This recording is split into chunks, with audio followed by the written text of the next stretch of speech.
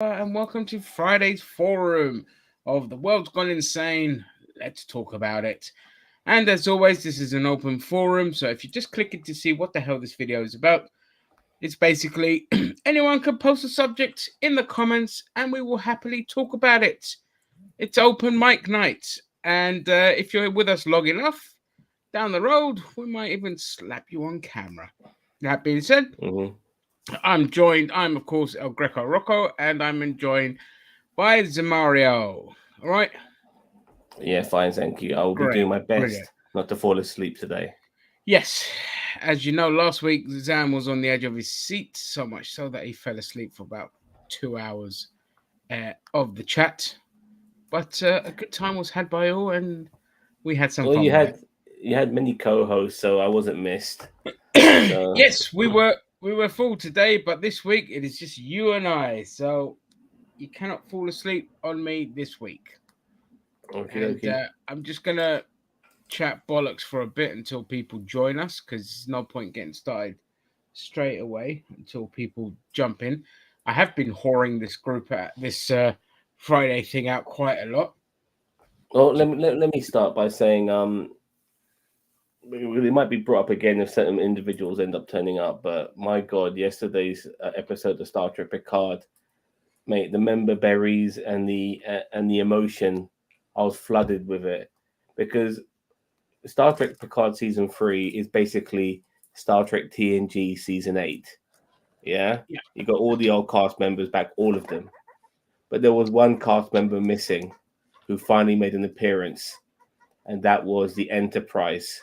And not only was it the Enterprise, it was the Enterprise D, the very Enterprise that was destroyed in Generations. They somehow managed to repair it and bring it back together again. The saucer section, you see what it was, the planet it landed on in Generations was a planet that was not under the prime directives. It was still a primitive planet, so they had to remove it from that planet. Yeah. And the saucer section was still working, and they just got some. The back end obviously was destroyed, but they managed to get some back end from some other bits, and they kind of basically repaired the Enterprise D. And our heroes are going to go on the Enterprise D to save the day, to make the world a better, make the universe a better place against the Borg, who are once again the bad guys. Like, fuck me. Like, how many times can the Borg be the fucking bad guys? But they've done it again. You know? It's like Doctor Who. How many times can I have the fucking Daleks and the Cybermen and Yeah. all them lot? It's just like, come on, there's millions and millions of species out there. You telling me we have to go back and do the fan service? Well, I have to admit though, what the Borg did this time round was kind of unique because they realized that they were losers. So that the Starfleet constantly had their number, so they did a different approach to fight this battle. And I have to admit, the approach is clever and it's stupid at the same time, and Sounds very about unique.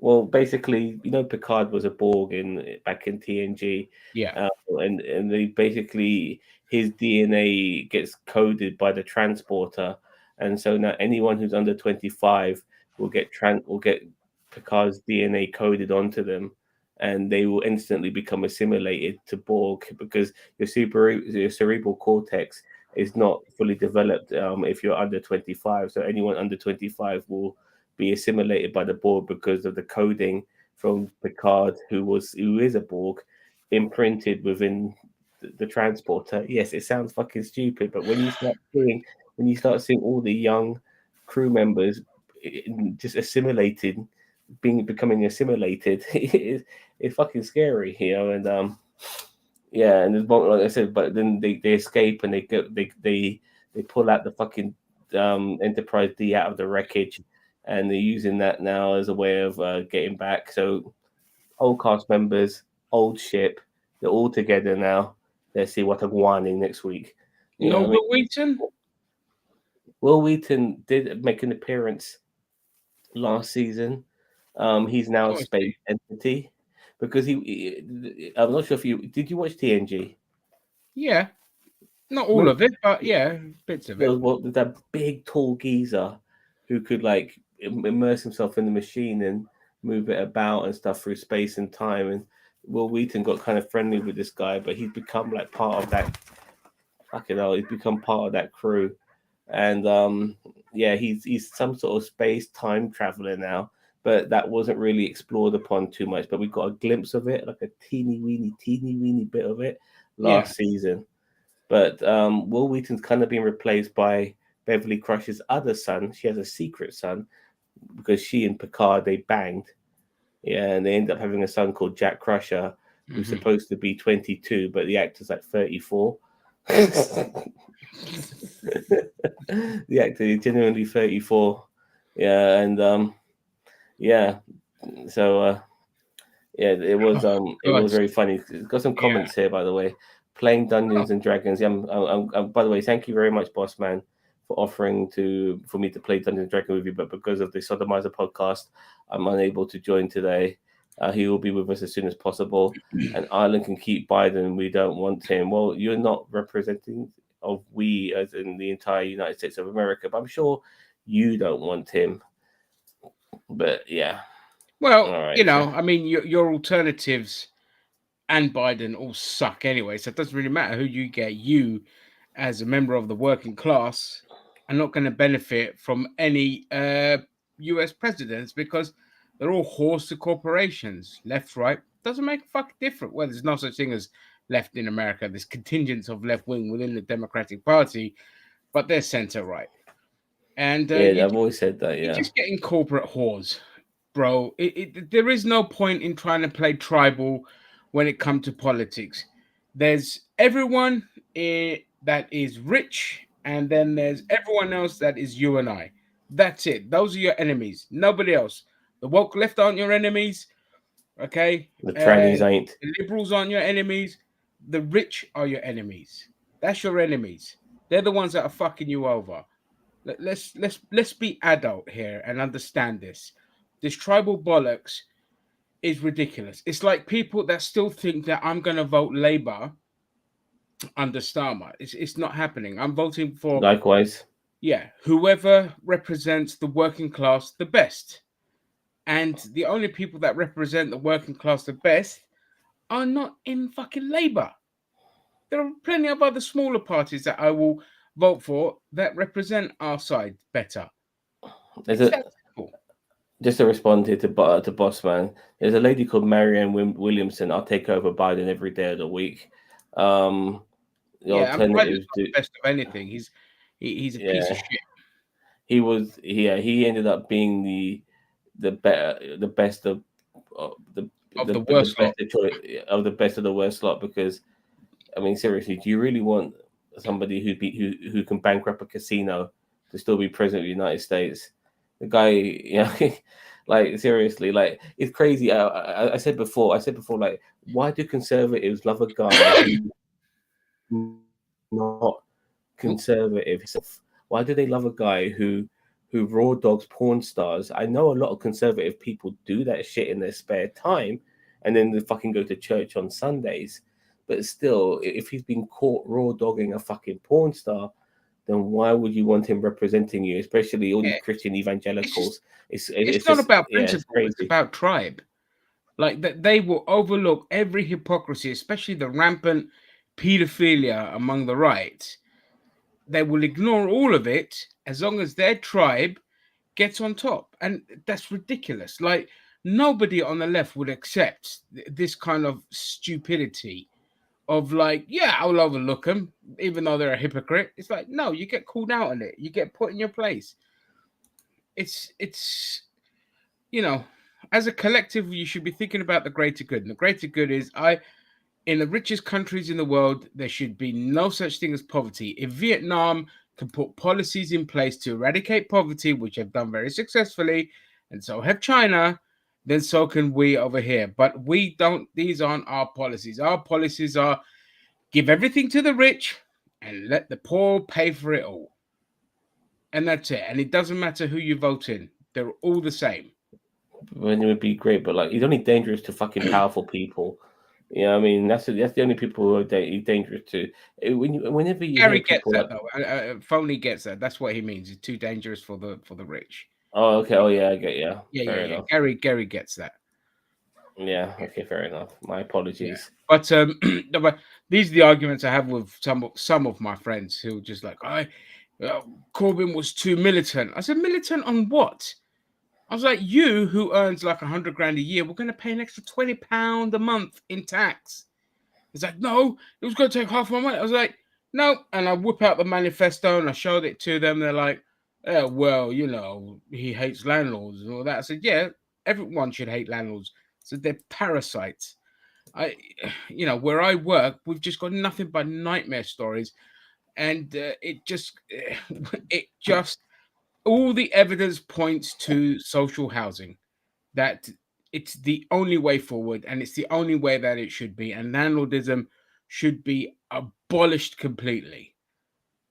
And it I should agree. just be all property should be owned by the government unless you want to step up with luxury stuff, in which case, fine. But under no circumstances should you ever be allowed to buy a property to rent it.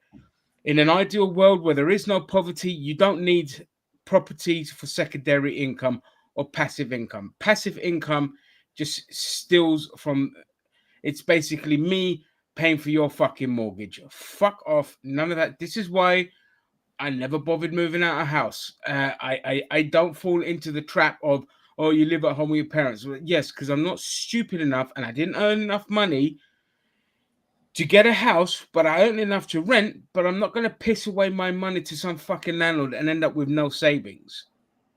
And I didn't give a shit. And you know what? To be fair, even to the women that I dated and even to the women I'll talk to, they didn't care. They were like, that makes fucking sense. Because when you explain to people logically that, why am I going to give my money to another guy to pay their mortgage when the mortgage company won't give me a mortgage simply because I don't have £60,000 deposit? Okay, when I could stay at home, save my money, or contribute to the house by paying the bills at home. It's that simple. Want to Uh, read this one? yeah, reminds me of a meme I saw lately. A bad painting won by popular vote, while a very good painting came second. And Emperor Palpatine says, "I love democracy." Yeah, that's pretty much it. You know. Yeah. Well, a lot of people, just to go on a tangent here, a lot of people said that because of what happened in the duel he had with Mace Windu, if in him frying his own brain in his own face, it Yeah, kind of like turned him into this cackling sort of hooded villain that we ended up seeing. And basically he changed his whole demeanor because of that, and he was still trying to, maybe he was still possibly trying to keep the veil of democracy and whatever, but he ended up maybe, becoming, possibly. yeah, that's what people were saying. But anyway, I'll take it. I don't really care about what they fucking say about Star Wars anymore. It's just like, yeah, man, whatever. Let's go with it. Let's just say like Darth Vader was a chicken in a fucking robot suit. Let's rock and roll kind of thing. Because you know, I when I play poker, and the people I play poker with, I've been playing. I started playing again recently, and we are a very mixed bunch of people, and some of these guys are not within my bubble, so to speak. yeah, And it I'm is interesting to listening listen when to you talk. it. I'm It is listening. very it is very interesting listening to them. Like some of these guys, like how it still pisses me off how people are pro Andrew Tate, and they tell me, he says some really good things. He gives some really good advice. But I told him Hitler was great with children. Doesn't mean that you want him around your kids. You know. Is just because he says, yeah, go to the gym, you can get that great advice from people who are not human traffickers like he is. And I'll tell you another thing. Even though I am an ex-Muslim, I can tell for a fact that he is a fake ass fucking Muslim. You know what I mean? Because he knows that misogyny works really well within Islam, and Well, that's what there was a he's going perfect. down that route. Sorry, there was a perfect. Well, with regards to our fellow funeral friend here, there was a perfect meme about that in the Fellowship of the Memes group, which I love that fucking group. But it's basically, two anime characters like shaking hands. One is Andrew Tate converted to Islam, and one is Trump becoming a born again Christian. And underneath in red is like to rope in their thick cult members. Which is Yeah. perfect summation. It's just they're only doing it to pander to their fucking idiot fan base. They don't believe it. And the moment Tate came out of jail and he's filming himself walking around his house smoking a cigar, I'm thinking to myself, motherfucker, it's Ramadan. Why the hell are you smoking that goddamn cigar? Yeah, You because know you're what I not meant to mean? do any vices. Yeah, exactly. But he's full of shit, and it's crazy because he's converted. All of a sudden, everyone's going mashallah and this bismillah and fucking hirama and fucking all this bollocks, and it's just like you guys are like, no wonder like really like religious people are so easily duped, man. They are so easily duped. You got someone like fucking Trump going fucking second, is it 2 Corinthians, Second Corinthians, what the fuck he said, totally got the Bible verse wrong. He gets asked about Bible verses, says he likes them all, can't fucking name anything, and people are still buying into that. You got fucking Andrew Tate, showing the Hello, fucking Mr. Quran. System. Sorry, carry on. Yeah, you got Andrew Tate showing the Quran the same way fucking Trump held the upside down Bible after he got his Secret Service to fucking get rid of all those protesters. They oh god, Yeah, people just yeah, they just fall for it all the dude, time. dude, when the Queen fucking died, yeah, and we saw what this country was like when the Queen died.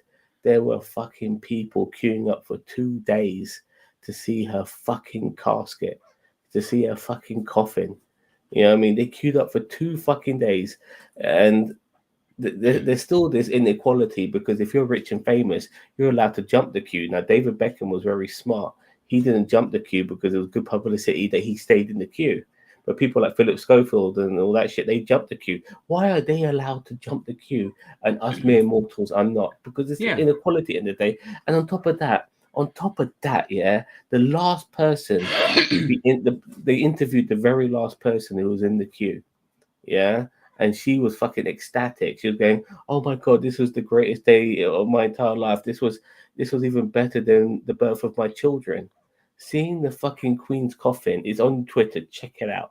Seeing I saw it myself. Seeing the Queen's coffin was a more, was more important to her than the birth of her own kids. Why are there so many people enamored with these fucking? You talk about welfare queens. They live off us. Our tax money goes towards these motherfuckers to live the life of Riley, and people are complaining about fucking, immigrants and poor people fucking, on welfare and fucking living on the government's teats. These motherfuckers are the ultimate. These incestual motherfuckers are the ultimate.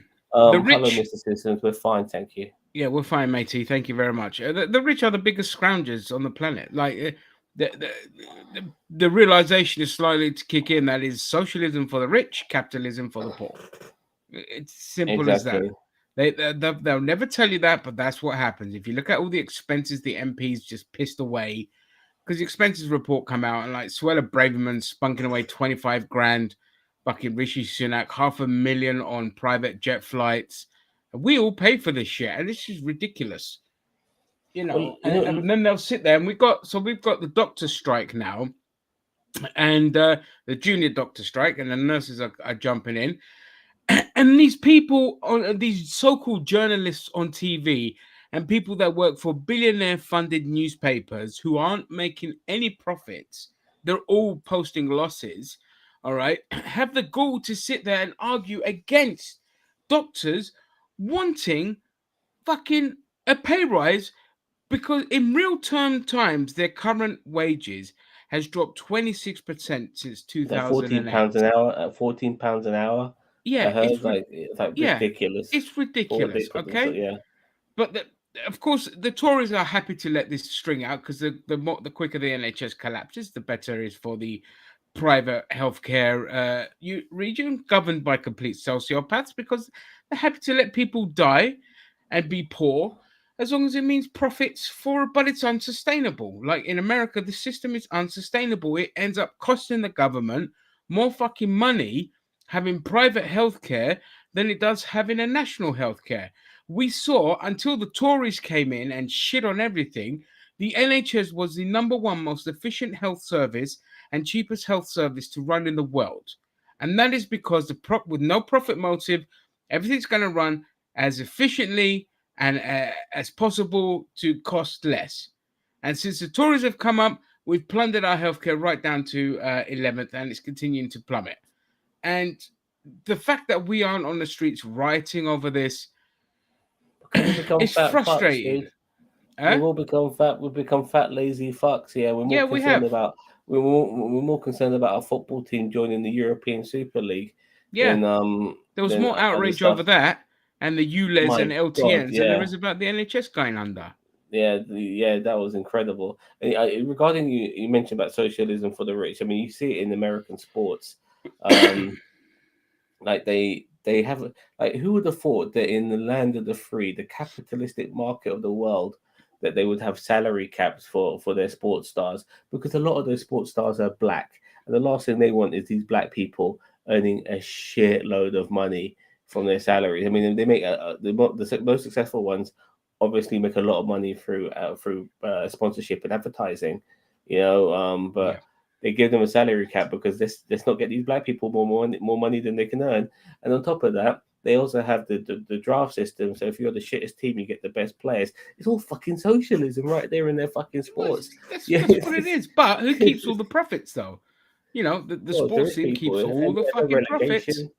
They have no relegation as well, so there's no need to maybe perform at your best to a degree. It's it's a system set up that benefits the teams and takes out a greater element of competition. That's why American sports just I wouldn't mind Gridiron if Gridiron didn't fucking have an advert every 2 seconds and action stopped every 2 seconds. Like if it was continuous, 40 minutes, 2 halves of 40 minutes, that continuous action, it would be one of the most popular sports in the world. But Gridiron, it barely ranks in the top 5. I mean, cricket is the second most popular sport in the world. Then you have, obviously, football number 1. Then it's cricket, there's rugby, basketball, tennis, and then baseball, and then hockey. Hockey's big in India and Northern Europe and that. No, I'm thinking ice hockey. Ice hockey, not really. No, its popularity is dipping massively, especially in the US. It's big in again the countries that Norway, Latvia, and all that kind of stuff, Canada. But in terms of global appeal, no, it's football, you have cricket. Oh, there's also Formula 1 as well. But Gridiron would be in there. Gridiron would be in the top 3 if it didn't just constantly have breaks. With basketball, European basketball is not like the American basketball where there's timeouts every 2 seconds and all of that. It plays for a bit longer. Yeah, they put a commercial every chance they get in fucking at the NFL. Well, I've noticed when I'm watching certain streams, streams of Premier League and stuff like that, what they do is that they change the shape of the screen so they can stick an advert, because it's 45 minutes of non-stop action. They can't even take a break when there's a throw-in. I mean, if they could, they would fucking try to take a commercial break on the injury, but that even then, it's just uncertain on how long that's going to last. You can't afford to miss a minute of the action. So they figured out a way of just somehow changing the shape of the screen and throwing adverts on there and stuff like that, which is fucking ridiculous. But that's what ridiculous. Do. It's fucking that this need for constant advertising. It's just fuck off. Yay, sports ball, said by Cheeto there. Hang on, I need to sneeze. Bless you, my son. Thank you, mate. Speaking of sneezing, which caused my tongue to come out, we're going to talk about the Dalai Lama. The fucking nonce that is the Dalai Lama. Mate, did you see this? I saw one. I didn't want to look at the Dalai Lama making out with kids. I just saw one photograph and that was it, and I didn't need to see any more. You know what I mean? Um, Yeah, I haven't watched the video. I just saw the pictures, which is enough for me. I don't need to feel uncomfortable. Thank you yeah, very much. exactly. Like I heard the stories and stuff like that. Oh, Chio's Sometimes joining us soon. Nice. the thing is, some stories and some things are just so like the world is so shit, and I just don't want to be depressed even more by reading into certain articles Oh, and just think, listen, yo, what, I'll tell you headlines what, enough. mate. That's all I need. But go on, Yeah, give me it the whack. like, well, I mean, the story's obvious there, but um, if you look into the Tibetan monks, I guarantee there's going to be as much history of sexual abuse against children as there is in the Catholic Church. You never hear No about doubt. it, but I fucking guarantee you, because we've heard horror stories come out from Buddhist temples and that, and it's just rife in every cult and every institution. Celibacy, mate. Yeah, where Just to interrupt, but celibacy is the most like look if you personally choose not to shag because you're maybe asexual or whatever, fair enough. But if you're restraining yourself because of religious beliefs and cult and all of that sort of stuff, and you desperately want to bang someone, which makes you end up doing the most heinous things, which towards children and stuff like that, then you obviously have to take a deep look at yourself and the culture that you're following because it's a load of bullshit. It really is. yeah, especially when it's meant to be outlawed within your religion, and yet there you are practicing it. It's just like you fucking hypocrite. That's ridiculous. Like the good thing about the Orthodox Church is um, before you become a priest, you can get married, have children, all of that, and then you can become a priest and you can bang your wife to your heart's content. So if you're going into the church for the majority of the time, you're going in there because that's what you want to be. You're not looking at an opportunity to bang little boys. And also with the Greek church, it's like you can't join the priesthood until you're a certain age anyway. Like there's that place, I forget the name. Is it Amohosto up north where only men can go? And the only woman that can enter is the Virgin Mary. So there's that place there. But again, that's young men. It's not boys. But then who's to know? There might be abuse of young men in there. All these institutions are all the fucking same. I'm not going to sit there and paint the Greek Orthodox as saints because there are horror stories there. Most of the stories that you do get from Greek priests is that they just fuck. That's it. They fuck other women, not little girls or little boys. Most of the stories are they're just getting their end away like normal fucking people. Yeah, but they won't get kicked out of the priesthood because it doesn't matter. You confess your sins and you just carry on. Like you don't need to be celibate in the Greek Orthodox Church. I think they recognize that and they're like, no bollocks to this, mate. I'm just gonna get my fucking end away as much as I bloody want. Then I become a priest and I can just Yeah, carry on banging anyway. you fucking Catholics, yeah. Like I speak to them all the time, and like one thing, one of these guys in my poker circle, he happy to commit as much sin as possible. You know why? But he'll just go to confession and have it all forgiven on Yeah, Sundays. It's like you you fucking can bastard. you can commit the most heinous crimes, and the day before your death, if you confess all your sins and ask for forgiveness, you're getting into heaven. What a ridiculous cop out. There should, if I was the Catholic Church, I would have been like, under no fucking circumstances can you forgive yourself for certain heinous crimes. For smaller crimes, yes, but for heinous crimes, absolutely not. But that would mean everyone would have left the church in droves. They wouldn't have been religious people. But because they could say, yeah, you know what, you can act as hedonistic as you want and then get away with it, they'd be like, this is great. Clear conscience. I could be a shitty human being and all will be forgiven because at the end of the day, religion's main purpose is just to serve narcissists and self-centered sociopaths who know that they can get away with doing shit and then ask for forgiveness of God and say, like, what are you talking about, mate? Look, God forgives me, man. I prayed my shit away. I confessed. I'm good to go. Let's go bang some more children. So, it's that kind of society that they foster. They foster a society of narcissists and sociopaths, and that's why you get fucking narcissists and sociopaths that are deeply religious.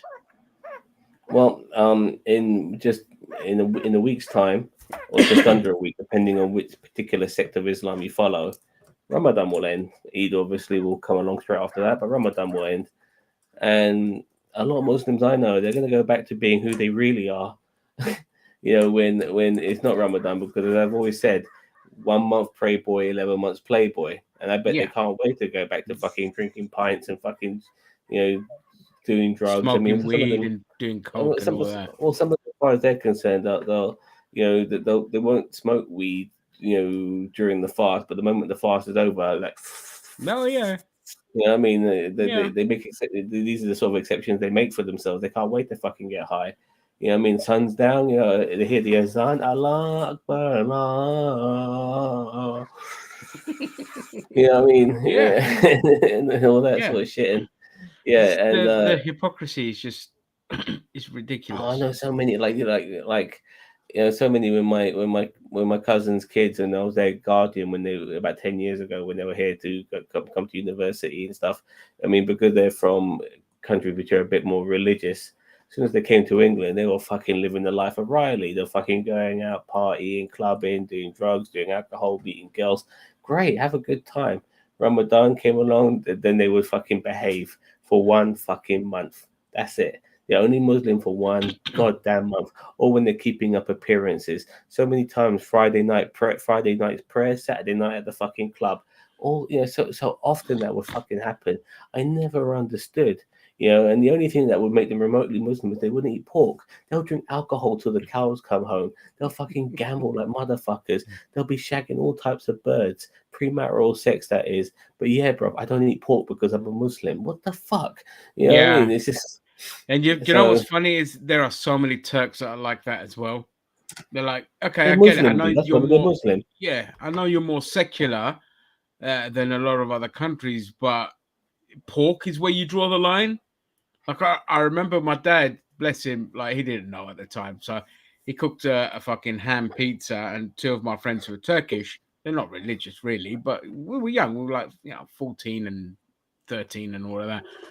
So they give him the ham pizza, and my dad's like, "What do you mean you're not eating it? Because we can't eat pork." It's like, what the fuck is this shit? You were drinking beers, 14 years old. They're sitting there, he goes, "You drinking my beers, but you not have pork? You fucking stupid. Just eat the pizza." And they were like, and then like Nuri, one of my mates, was like, "Yeah, good point." And they just fucking ate the pizza. They were like, "Yeah, we were sitting there drinking beers and that." 'Cause, like, my household was very like chilled. My parents didn't really give a shit as long as I was a good person.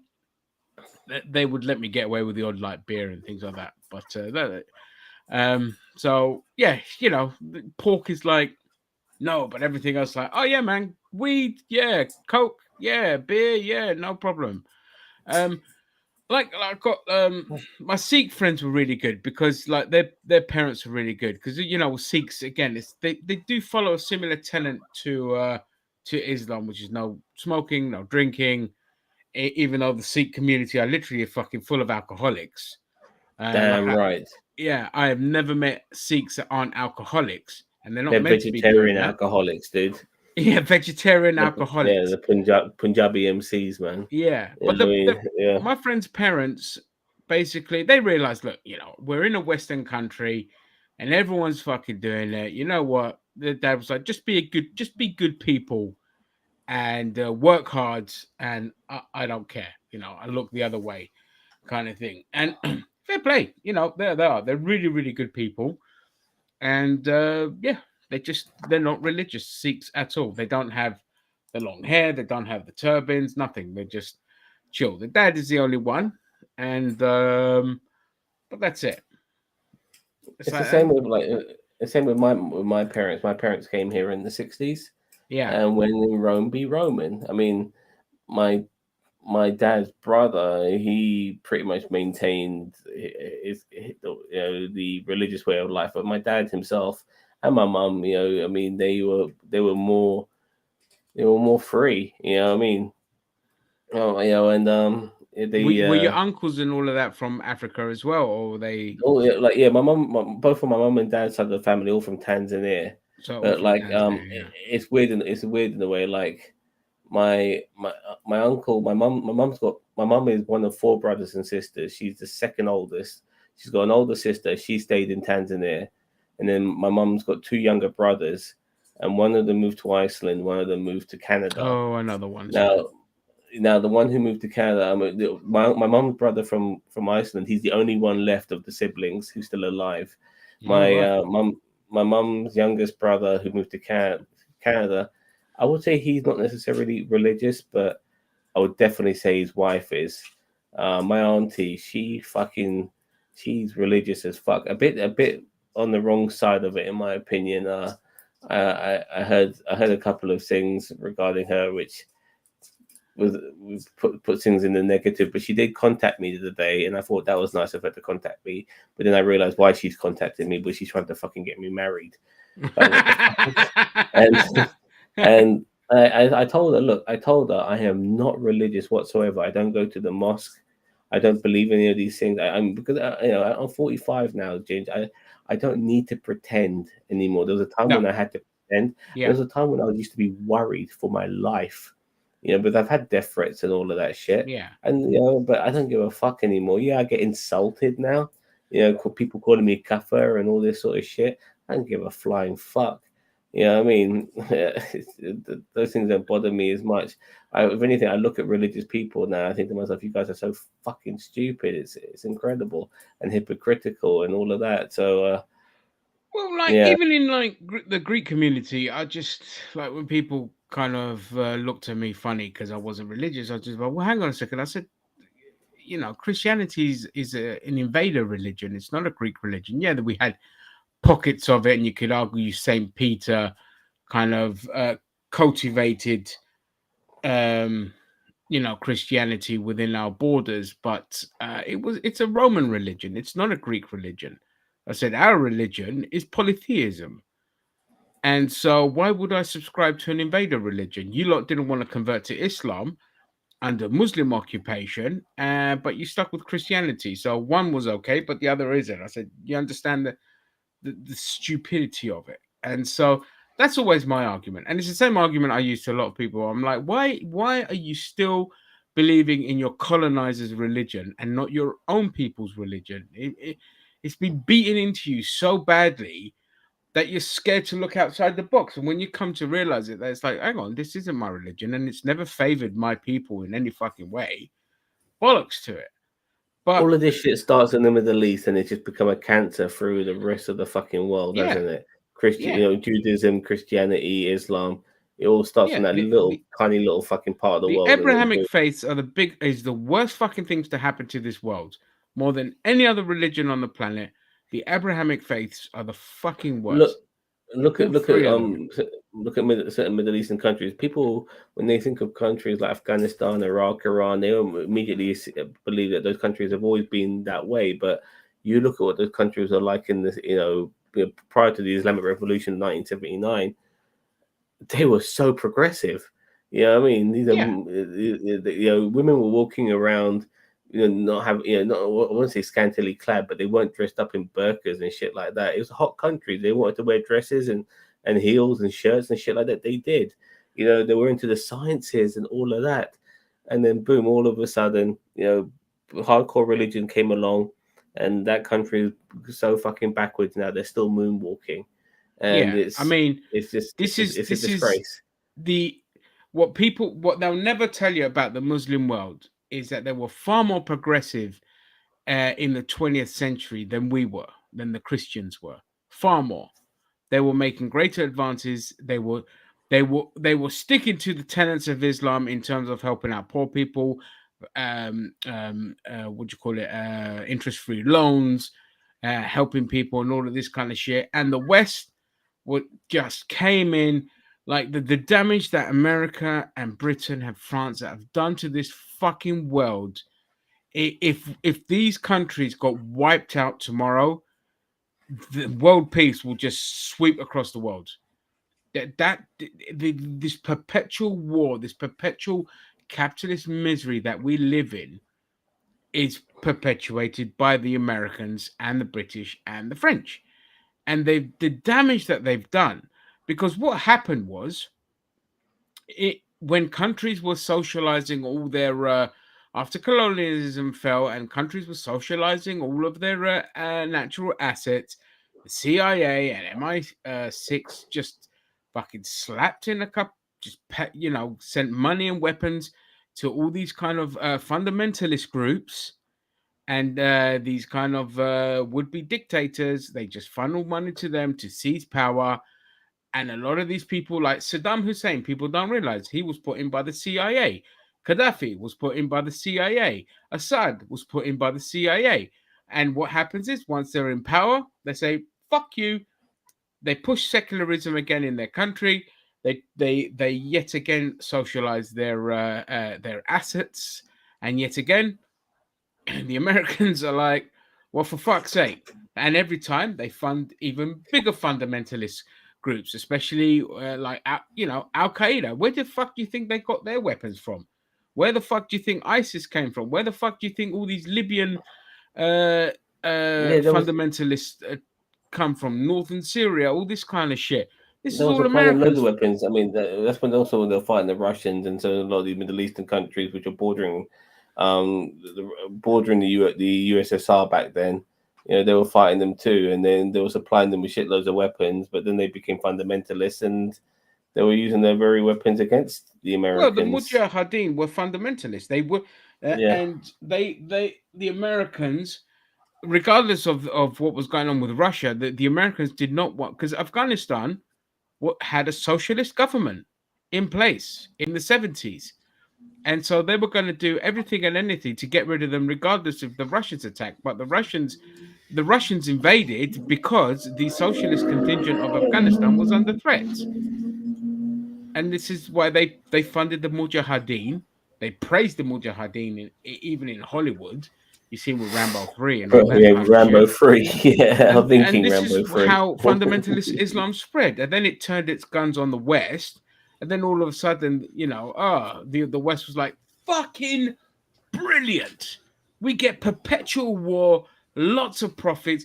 We've created our own enemy, and this is fucking fantastic. And we could go in there amongst the chaos and steal all their assets. I do think, where we are. By the way, welcome, Gary. I do think, I do think though, like things are changing a little bit now because the vibe I'm getting within American citizens today is that they're fed up of fighting. Yeah, I mean, the machine might want them to fight, but I think that, for a start, recruitment for the military is at an all-time low within the United States.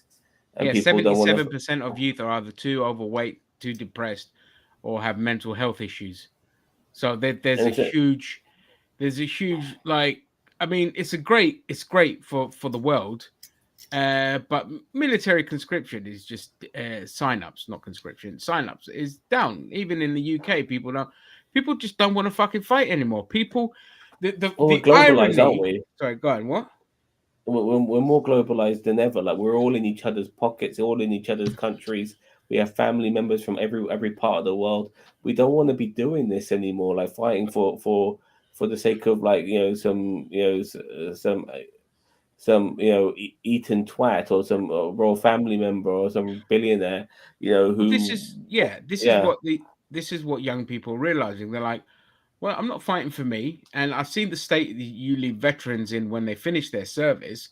So it's like, no, fuck you. I have no interest. I mean, I guarantee you in the next decade or so in America, they'll be pushing conscription. They'll be forcing people to sign up to the military. Mandatory service. Yeah, mandatory service to keep the military industrial complex happy. And what I get fed up with is like, there's again this rhetoric of, so obviously there was like, Russia's a threat and China's a threat. They're not a threat to you and I. They're not a threat to you and I. Let's get this straight. Right? They're a threat to American money. Okay? They're a threat to American money and nothing else. I keep trying to convince my lot that, because they're frothy, they're like, oh, fucking China's going to invade us. I'm like, what are you talking about? I said, China has no interest. China has the Belt and Road Initiative where they'll just say, look, we'll build your infrastructure and you just give us your resources for nothing or for cheap.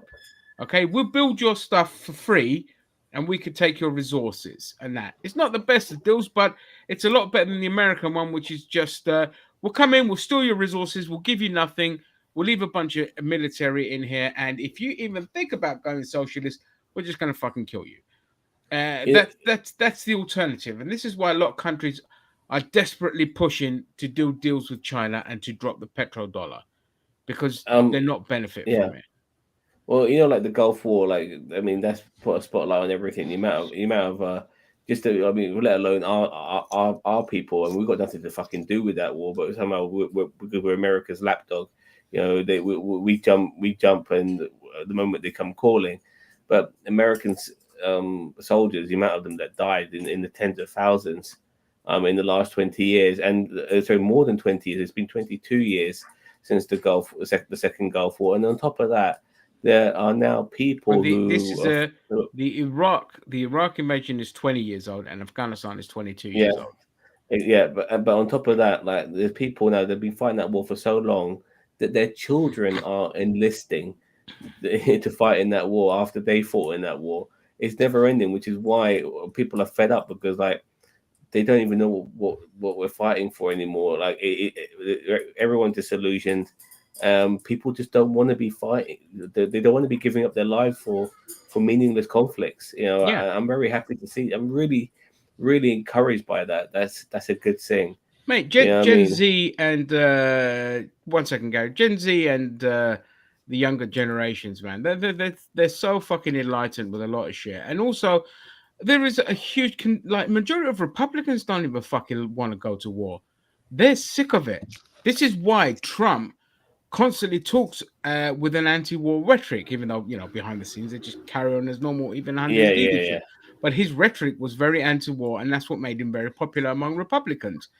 And even now, when he's sitting there going, "I'm going to pull us out of Ukraine. I'm going to do peace talks and all this kind of shit," and his side are like, "Yeah, brilliant," cheering it on, because even they're sick of it. Gary, I was just going to say, but the thing is that it's just a perpetual war business, because the thing is that it keeps funding coming into the Foreign Office. Because the thing is that you look how much money our defense force gets paid. I mean, this is just Britain. Let's not just talk America, because America's ridiculous money. But even to keep Trident going, which is yeah, good. Thank you for bringing that up, Sam. Sorry. It's all right.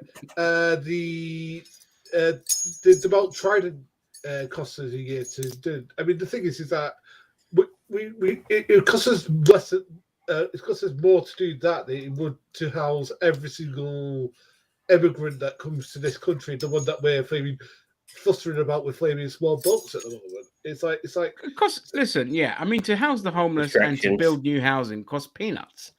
They'll tell you that it costs too much money, but we literally spunked away hundreds of billions of pounds on PPE loans. They literally just give their friends money, hundreds of billions, not just a couple of hundreds of billions of pounds, just given away during COVID as lovely little socialism for the rich. And then they'll sit there and they'll be like, "Oh, where are we going to house all these immigrants?" There's fucking thousands of empty homes, first of all. Secondly, there are tons. Thousands of Chinese, fucking empty a lot homes. of them.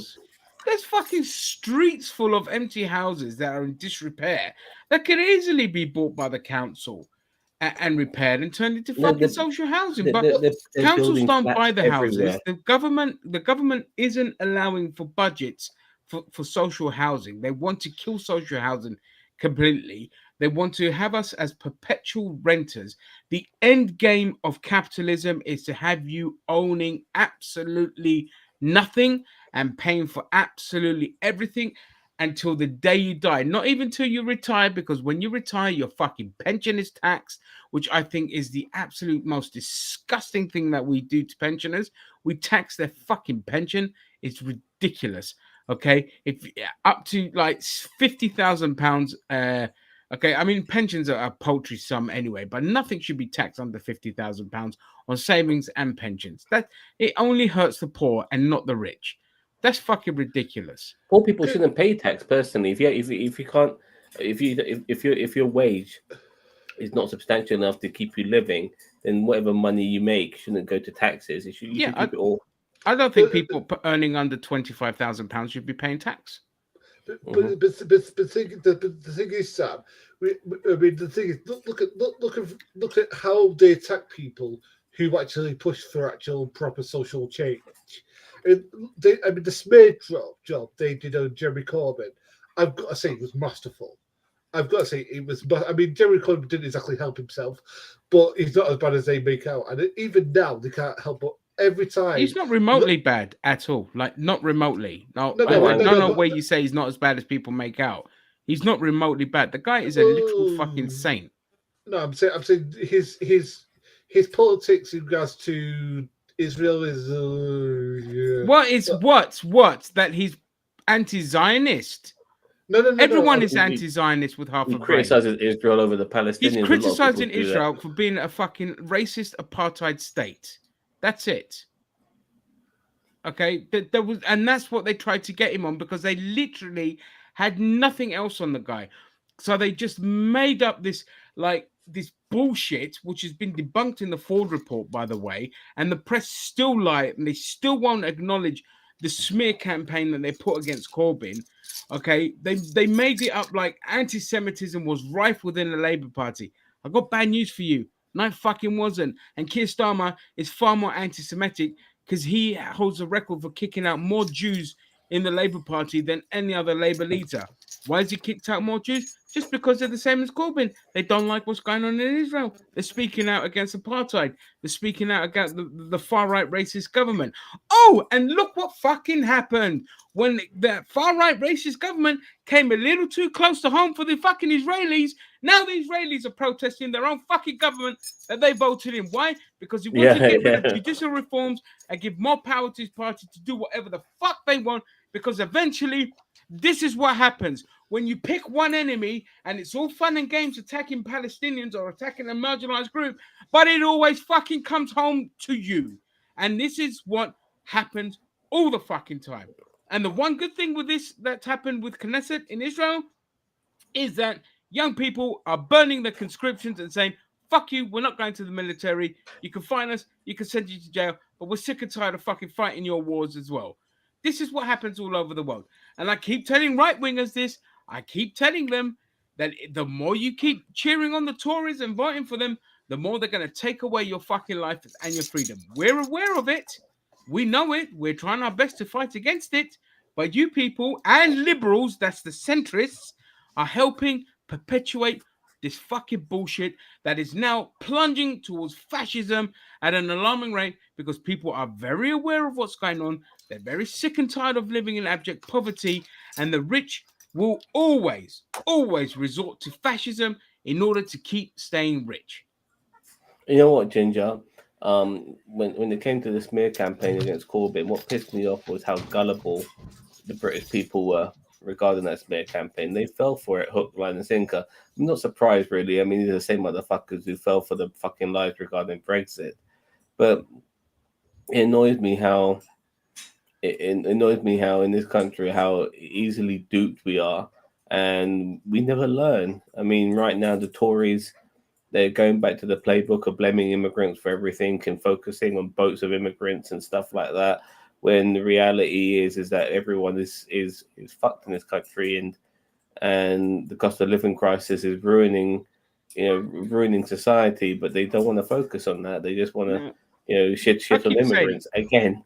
Yeah, I keep saying, I said the English are the dumbest fucking people on the planet when it comes to politics. Nobody out stupids the English that isn't part of a cult. Okay, they are the absolute dumbest nation and the most passive nation when it comes to politics. And it pisses me off, because I used to love this country. I loved living here. I loved the bureaucracy in this country and all of that is always been fucking straightforward. If you go to Greece and you try to do basic shit, you need to go to 20 different places. It's ridiculous. But now I hate this country. I hate living here. And I want to move. It has absolutely destroyed my mental well-being. The stress and anxiety, and this job that I'm at the moment doesn't help it, because I sit there and I hear the shit that people go through, which is 10 times worse than I go through. And these are honest, hardworking people that have to work 2-3 jobs just to pay the extortionate fucking rents that they're being charged by private landlords. And it's but it's the same everywhere. Greece, just as fucked. Like, I wouldn't move to Greece because, again, people champion the EU. Yeah, if you're Britain, the EU is a great thing to join. But if you're Greece, it's a shit thing to join. They fucked Greece beyond repair. They're still punishing Greeks with austerity. They've stolen everything from Greece, and people have it worse off there than they do here. And nobody fucking talks about it, and nobody knows who to point guns. And you get and then when you do point the finger at the fucking banks, you get idiots chiming in saying, no, it's nothing to do with the banks. It's all to do with the Greeks and not paying the taxes. I'm like, yes, I understand there was a fuck up there, but now they're paying for their taxes. But guess what? It's only the poor paying their taxes, not the rich. Gary.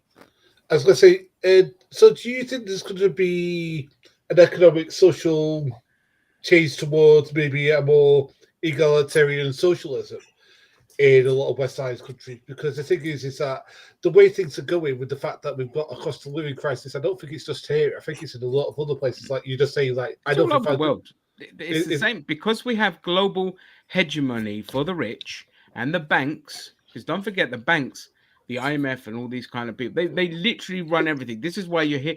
This is why America keeps perpetuating the myth that Russia and China are a threat because they're not signed up to the world banking system.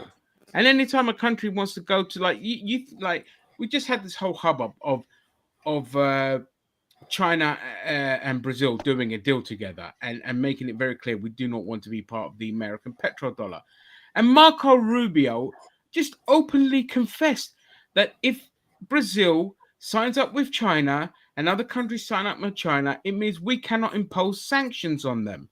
Okay, which shows you that sanctions are fucking illegal, and it's only ever pushed onto countries that just want to be like Cuba, for example. Cuba is its own country. It has a right to govern how it wants to. It's none of our fucking business what they do. Okay, whether you agree with the government or not, it's irrelevant. We have no right to impose sanctions on them, illegal sanctions that they've been under for 60 fucking years. Every time an African country votes in a progressive president or something like that, bang, sanctions straight away. Iran, sanctions straight away. There's no Venezuela. Venezuela, fucking sanctions. Still to this day, sanctions. And this is why I keep saying, this is why we're plunging toward capitalism. Because, like you say, Gary, people are fully aware. They understand that socialism is the right answer to everything because it's a fair system for all. And of course, those in power fucking hate that. They don't want egalitarianism. And you're never going to have pure egalitarianism. There isn't. And I don't agree with it because I don't think that if you are a phenomenal, at something and, you create something incredible, you should be rewarded more appropriately for it. We're just saying you can't keep all your fucking money. At a certain point, there's a cutoff, because you don't need that. Well, the thing is for me is like every person who works at a job is important to that job. Even if they're just a janitor, they're important for making the place look clean, to make it look professional. So, like, if people come and visit it, the toilets are nice, they're well kept. They're making sure that the plants are watered. They're making sure that there's a nice ambience. So basically, they're as important as the CEO or the CEO or whoever else you want. It's clean is important, Gary. That's all.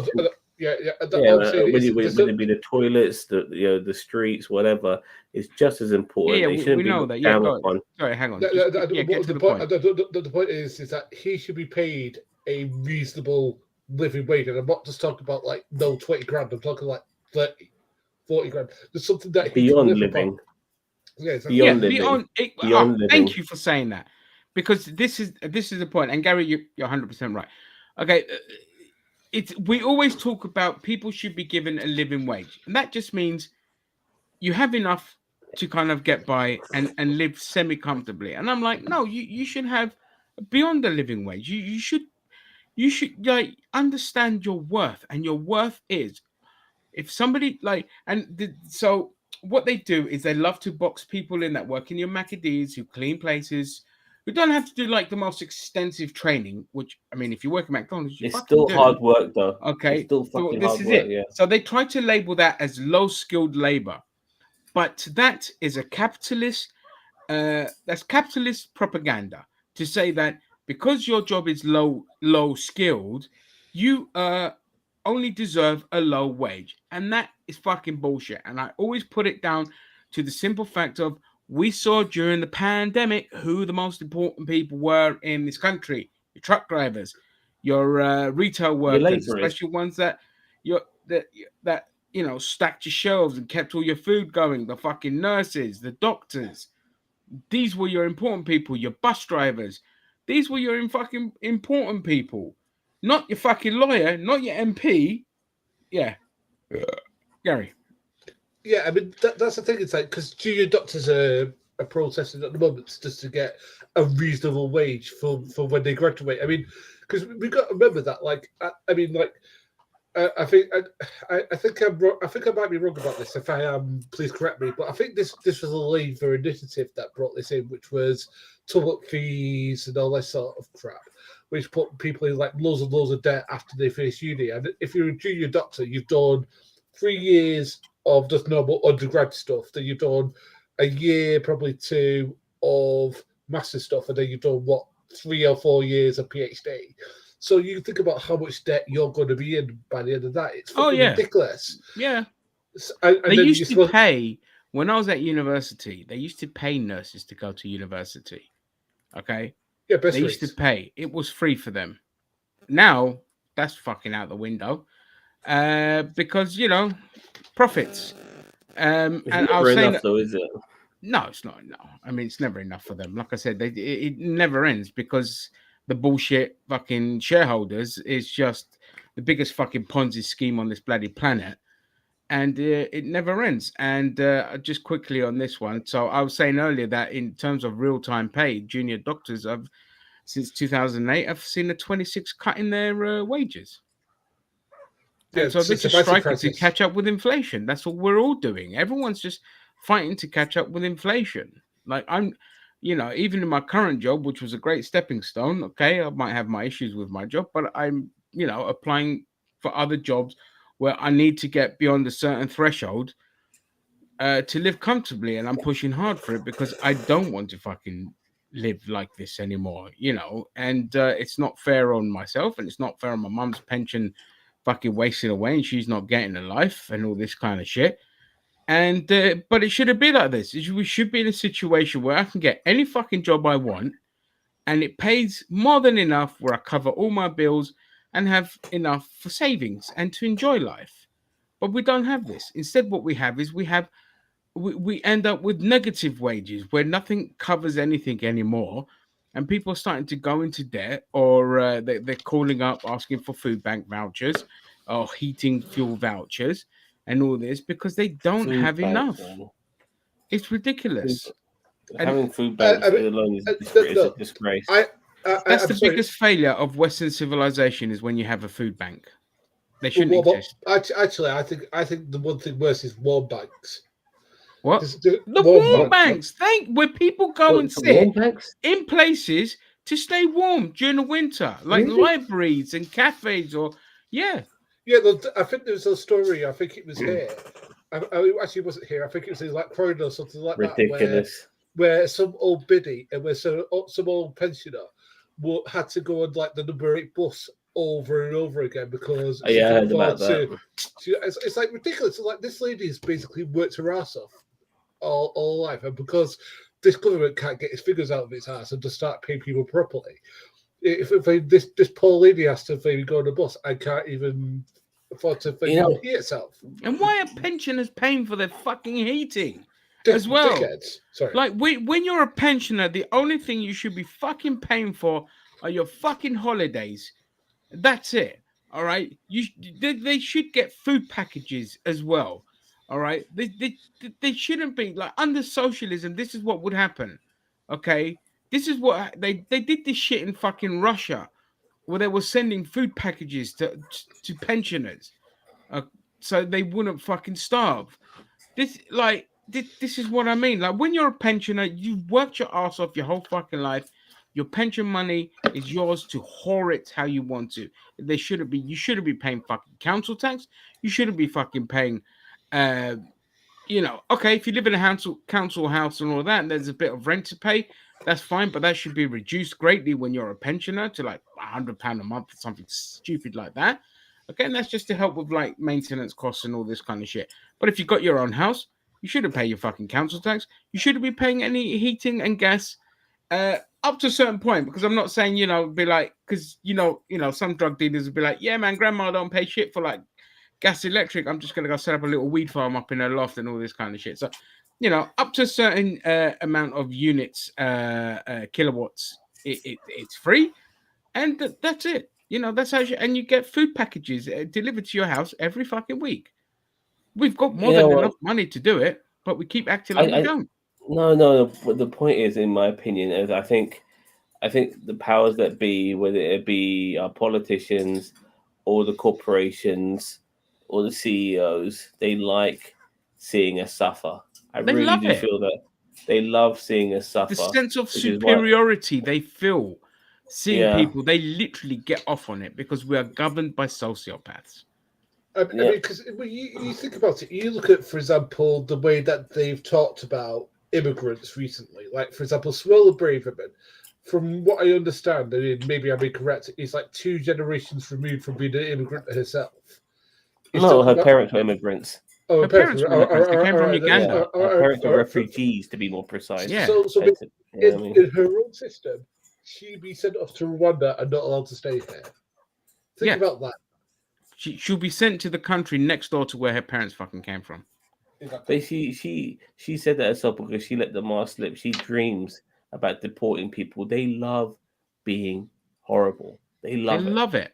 Yeah, they love it. Yeah, they love it. They get off on it. They're one step away from acts in the law where they can literally just be serial killers. I mean, this government is responsible for the death of over 100,000 disabled people in this fucking country through policies of austerity, and it was just absolute needless cruelty that Ian Duncan Smith, the man who is top of my fucking list of people I will put in jail and let rot and not even give them a trial. I'm just chucking them in there. I'll be like, you know what you fucking did.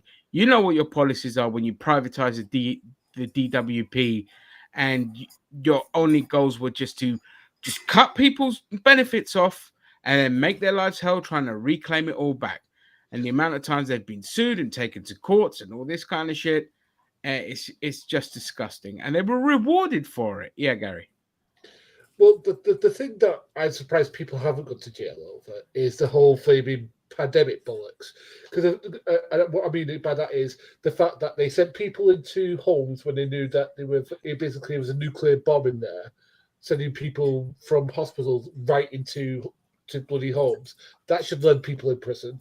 The fact that Boris for ages ignored his Cobra meetings, didn't even bloody go, and ignored all the advice he was getting to maybe lock things down. And I swear to God, if I hear one more person going, we should have locked down, I'm going to start screaming, because it's like, we need to lock down to save people's lives. What is your major malfunction? Sorry.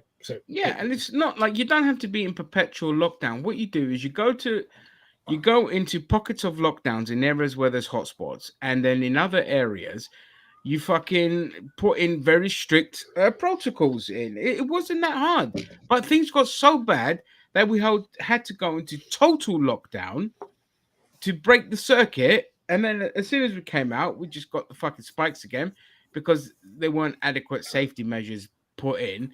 Like the supermarkets did a better job with how, remember, we were queuing to get in. They had very limited numbers. And that was a great fucking system. Supermarket suite, dude. Yeah. Like the shelves and everything was empty. It was a great system of queuing that they had. But everywhere else was pandemonium. Like the poor fucking care industry, they were just like, dealing with people that just didn't have enough funds to kind of look after everyone. They were dealing with like fucking idiot parents who didn't understand like what the pandemic was about and trying to send their kids into like fucking day centers and people having to go into care homes and all this kind of shit. So they greatly suffered. And of course, the biggest sufferers were the Black and Asian community because they're the people that work in those kind of industries, and they suffered greatly for it. They were just lambs to the slaughter. And no one's going to go to jail for it. And also, the thing is that there were people who were like giving us really good technology. Like there was like people who were doing like respirators for costs, like like different engineering companies. There were different engineering companies who were like doing masks at cost. But no, where did the money go? To their mates. They went to literally Tony Dolan's mates. I'm like thinking, how is that not corruption? I do not know. How someone isn't going to jail? Yeah, but the police were in on it as well, dude. Like there certain things were mentioned to New Scotland Yard, and they didn't do shit about it. And so, like, I mean, we saw what corrupt institution Scotland Yard is. Yeah, racist, rapist, pedophiles. Yeah, and like allegedly. Like for instance, you mentioned people like Boris Johnson. Boris Johnson, like he sold us a lie when it came to Brexit. Him and Nigel Farage, they should have been done for that. I mean, you can't be saying we're going to get £350 million a week in the NHS and that never materialized. I mean, that was one of the biggest lies ever, and people fell for that shit, which is not surprising. And why they're falling for the fucking Corbyn shit as well. So they fall for this shit, and they don't get charged over it. Boris is allowed to have all these fucking parties and whatever. Like these people, nothing. Especially now that we're no longer in the EU, because they want this island of corruption where nobody can tell us shit because they are the ones in charge, and they got what they want, and the people in this country fucking gave it to them. Yeah. And on that note, I want to move away from politics because we've been on it for just over an hour, which is fine. We're going to move on to film and TV. The gaming is very little on the news. There's only like a small pocket of things that we'll talk about. Is it Zelda come down? Yeah, don't worry. We'll talk about that in gaming. We're now film and TV. And a new Harry Potter series has been announced. Oh, fuck me. We expect fireworks and all hell to break loose. This is going to be it's Harry Potter again, but in TV form. New cast, all that. Production is going to be in LA, so it's going to be very Americanized and shit. And it's just going to create a whirlwind of fucking headaches, just like Hogwarts did. And it's just going to turn Twitter into an absolute fucking shite fest. I'm getting Lord of the Ring vibes here, regarding this. Yeah, and it's very much going to be like Lord of the Rings kind of vibes. And will it do well? Look, this is the same company that has fucking Game of Thrones, so I wouldn't write them off. Don't write them off from it being good. It's just that it's the saber rattling around the franchise is just going to be too fucking loud to kind of let it just carry on as it is. Now, look, if I'm Warner Brothers, I'm a corporation. I don't give a fuck about the author and what they're talking about. This is a franchise that still makes an insane amount of money. So, yeah, as a corporation, I'm pushing it. But they're going to have to expect the consequences that come with that. And the consequences that come with that are going to be people saying, boycott the series, don't watch it. There will be personal attacks against the fucking actors and actresses that are going to be in this show. It'll be fucking kids, man. It's going to be kids, and they're going to get personally attacked because, left or right, they're always just fucking stupid. And they always forego their own rules. So there's going to be actors that are going to be attacked and then all this kind of shit. And it's a hot mess waiting to happen. What are your guys' thoughts on it? Let's go to you, Gary. I'm going to pour myself a drink, so I apologize. The films were fine. I mean, I thought the films were perfectly good. I mean, the first two were serviceable. I thought Prisoner of Azkaban was great. That's my favorite one. Yeah, the best one. I really wish Alfonso Cuarón took over the whole series at that point because, my God, I can't stand the Davey Yates stuff. It hasn't aged well. Well, I was going to say the best bit for me, and I don't, but the best sequence in the whole film for me, the whole series for me, was the bit when they go back in time and then they have to go through all the day over again. I thought that was genius. That was brilliant. So I'm just wondering what they're going to do. Are they just going to add things that were in the films that are in the book, like, for example, Nearly the Snake? No, he was in it. Sorry, Peeves and stuff like that. Things that are in the book that are in the. Well, me personally, as I said, death of the author. I don't care. I don't give a shit what J.K. Rowling's views on trans people or the minorities. Is this series going to be good? Yeah. If people want to bitch about it on Twitter, then the thing is, he's going to get more views because of the controversy. It's like Hogwarts Legacy sold a shitload, probably more than it would have done otherwise, because people were bitching about it being anti-trans or whatever. Or being well, yeah, I mean, Velma got more views than it deserved to get because of the controversy surrounding it. And so what it is, just to answer some of your questions here, is they're going to do a like-for-like adaptation of the books. No tweaking, none of this. That's what they say. And it's like a 10-year plan. So I don't know how the fuck they think they're going to get 10 years out of this. I mean, the actors are going to age insanely. You're going to have 25-year-olds playing fucking 15-year-olds, 14-year-olds. So I don't know how they're gonna pull it off. But, I think for me, the only kick in the teeth is saying that saying that J.K. Rowling's going to be an executive producer. I know that's just going to be name only, and they won't input that in. But I mean, to make sure that you say that, that's a bit of a fuck you to the trans community that have been through so much shit because of her. But at the same time, you've got to understand that a franchise that makes banks, corporations don't give a shit. They're just going to push it. So for me, it's just like, you know what? Fuck it. Sit back. If you want to watch it, watch it. If you don't want to watch it, don't watch it. But that's not where your fight should be. Your fight should never, ever be on the arts. Your fight should always be, in terms of the trans community and things like that, it should always be fighting against the politicians. Yeah. But can't you separate the art from the artist? Like, I'll give you a perfect example of what I mean. Like, Cheeto! One of my favorite films, for the last several years, was made by Mel Gibson, which was Heartbreak Rich, which was about this guy who was like a conscientious objector. So basically, he was basically a war medic, but wouldn't do fighting because of religious reasons. And it's a really good story. The thing is, unfortunately, it was directed by Mel Gibson, who has all the racial shit that he said. But I can differentiate because I'm invested in the story and about this guy, not about Mel Gibson and his unfortunate views. So is it not easy to separate J.K. Rowling's views on trans people from the actual story of Harry Potter?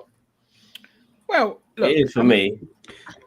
Yeah, I mean, here's the thing. It's like, it depends where you want to draw a line. Like Mel Gibson, fuck that guy. I won't watch his stuff. J.K. Rowling created this thing, and it's been around before her views on trans people got out there and become a toxic fucking barrel of shit. So we enjoyed the franchise for what it was. We all do, like, fucking love Harry Potter and all this kind of stuff.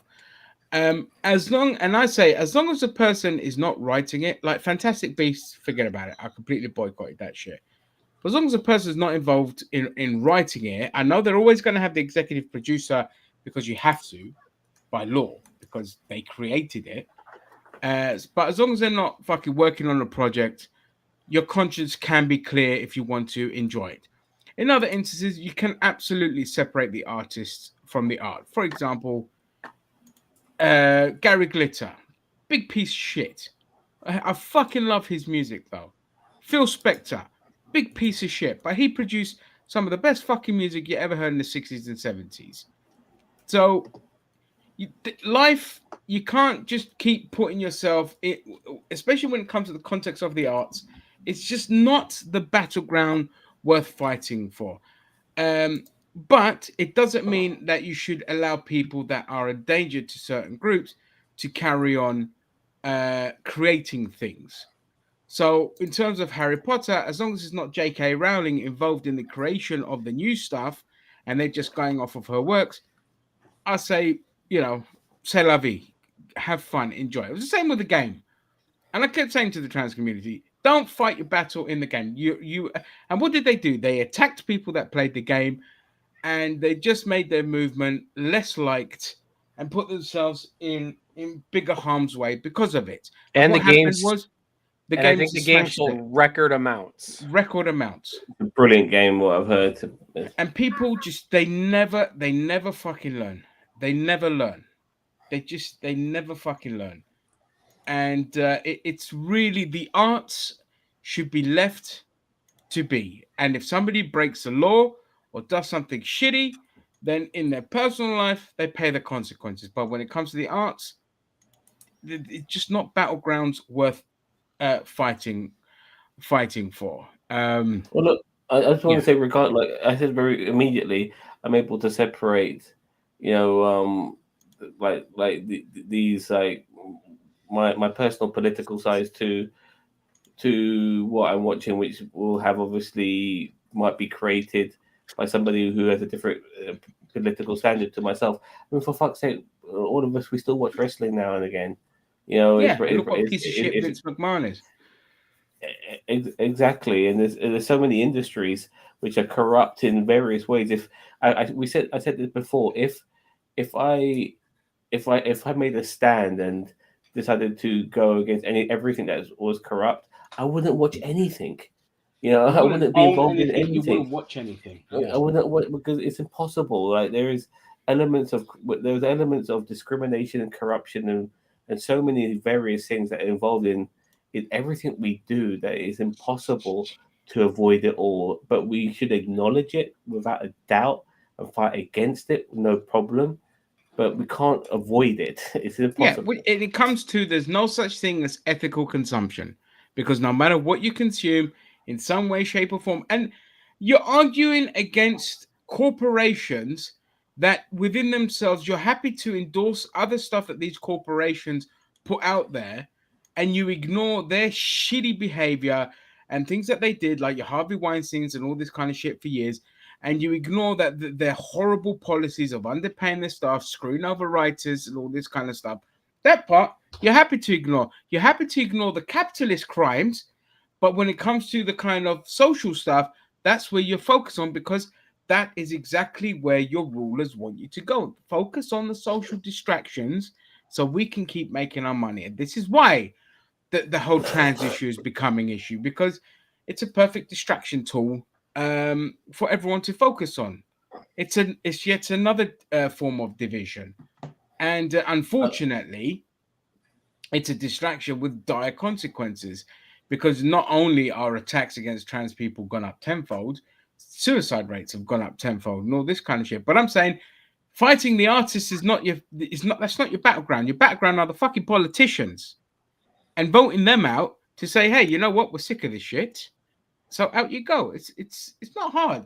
It's not hard. But because you feel powerless against the politicians, you're going to attack the artists because it's an easier target for you. I was about to say, like, look what we're on right now. We're on YouTube. I mean, they are taking the absolute piss.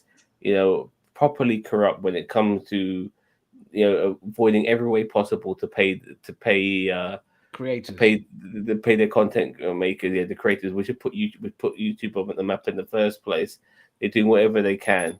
Facebook as well. Mark Zuckerberg.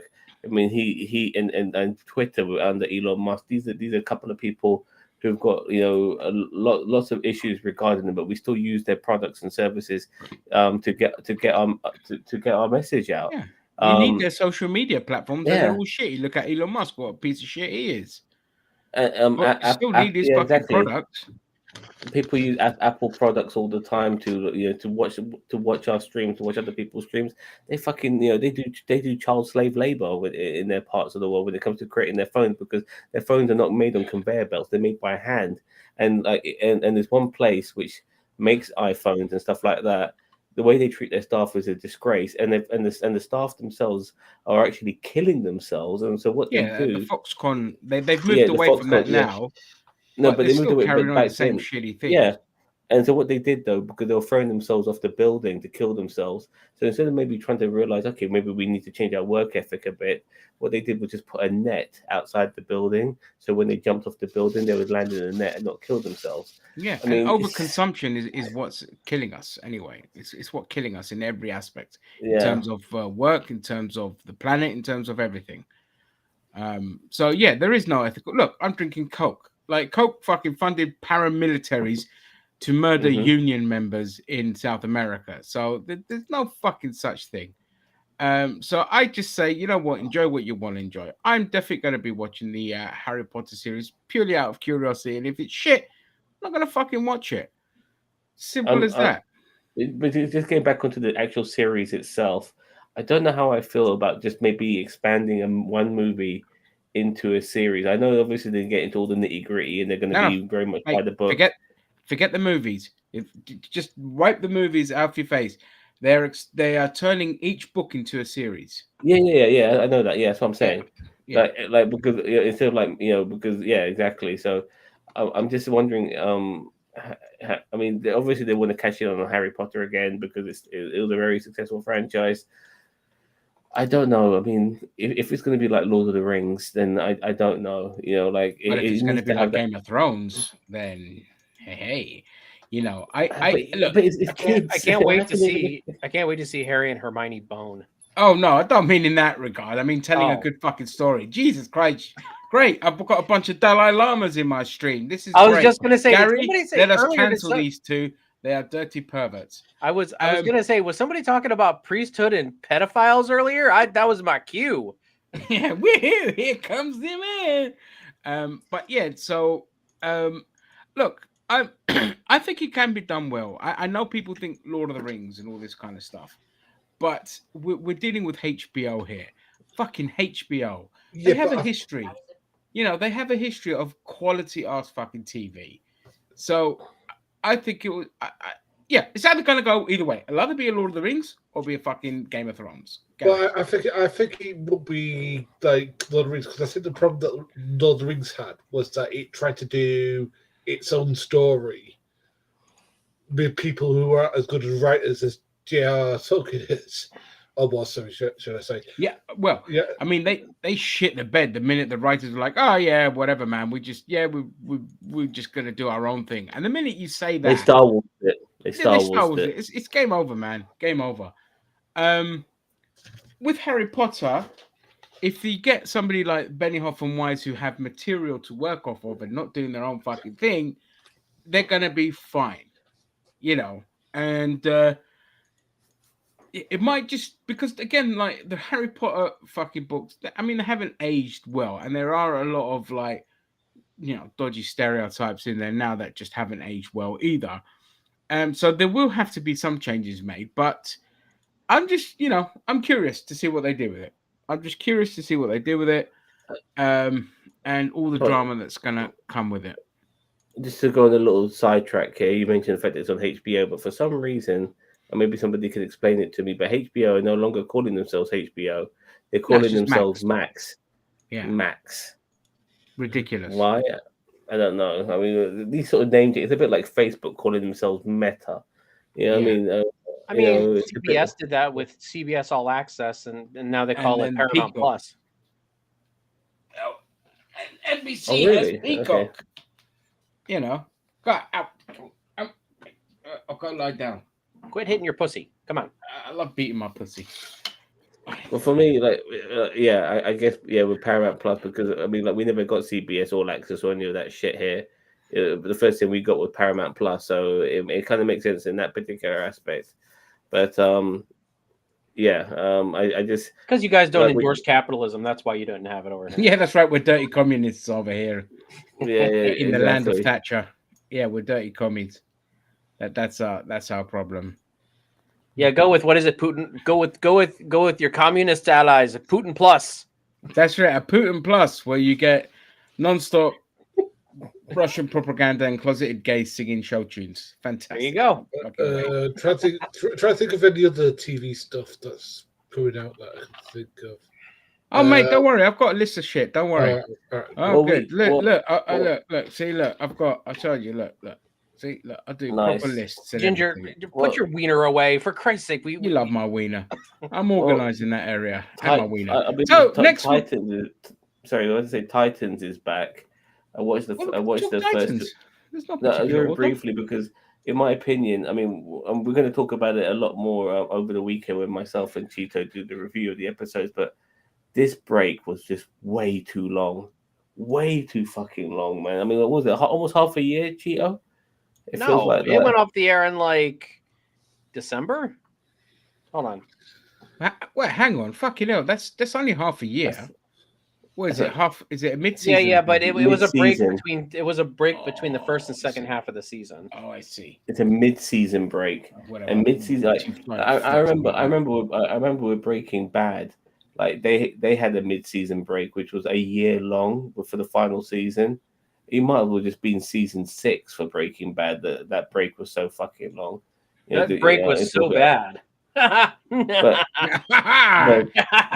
Got it. This break was ridiculously long, and after watching the episodes today, I'm thinking to myself, yeah, I can totally understand why Titans has been cancelled. You know, it's.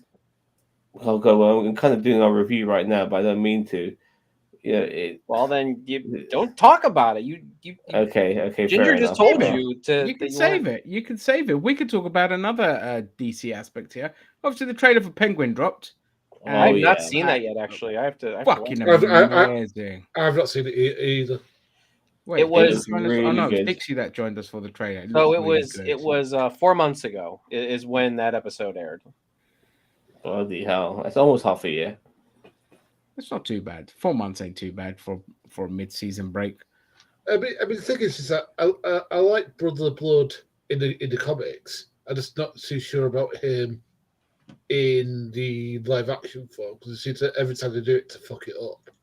I mean, I watched one of the 2 episodes so far, and I didn't think it was terrible. So I don't know if we're just giving basic points on that. Well, that's fine. You can save your reviews and thoughts for the video, so you can talk about it. And again, Penguin, just going to quickly gloss over. It looks really good. Can't wait for it. You can go see our trailer reaction where we actually talk quite a bit about it.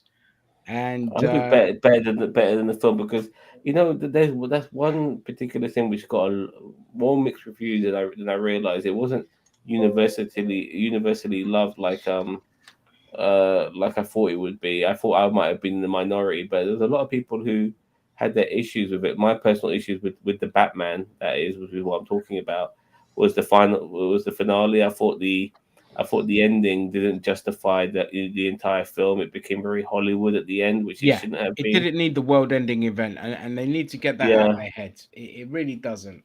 It contradicted to who Riddler was in that movie, because he himself was playing a vigilante, and so it just felt very stupid. And I can't, stuff like that really fucking annoys me. It really does when they do shit like that. I see a lot of films go that route. But they did that. They also did that in Captain America and Winter Soldier, where at some point you're supposed to sympathize with the people that lost everything after the blip, and then all of a sudden you go blow up a building. You're like, oh well, okay, that's just bad, lazy writing, because you don't want to put too much depth into characters that you're meant to sympathize with. Oh, you mean Falcon and the Winter Soldier? Sorry, I just realized what you're talking about. Falcon and Winter Soldier, not Captain America and the Winter Soldier. Yeah. You know, they did that there, and it's just like, don't do that. Don't do that. It's okay to have a sympathetic villain or somebody who's sympathetically, they're fighting for shit that they've been screwed out of. But they always have to go that extra step because they like the fact that the establishment and the status quo get to dictate who's good and who's bad. You can't have nuances. It's not the fucking 70s and 80s anymore, where you had a lot of nuances and reasoning behind villains. This is why I miss 80s villains so much. You go back and watch them, and they were so fucking well crafted and well written, and you can understand some of their motives. Yeah. Now, Sorry. Regarding the Batman as well, like near the end as well, like the sun's up, he's in broad daylight, he's walking around helping people, like he's being very humanitarian. He's not stopping crimes. He's like maybe feeding a home, feeding a kid some water or whatever it may be, and I'm thinking to myself, what the fuck am I watching here? Like, this is not the Batman that I know, and and maybe the Batman sucks. No, but I do believe in trying different depictions. I'm totally fine with that. This didn't work for me. It was an idea that it didn't work. But then we have a Batman in one of the most critically acclaimed cartoons that goes and sit next to a kid in broad daylight on a swing. Yeah, it's a cartoon. But no, but I'm talking about this. I mean, but this Batman is Batman. He's fictional regardless. But no, I'm just trying to say that this one was giving us that Dark Knight vibes of him working in the shadows and all of that sort of shit. And then in the last 20 minutes, they just switched it. It became, what the fuck is going on here? Like, this is a totally different vibe you've been giving it for the last 3 fucking hours. And anyway, regardless of all of that, I'm hoping following this antagonist, I don't even call him an anti-hero. That would be the wrong term for Penguin.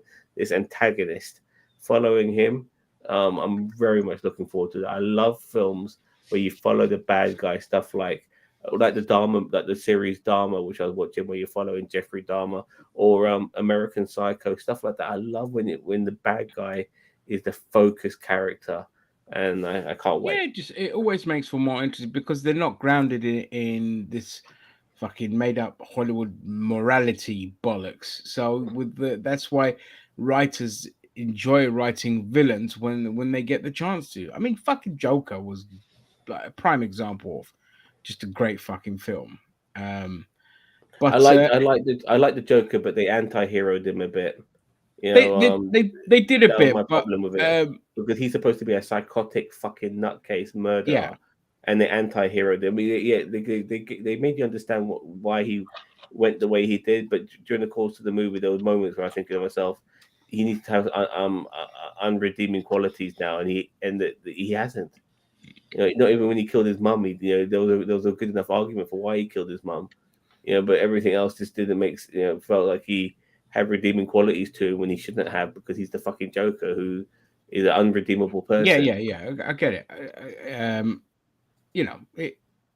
They did do the anti-hero thing a bit too much when they didn't need to, but I mean, they still told a good story and did a good job with it. Now, moving forward is where we need to just don't give us the anti-hero stuff and give us more of the fucking the crazy shit, because I'm looking forward to seeing Lady Gaga as Harley Quinn in it as well. We've seen some leaked footage which looks crazy. So yeah, can't wait for that. Looking forward Anya to Taylor-Joy would make a great Harley Quinn, by the way. Anya Yeah, Taylor-Joy. yeah. I mean, She'd make a she does fantastic so. Harley Quinn. She'd make a good Sue Storm as well. Like, she's a great actress, like really good. Yeah. So yeah, I think she'd do great. Speaking of Sue Storm, the Marvels seems to have triggered some incels, which was predictable as always. I was about to say, wait, we thought Gary's shocked. Anything I else can see Gary's shocked. He can't believe it. So it's the most voted down MCU trailer of all time. Gary, did you hate it a lot as well? No, I liked it. I mean, anything that pisses off those neurotic people is always all right by me. Because I hate those twats. But as I said, I thought it was fine. I mean, because it reminded me a lot of fighting the Navigator, or like Navigators, or like that sort of like 80s sort of like outer space adventure vibes. If they stick to that sort of like space adventure vibes, I'm trying to think of what else it reminded me of. There's a film from the 90s, I think it was. Charlie's Angels. It's called Space Cowboys, where it's like people going in, where it's like old people going to space and stuff like that. That's what kind of reminded me of. If they keep to that kind of Space Cowboys or Space Truckers? Is it Space Truckers? Is it the one with Dennis Hopper and that's what, and Steve Zahn. That's yeah. That was a great fucking film. Yeah. It's underrated, actually, in my opinion. It's very underrated. It was fun. It's not going to That and blow Ice everyone's Pirates. brain away, but yeah, it was either Space Cowboys or Space Truckers or some shit like that. It was really fun. I think it was Space Truckers. Yeah, I think so I think too. it was, yeah, But, yeah. Yeah, but I remember that film and it was great. So that's what that reminded me of as well. And the fact that people are going, oh, we don't like Brie Larson. I don't know what Brie Larson's done to Hey, people. they love Brie. Sorry for interrupting, Gary, but they love Brie Larson. This trailer, they were fucking shooting their load over it. These Phantom Menace motherfuckers, because this was bank for them. You know, they couldn't wait for this trailer to come out. You know, this could have been the greatest trailer of all time. They would have shat all over it regardless, because they need to. They have, this is who that's their brand. They have to crap all over it. These are the same motherfuckers who make over 100 videos on Brie Larson. You know, quartering geeks and gamers, Mecha Random. They make tons of videos on the same fucking person consistently, and they're gonna hate this video for months to come. I mean, right up till the film gets released, they're gonna hate on it, and they're gonna hate on it after the film gets released, and so on. Downvote it. Yeah, this was gold for them. They were so happy about this. You know, imagine that. You know, like we've got 3 women and a black guy. I mean, you know, one of them is the embodiment of almost Aryan, beauty in Brie Larson, but she hates the fucking Chads. She fucking hates them. The Chads, the lot. And then you got a brown girl, and you got a black girl, and you got a black man. Yeah, they're going to be complaining about that shit for fucking weeks. The problem with Brie Larson is that she's too opinionated, and we can't have that. It's just not allowed. You know, I hate women that have an opinion. It grates on me, especially one that says that my kind of people are shitty little incels that fucking hate everything. Say it with a straight face. Huh? I can't even say. I just want to make sure people know that you're joking. Yeah. I mean, in this day and age, people don't even know what sarcasm is anymore. Yeah, I know. They're gonna clip that, and then they're like, "Look at this bearded Greek guy. He agrees with us," and it's just gonna be that clip. Yeah, clip it. Yeah, there he is. Out of context, me. I fucking love it. Yeah. No, I'll be like, but you know, look. Okay, so we've talked about these stupid little incels and all of that. The trailer alone itself, it looks fine. Like the guy that was Screen Crush that did a breakdown of all the little Easter eggs and all this kind of shit, and after they kind of broke it down, I was even more intrigued into watching this film. The comedic elements with this, I get it. You know, and they were well executed from what I see. Like, I'm not sitting there going, Jesus fucking Christ. Like Kamala screaming at that cat. That was hilarious. Her being excited to see, like, unfazed, and then she sees, like, you know, she's screaming ahead of them, then she sees Nick Fury. Like, the comedic. How does she know Nick Fury, though? That was my problem. Like, Nick Fury should be somebody she shouldn't know. Like, the Avengers is one thing. Nick Fury's a spy. How do you should be knowing spies? We'll find that out. Hope we might find that out in the film. But you know, it looks intrigued. Like, the biggest selling point for me in this film is that what is their connection? I want to say personally that, you know, without sounding like a geeks and gamers, that even though this trailer looked good, at the same time it looked very Marvel-y generic. Like, it could have been Guardians of the Galaxy, it could have been fucking Thor Ragnarok, it could have been all the other shit that's been coming out recently. Ant-Man and the Wasp, you know, all of these things. It felt like a culmination of all of these films we've been getting recently with Fancy boy, welcome, Danny Vance. Yeah, I mean, it's very much still part of the Chapek era of Disney films. We're a little whiles away from hopefully breaking that mold now that people are just kind of sick of it, because this film was well underway during all the fallout and all this kind of stuff.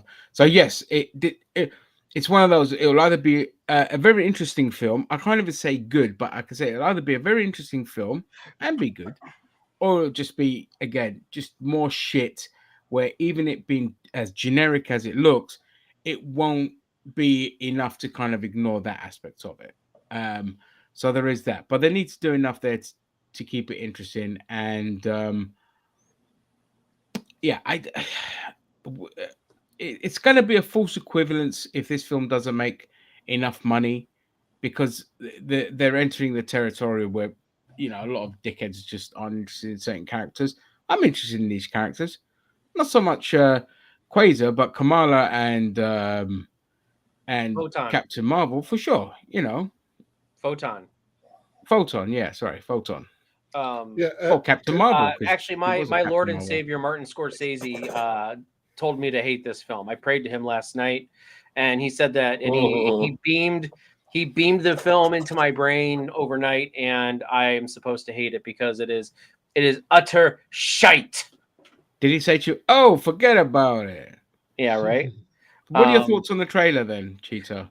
I mean, look, I don't have any issue with Brie Larson. I've already said that in the past. I did not like this trailer, and I honestly I've watched it a couple times, and I'm trying to figure out why. And it's not that I hated the trailer. Like, I'm not like, oh my god, this is so cringe. Oh, this is worse than a Star Wars trailer. Like, this is, it's just not blowing you away. Basically. It's not, and here's my thing. It's not, and I want it to. You know what I mean? I was very excited for this movie. And maybe I had my own hype in my brain, and it's just no. And I don't know. As I said, it has nothing to do. I'm very interested in the Yeah, no worries. Okay. Well, yeah, we know you're wanking off. It's okay. Yeah. But I'm very interested in the characters. I mean, I was one of the few people who actually enjoyed Miss Marvel out of this group. But I mean, well, more than you guys did, at least. I mean, I enjoyed the superhero aspects of it. I know you guys did. 50-50. Or no, wait, you guys enjoyed the cultural aspect of it. I enjoyed superhero and cultural aspect. I just thought there were a couple of dud episodes in the middle. Anyway, I'm very interested to see what happens with Marvel. I love her family. I'm glad they're back. I'm very interested to see what happens with Photon. I feel like WandaVision didn't really do her too much justice, in my opinion, so I'm hoping this film will. And Carol Danvers, I really want more from her because she's literally Marvel Superman at this point. She's almost too powerful to have any conflict, but or any vulnerability. Yeah, or any vulnerability. Yeah, well, because this is the thing. So there will be the limiting of use of powers, maybe because the fear of swapping out with each other. So that's what the more interesting part. And that body swapping thing, no, I'm not even feeling that. So Freaky Friday in space. Yeah, let's go to Gary because Freaky Friday is actually. Let's just go to Gary. Hang on, Gary, go on. I was going to say, because I'm just thinking, do you think of Phase 5's under pressure at the moment? Because the thing is that with Phase 4, we got a really good movie. I think 2 or 3 movies in, because I'm trying to remember.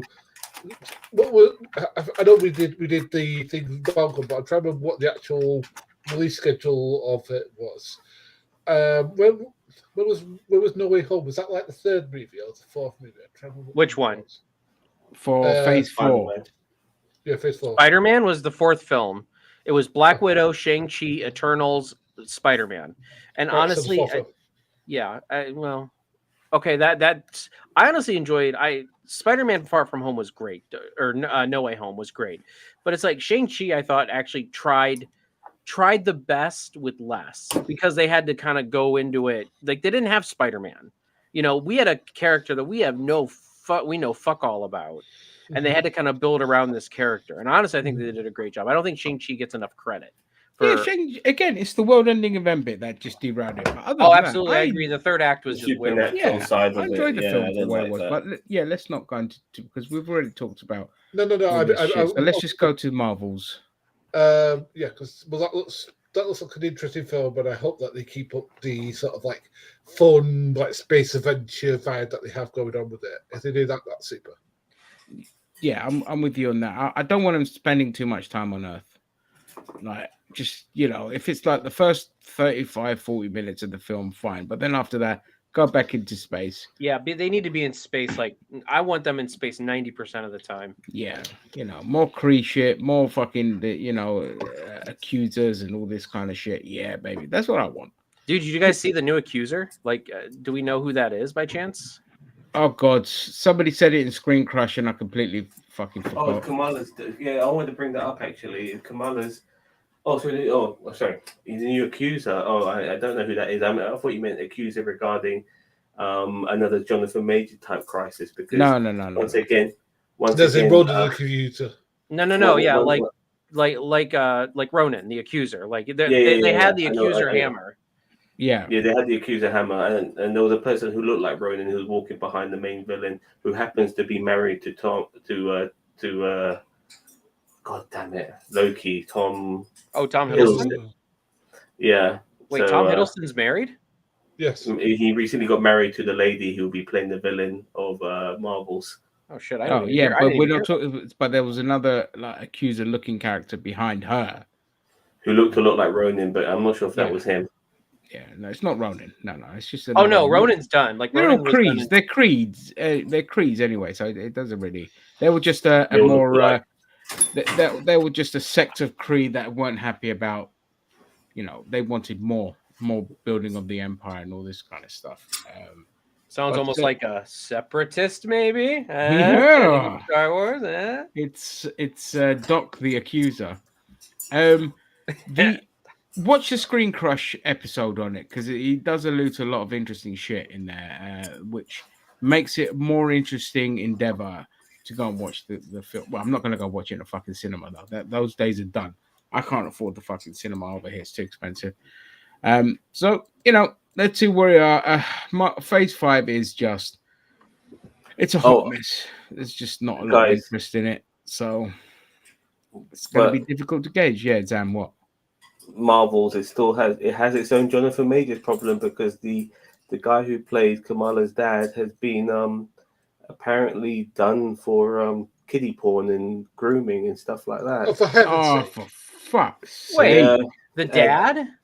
Yeah, the dad. Oh, I liked him. God damn it. Yeah, a lot of people did as well. So Marvel really needs to vet. I mean, Disney really needs to vet the fuck out of their actors. Yeah, but how do you really do that though? You can't. You really can't because you can't predict. You just can't predict what they're doing in their private life. You don't want, even if you're an actor, you don't want a corporation overstepping their boundaries. I mean, in America, they do that enough anyway, with like being able to contact you outside of working hours and all this kind of stupid shit. Like, it's difficult. All you can do, they should just have a rule in place to say, okay, the minute there is an accusation and it's serious and there's enough evidence to back it, you're out and you're just going to be recast. As simple as that. If they did it with Brody, with fucking Rhodes, damn it. What the fuck is Iron Terrence Howard? Yeah, Terrence Howard. They did it with Terrence Howard, but that was obviously a wage dispute. But they recast him. As simple as that. Just recast. Harry's favorite actor, Don Cheadle, by the way. Oh, Don Cheadle. No, but you talk about Phase 5. Like Phase 5 has had some major problems. Like the first film has already got an issue with Jonathan Majors. Chris Pratt has his own, bag of laundry as well, and now which will be Guardians 3 in the middle of this year. And now we've got Kamala's dad. Well, look, Chris Pratt belongs to a weird fucking cult thing. That their pastor is very bit of a weird religious cult and all this kind of shit. But Chris Pratt has never had an accusation levied against him in any way, shape, or form. He's a decent man. Everyone loves working with him. I've got no fucking issues with him. That's his personal life. And as long as he doesn't come out and start chanting a bunch of MAGA shit and fundamentalist shit, if he can sit and goes, Jesus loved you and everything's great with Jesus, that's fine. That's your thing. You know what I mean? That's your bag, baby. But he's always a consummate professional to work with. And yeah, that's why people are ignoring that because they're like, okay, that's that. But then, for every Catholic actor that's out there, they could be levied against just as the same arguments, but they're allowed to carry on working. So I wouldn't put too much into that. But with Kamala's dad now being a nonce, it's that's devastating. I mean, personally, he's going to be in the movie, and there's nothing much they can do about that. But if they could figure out a way of the next time they show him, we're at his funeral because they've killed him off screen, that would be the ideal. Well, that wouldn't way be until the next movie anyway. I mean, this next one's movie on the done. TV show. That would be better justice to kill the actor off, as if to say, fuck you. Yeah, we don't need your character anyway. Yeah, a good shady agent cover over anything. Look at Christopher Walken. The man was involved in murder and is still working. What? Christopher Walken was a murderer. Wait. Okay, now Daniel Vance does not speak unless he's joking. He doesn't speak We need reference here. What do Yeah, you mean? we need a point. You can't just make that kind of all right. flat. So You I could say don't- that about I- Matthew Broderick because we know about it. I know what he's talking about. So basically, what happened was, do you know who Natalie Wood is? Yeah. So basically, there's a thing before Christopher Walken got married. He was kind of having a thing with Natalie Wood, who was married at the time to a different person, and she drowned. So there's accusation that it's either Christopher Walken or it was her husband who did it. So there's been like this whole conspiracy about who did it, basically. Oh, right. So are they still saying it was an attempted murder thing, or not that? No, it's an actual murder. She It actually was died. an actual murder, right? Okay, But they can't prove that Walken did it then. but they can't prove it. No. Oh, So well, I think half think Christopher Walken do it, half think her husband did it. if that happened in today's world, then Walken would have been done. That's it. Because Matthew Broderick, fucking, it was him or his wife, killed somebody drunk driving, and they were just able to carry It's on Robert- because it happened yeah, in the Robert 80s. Wagner, the Robert Wagner, heart to heart, Robert Wagner. Yeah. He was Natalie Wood's husband at the time. Well, he was. He's still alive. He's like Oh, 94 years old, man. He's still Yeah, around. Yeah. Dirty fuckers. Just so you guys, just a small plug since we're talking about it. I've been playing Wing Command or Privateer 2, The Darkening, a part of Wing Commander. Guess who's in that game? Christopher Walken. Christopher Walken. Eh? He walked in and he's like, "Hey, dude, I got to get you this new ship, and if you come and talk to me, I might be able to help you out here." And I'm like, "Oh no!" And Not bad. I'm like, Not "If bad it's not a impression. fucking cowbell, I'm out." Yeah. Oh, one of my favorite game performance by Christopher Walken. There's a game called Ripper, where he plays a detective in it, and it's so hilarious. Just for all the bad reasons. I'm gonna have to Google that. But I'm gonna have to Google that just to look at it. Regarding the Marvels again, though, I wouldn't expect the incels to go after Marvels regarding Kamala's dad being a nonce, because that's their avenue, in my opinion. That'll be the way to attack this movie, saying that, well, look at Disney, they're still showing the film, even though there's a guy who's been accused for being a pedophile. Yeah, and it's all the women's and its fault. Yeah, but they're gonna defend Ezra Miller and the Flash. Yeah. The fucking Snyder Bros and all this kind of stupid shit. God. But yeah. Anyway, Stranger Things is getting an animated series in the style of 80s cartoons. Thank God. My son's gonna love. He loves Stranger Things. I'm glad it's going to be in the style of 80s cartoons, because I was really worried that it was going to go anime with it, and I'm like, no, anime's good and bad. It just depends on the They're thing. cashing in on it, Ginge. Yeah, that's fine. They got to cash in on it. They've got to cash in on it. It's a franchise. Like for instance, near where I live, there used to be a Toys R Us, and that Toys R Us has been derelict for years now. But what they've done with that building is they've turned it into the Stranger Things experience. I'm curious, I'll be honest with you, but people queuing up to go into this building to have the Stranger Things experience. I don't know what that is. Ain't got a fucking Scooby.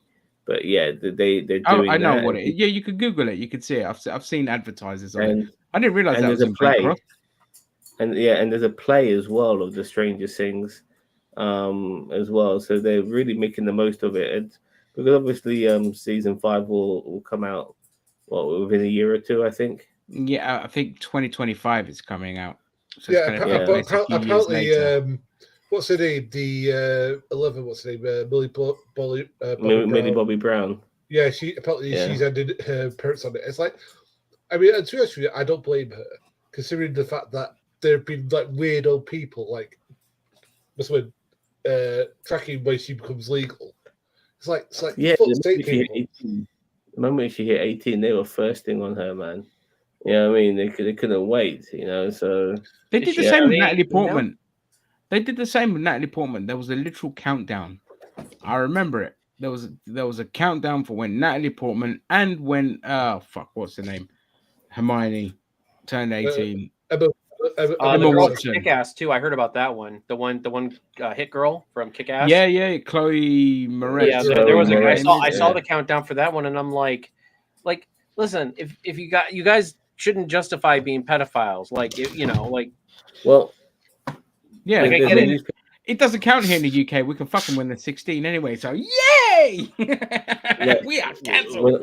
No, but it's such a fucking stupid thing. It's just like what? So you just, by American law standards within certain states, you're just saying to yourself, I'm a fucking nonce. Great. That means I've wanted to bang this kid since I first saw them, kind of thing. That's what that says to me. That says to me that the minute you laid eyes on this kid when they're probably, well, I don't know, 10, 11, all of that, you've thought to the back of your head, can't wait for her to turn 18. I mean, ew. Yeah, there's never been a child actress that I've ever thought that. Like, I'm even trying to think of a child act, like even like an actress that was a child actress. That the only one that I can think of that was Scarlett Johansson, and I didn't think that when she originally was on. I thought that after she became Black Widow when she was a full-fledged adult. You know what I mean? Like we all know that Zams is Macaulay Culkin. So I mean, well, I just like, again with Scarlett Johansson, it wasn't. To be honest with you, I wasn't fucking aware of her until oh god, what's that fucking film? Lost in Translation. Yeah, Lost in Translation. That's when Ghost World. Actually, it was Ghost World when I became aware of her. But Lost in Translation is when I thought, Jesus Christ, she's hot. But prior to that, you know, what's that? Sorry, go on. No, like regarding the nonsense, like the Sun newspaper when I was a kid. They had this article about the latest page 3 girl, but she's not 16 yet, so she can't show off her tits. But what they did when she was 15, they would have her like covering the cleavage area, you know, and teasing the fact that in a few days' time she's going to be 16 and you'll be able to see her tits. So it should be legal. I'm thinking to myself, they're already doing pictures of her at 15 like this, you know. And they're waiting until she's 60 to show off the goods. Like, what the fuck? And that was years ago when I was a fucking, you know, when I was like a teenager myself. They're doing this shit. You know what I mean? It's crazy. Like, it's ridiculous. It really fucking like. Yeah, but you know, the thing is what gets me is like, I'm sure this guy's, because he's an actor on a TV show, could probably get legal women. You know, in their like probably mid-20s. I know this guy's going to be in his 50s, so he can probably get like 25-year-old pussy if he wants it. Why he wants teenage pussy, I don't know. Sorry, I'm sorry. Desperate. They're not as desperate as we are. So I mean, you know, it's just what people. Some people just fucking attracted to. You can get people that are attracted to grannies. Yeah, like grannies, or they're attracted to people all across the age spectrum from when they hit puberty to within adulthood and all this kind of stuff. But even that, know your fucking limits, know your legal limits, and just shut the fuck up. Don't do anything. Don't say anything because you're a pervert. It's as simple as that. You're a pervert. Once they hit 18, that's fucking fine. But don't start making rumbles and noises before that, because to me that just says, all right, you've just wanted to bang this fucking kid the minute they were exposed in front of the camera. That's what that says to me. Well, you know, I was listening to not just AOC, but a few other people, a few people I know as well. Like so many girls I know, that they had their first sexual not encounter, but they've been hit on when they were like 11 years old, 12 years old. They're getting hit on by adults, by men. Yep. Ew. Men. That don't surprise me. So many girls. I mean, these are people I know who are people who I'm friends with on Facebook and stuff like that. People who talk about it on social media. Not surprised whatsoever. Nope. You know what I mean? So, yeah, that's unfortunately the world we live in. Yeah, it's very common. Can I ask a legit question? Why? Because I can honestly say, again, I'm going to speak for myself here. I've never been attracted to somebody after I turned 25. Well, look.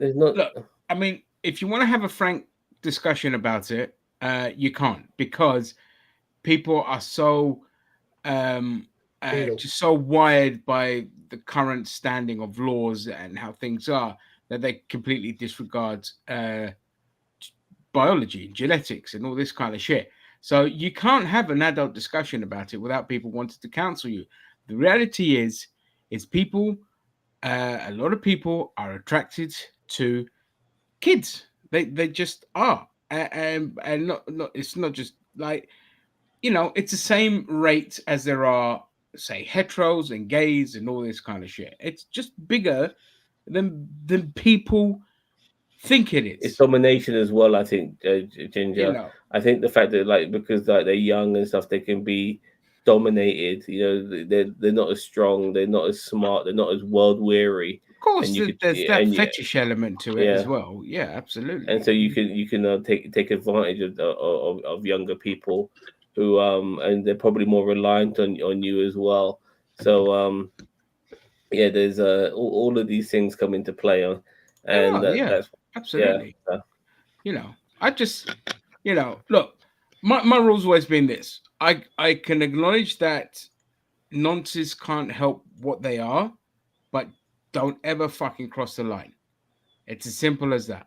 Don't cross the line. Go get as much kind of help as you can, or let there be awareness raised and all this kind of shit. But don't, once you cross that line, I mean, it's game over, man. It's game over.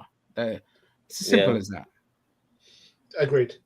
Yeah. The thing is, there should be more like mental health help for these sort of people, because I don't think that's normal behavior. But that's but people don't want to like It's not a mental health thing. It's a sexual orientation thing. It's not a mental health thing. Yeah, it's no different to being straight or gay. It's not. You're just attracted. It's the same with people like this is what I don't understand is people can happily understand about gerophiles, so people that are attracted to older people, okay, but they cannot put that type of person or people being straight, gay, lesbian into the same category as being a pedophile because of the extremities behind it. But it's just a sexual orientation. That's all it is. Countless studies will show you. That's just, they cannot fucking help what they are attracted to. And that's why I say, I understand that, but don't fucking cross that line. Because once you cross that line, it's fair game to the consequences. It takes two to tango, and you can't be tangoing with a fucking kid regardless of your sexual orientation. So you have to don't fucking cross that line. Don't cross that line, because that it's game over. I understand your urges and all of that, but tough titties. Because last thing we want is fucking trauma and rape and all this kind of shit. Well, let's move on. Anyway, we'll move on.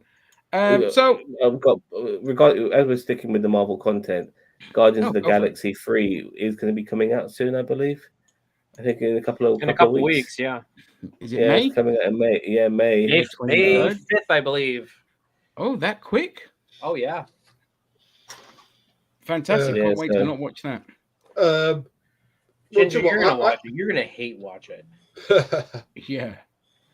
Well, do you know what? I'm actually looking forward to it because it's got Adam Strange in it. I'm looking for. I don't know. Adam Warlock. Adam Warlock. Yeah. Adam Warlock. You said Adam Strange. I'm sorry. I'm sorry. It's because I've got DC shit on my head. Sorry. Yeah. Adam Warlock. Shut up. Because Adam Warlock. The only thing is that the ultra. Is it ultra humanite or it is whatever it is? What high evolutionary? Yeah. He's doing DC again. The ultra humanite. Keep your DC out of my goddamn Marvel's mouth, all right? Look, but all right, that looks stupid. All right. I'm just a bit worried that this film is like I thought Guardians of the Galaxy 2 wasn't that great personally. Shit. And even though I one of the few people who enjoyed the Christmas special, regardless of that, I don't know what we're going to get out of this film to really get us back on track with Marvel as an entity, because once again, post Endgame, apart from No Way Home and maybe Black Panther, the movies have been mediocre. And I can see this one being mediocre too. Like, I can't really see this bringing anything to the table that will be making fans really getting back on board with Marvel. Maybe the Marvels can, but not film. I'm not feeling it. I'm not feeling it at all. Yeah. So two things on that. Number one is it looks fucking awful. Number two, James Gunn's going to sell this film. The return of James Gunn after the whole controversy that some right winger got him fired from Marvel, then he was reinstated. So there's that element of it, and plus people love his fucking dumb shit, so they're gonna go see it. And people love the Guardians of the Galaxy, so they are gonna see it. This one I'm not worried about. This one, I say I'm worried. Like I give a shit anyway. This film will unfortunately do well out of Quantumania and the Marvels. This is the one that is probably gonna do well. You know, from those that watched the trailer, they're all into it. Everyone's looking forward to this. You know, Groots and raccoons and all this kind of shit. So this one's gonna fare well, and yeah, I couldn't give a flying fuck about it. I probably give it a miss because I just know what to expect with James Gunn, and it's just like, oh, so I'm not the right person to talk to about this, but I know it will do well. Yeah, I agree. Yeah. I mean, I'm not super excited for this one. I'm not. I thought the trailer made it look better though than what I thought it was going to be. The only thing that I really don't like about the trailer was the Teletubby outfits that they were all in, running around in. I mean, Yeah. and the celestial anus or whatever that thing's supposed to be, out in space. Like that's the kind of stuff I'm like, I don't like. That kind of that. I don't. It's not body horror, but what is it like? It's like that gratuitous, like kind of whatever. Like that's the kind of stuff I just don't like. I know, You know what what I mean? Yeah. And I'm Yeah. I'm surprised that they did not go to Ego's anus. You know, when like that's the kind of thing I would figure would come out of James Gunn's brain. Maybe James there Gunn was a probably draft. wanted to. Yeah, there's probably a draft of that somewhere. It's where like, you know, we have to deliver this bomb to Ego's anus so we can destroy the planet. They were gonna Thanos him.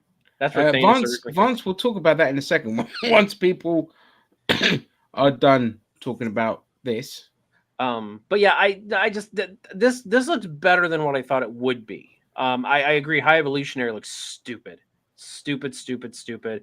I like the actor who plays him, but he's a powerful character, and they're just going to fob him off. I guarantee he's just going to. Yeah, I mean that's what they do in Guardians. I mean, Yeah. like they just take these characters and they just freaking waste them. Like Ronan the Accuser, like Ego the Living Planet, like like Kang.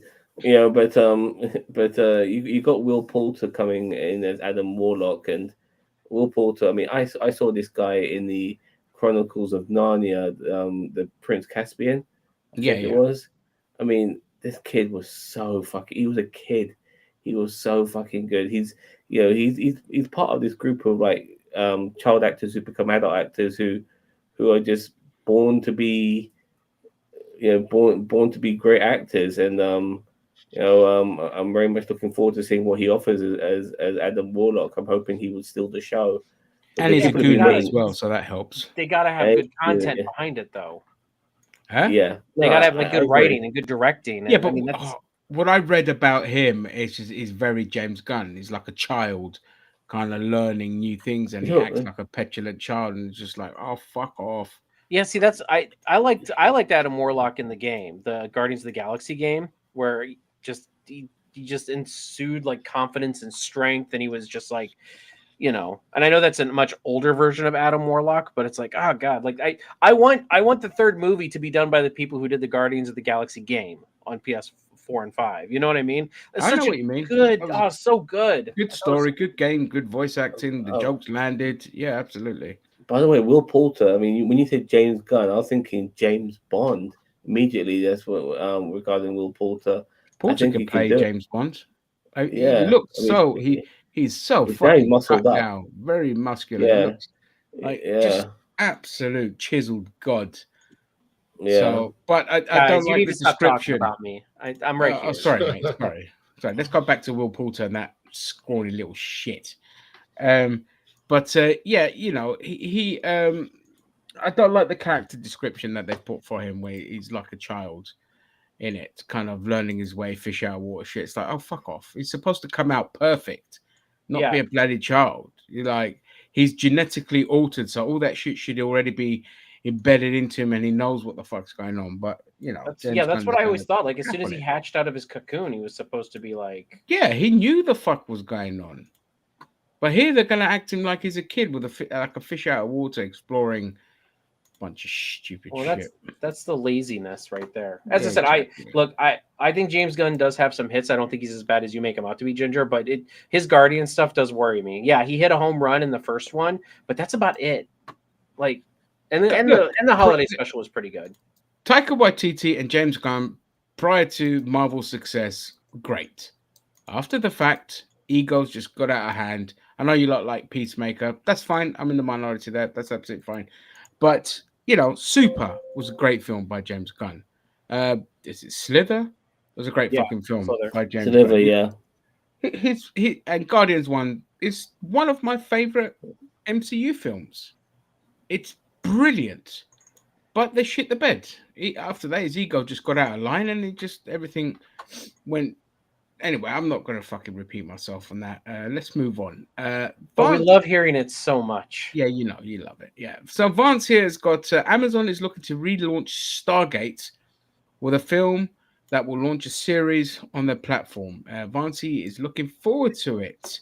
This is a brand new. This is a reboot. Then it's a reboot. Nothing to do with Richard Dean Anderson and any of that shit. No. No. All right. No, Well, but I if just want to say Richard Dean Anderson and Kurt Russell back for it, I'm all in, baby.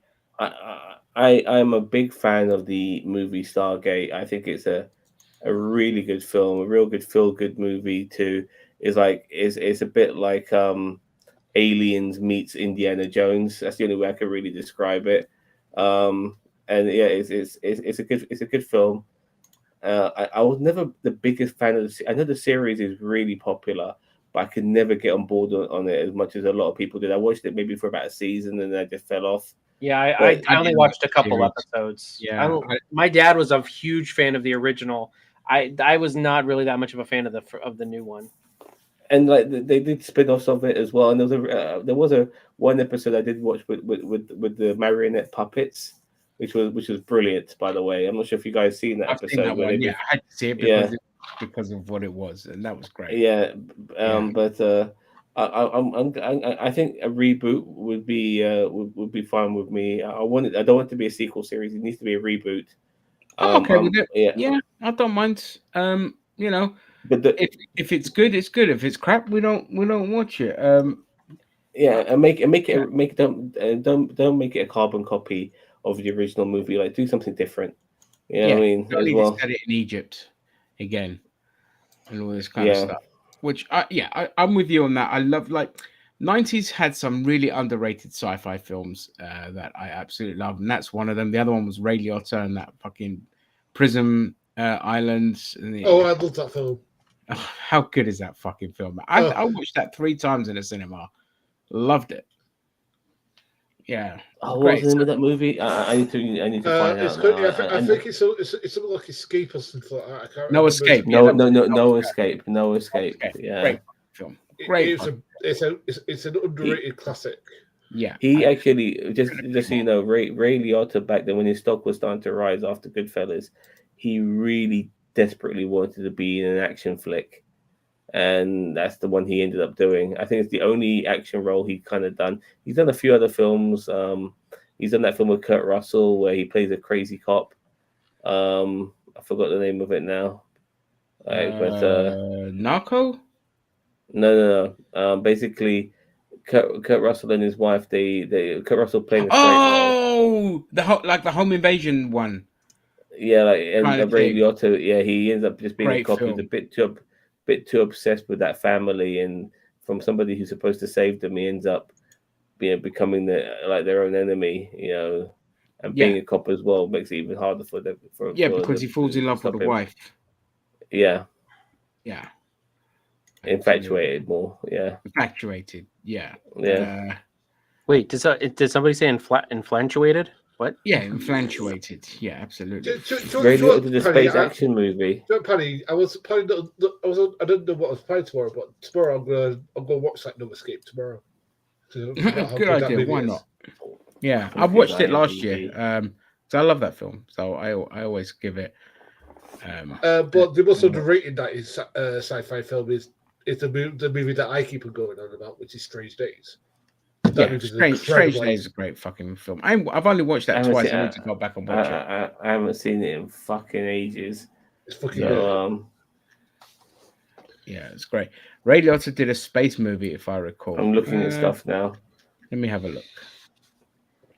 I'm not sure what it would be. What it would be Unlawful called. Entry was the cop one. Then he did No Escape. Yeah, Unlawful Then Entry. he did Yeah, Karina, which was fucking awful. Dumbo Drop, that was shit. Unforgettable. I don't think I know. Operation Dumbo Drop. Yeah. That's when he wanted to Yeah, do a was it kiddie Muppets film. from Space? That was it. That's what he did. Muppets from Space. God, his but, filmographies there. one of my favorite Ray Liotta films is Heartbreakers with Sigourney Weaver and Jennifer Love Hewitt. Gene Hackman. Gene Hackman, Jason Lee, just a brilliant film. It was underrated. Gets crapped on a lot, but I'm like, Sigourney Weaver was so funny in it. Dude, he was Tommy Vercetti. It was No Escape. I thought so. Theft. Okay. So Grand Theft Auto Vice City. He was Tommy Vercetti. Yeah. Yeah. The name's Tommy Vercetti. Remember it. The most iconic line. I remember when in the movie Hannibal, and Hannibal Lecter cut his skull open and sliced his brain a bit and he's fed eating it his to own him. brain. Yeah. That was fucked. Yeah, that was a good fucking film, Hannibal. Yeah, and he was in me and my friend were really fucking drunk in the cinema watching it, and he just kept pissing into his popcorn cup because he just couldn't be asked to get up and go to the toilet. So every minute he just standing up, fucking pissing it, and I couldn't concentrate. But I just always remember the brain bit and the bits of the theme park where he's just playing psychological games with Clarice. But it's a good fucking film. I watched Turbulence. it. Have you seen Turbulence? That's the one with oh god, Jim Carrey's ex-wife. I forgot her name. Lauren Holly. Oh yeah, Lauren Holly. Yeah. And like that film is fucking. I mean, it's nothing that special now, but at the time, like, the scene where he somehow managed all the cops get killed and shit like that, and he's the last one around, and he's a prisoner who's been escorted on the plane, and he just happens to be stuck with Lauren Holly and all of that. It was a really good cat and mouse on the airplane. Yeah. Lauren Holly was so fucking fit back then.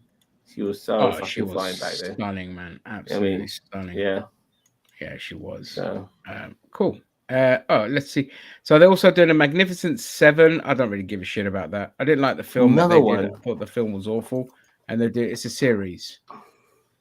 It seriously just consists of, hey, let's roll into town and save the day kind of thing. I'm not a big fan of Westerns anymore. I used to be, but I grew out of them a long fucking time ago. And it's just a genre that I just can't get back into. No matter. There's been some great ones along the times, like the remake of, what was the one with Jeff Bridges in it?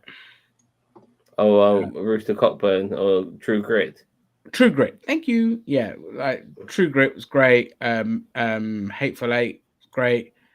Hateful Eight is fucking brilliant. No, Hateful Eight is great. Django Unchained, things like that. What it is though, Ginger, they can't make spaghetti westerns anymore, like that Sergio Leone style. Like when you watch, like for me, one of my favorite movies of all time, and one of the greatest western ever, and one of the greatest films ever, is The Good, the Bad, and the Ugly. And that film is, to make those levels of movies, that a few dollars more and a fistful of dollars, and Once Upon a Time in the West, it's just impossible to make that caliber of movie nowadays. It really is. You just can't get. It's just not the same kind of era and vibe. No matter how much you try, you just can't. I like the idea of a Mag 7 movie because it doesn't need CGI to make it good. All it needs is a great story. Well, if they can pull it off, then good for Western fans. So yeah, I'm all for it, man. And look, Westerns are big with all the Yellowstone stuff that's going on, so there's definitely room for it. There's a more modern day. And 1883 was a proper Western to a degree, but even then it was like frontier sort of thing where people are like traveling to different parts of the Wild West to start a new world and all of that. Whilst 1923 was that almost like Red Dead Redemption 1, where it was like the merger of like modern day and old school Western It was that blurring. It was set in 1923, and even but a lot of a lot of westerns you get these days, they're always kind of set in the Midwest, further north, and it's like always cold, wet, dank, and we kind of grew up with like the more deserty stuff, which brings that kind of sense of nostalgia. So there's that kind of weird disconnect with it as well. I find I might be wrong. The spaghetti westerns were not even made in America; they were made in like Spain and Italy, which was kind of remarkable. By the way, there's also that one western I saw which wasn't as good as it should have been. Was the one with Jonathan Majors, and Idris Elba. Nope. Idris Elba and Jonathan Majors. Oh, that one on Netflix. Yeah. Oh, that was awful. That was so awful. The only thing that made me laugh. That was off the woke grid. It tried too fucking hard, and it just told a bad story. Unfortunately. Well, the only thing that made me laugh was when they told. Sorry, I'll tell you in a minute. Carry on. There's a scene in that movie where, because like it's mainly about black cowboys and stuff like that, and there's a part in the film where they have to go to a white town, and the town is literally white. I mean, we're talking like the buildings are white, the fences are white, everything's fucking white. There's no color in it at all whatsoever. That made me laugh so fucking much. The harder they fall. Sorry? The harder they fall. Yeah, it should have been a really good movie. Yeah, we just said that. Yeah, I saw that movie. I didn't like it too much because I thought it's trying too hard to be like a black western, which is like fine, but I mean, like yeah, it tried to be something with today's sensibilities in it. It's just like fuck off, stop doing that. That's just stupid. Like, because with cowboys in that era, there were a lot of black cowboys, and they didn't have to make it like that. Like, have you seen the movie Posse? With Mary Van Peebles, which is a lot better. Great film. It was a great film. And I like the fact that they did have like it was a black like a black group of guys, but they had one white member in their group who was played by Stephen Baldwin, I believe. One of the Baldwin brothers. Yeah, and what I liked about it the most is that he was an integral part of their group. He does get killed off in the film, and they mourn him. They genuinely mourn him. He was part of their crew and stuff like that.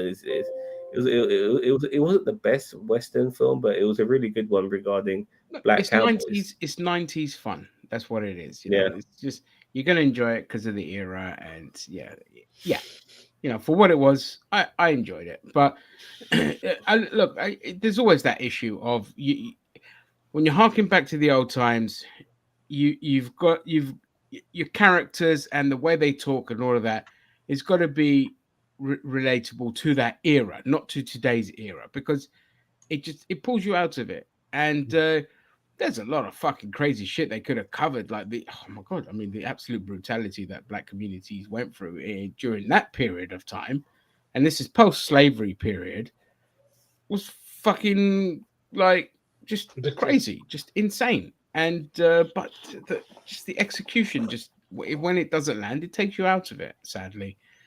Because it was a good cast. It was a good cast, but the film was like really bad. I couldn't watch it.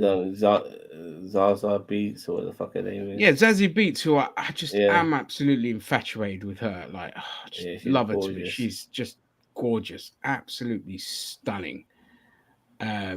So yeah, but anyway, just gonna quickly touch on Star Wars Celebration. I know we talked about it in Mandalorian and all of that. Actually, do I really care about Star Wars? Should we just move on? Yeah, bring it up. I do. All right. So so Star Wars Celebration. It got me. It really fucking triggered me this year because the amount of shit that they churned out, like since the last celebrations, like with Kenobi and Boba Fett, and now obviously with Mando season 3, and they come out of this fucking. And I'm just talking about the producers. Nothing against the actors. They're just actors paid to do a job. Lovely, jubbly, great for them. They get paid.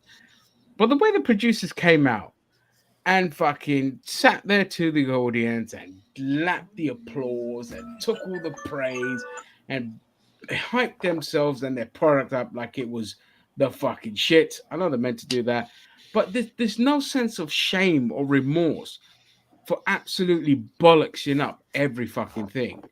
Like, it just really fucking annoyed me because it's like anyone else that came out and did what they did would either be too embarrassed to do so or would get absolutely ripped to shreds and heckled at and torn apart.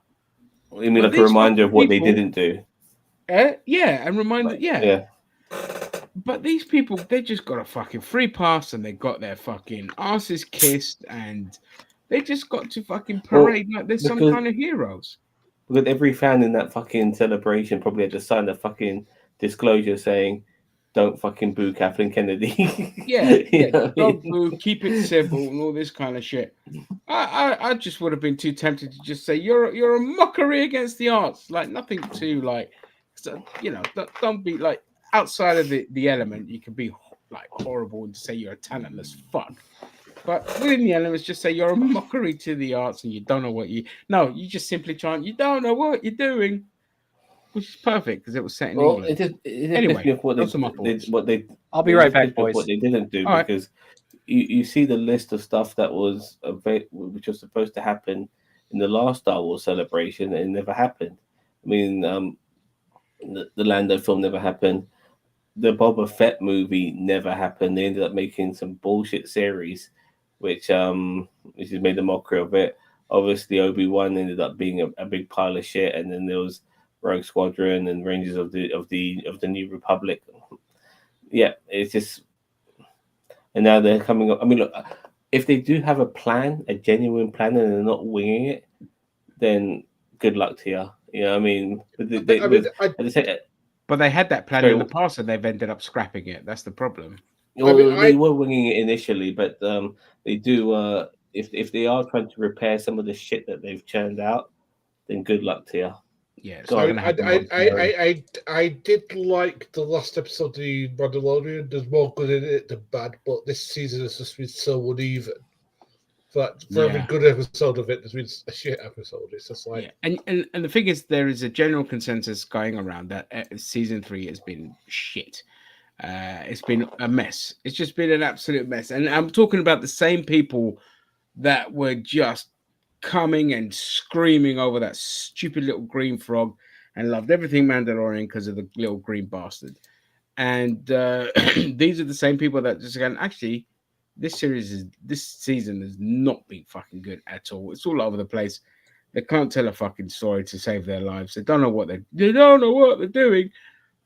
And to have the arrogance to come out, especially with your track record on canceling films, like these fucking people are more cancelled than like right wingers think they're cancelled. You know, they've cancelled more fucking products.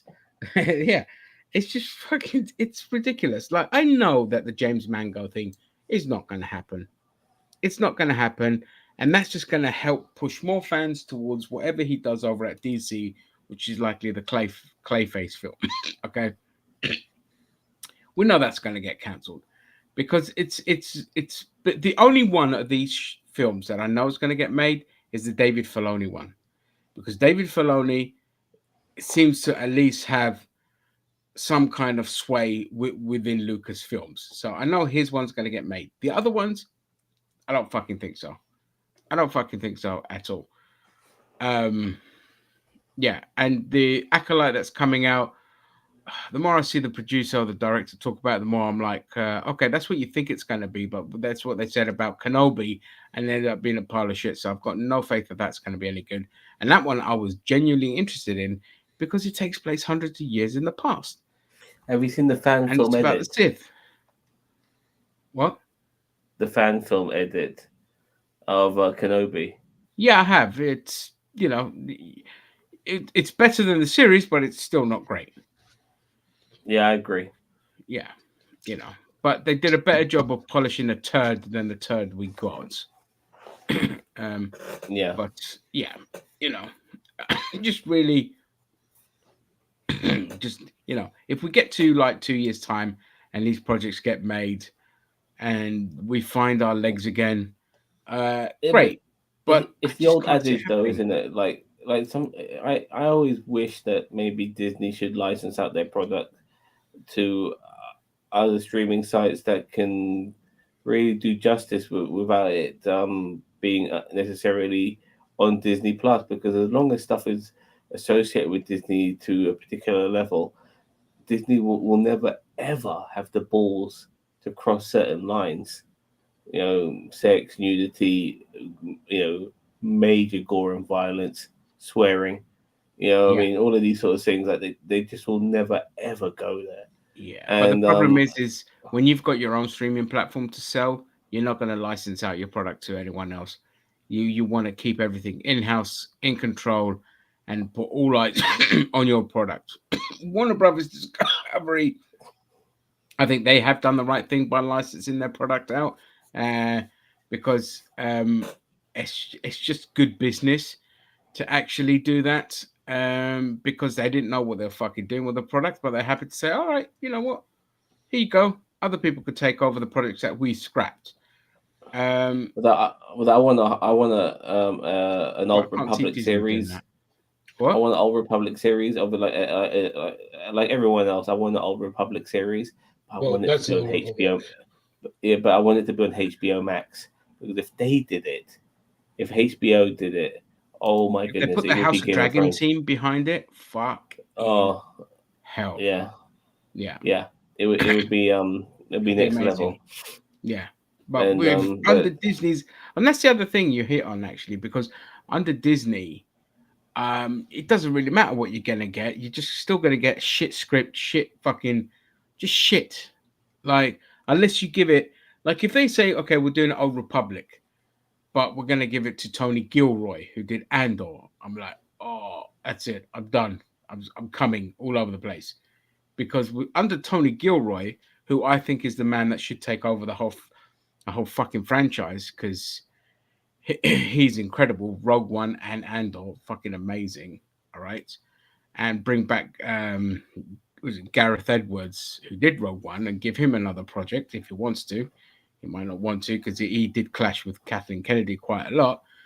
Um, you know, if he took over the fucking franchise, they'd save it overnight because he'd be like, right now, get rid of all this kiddie shit.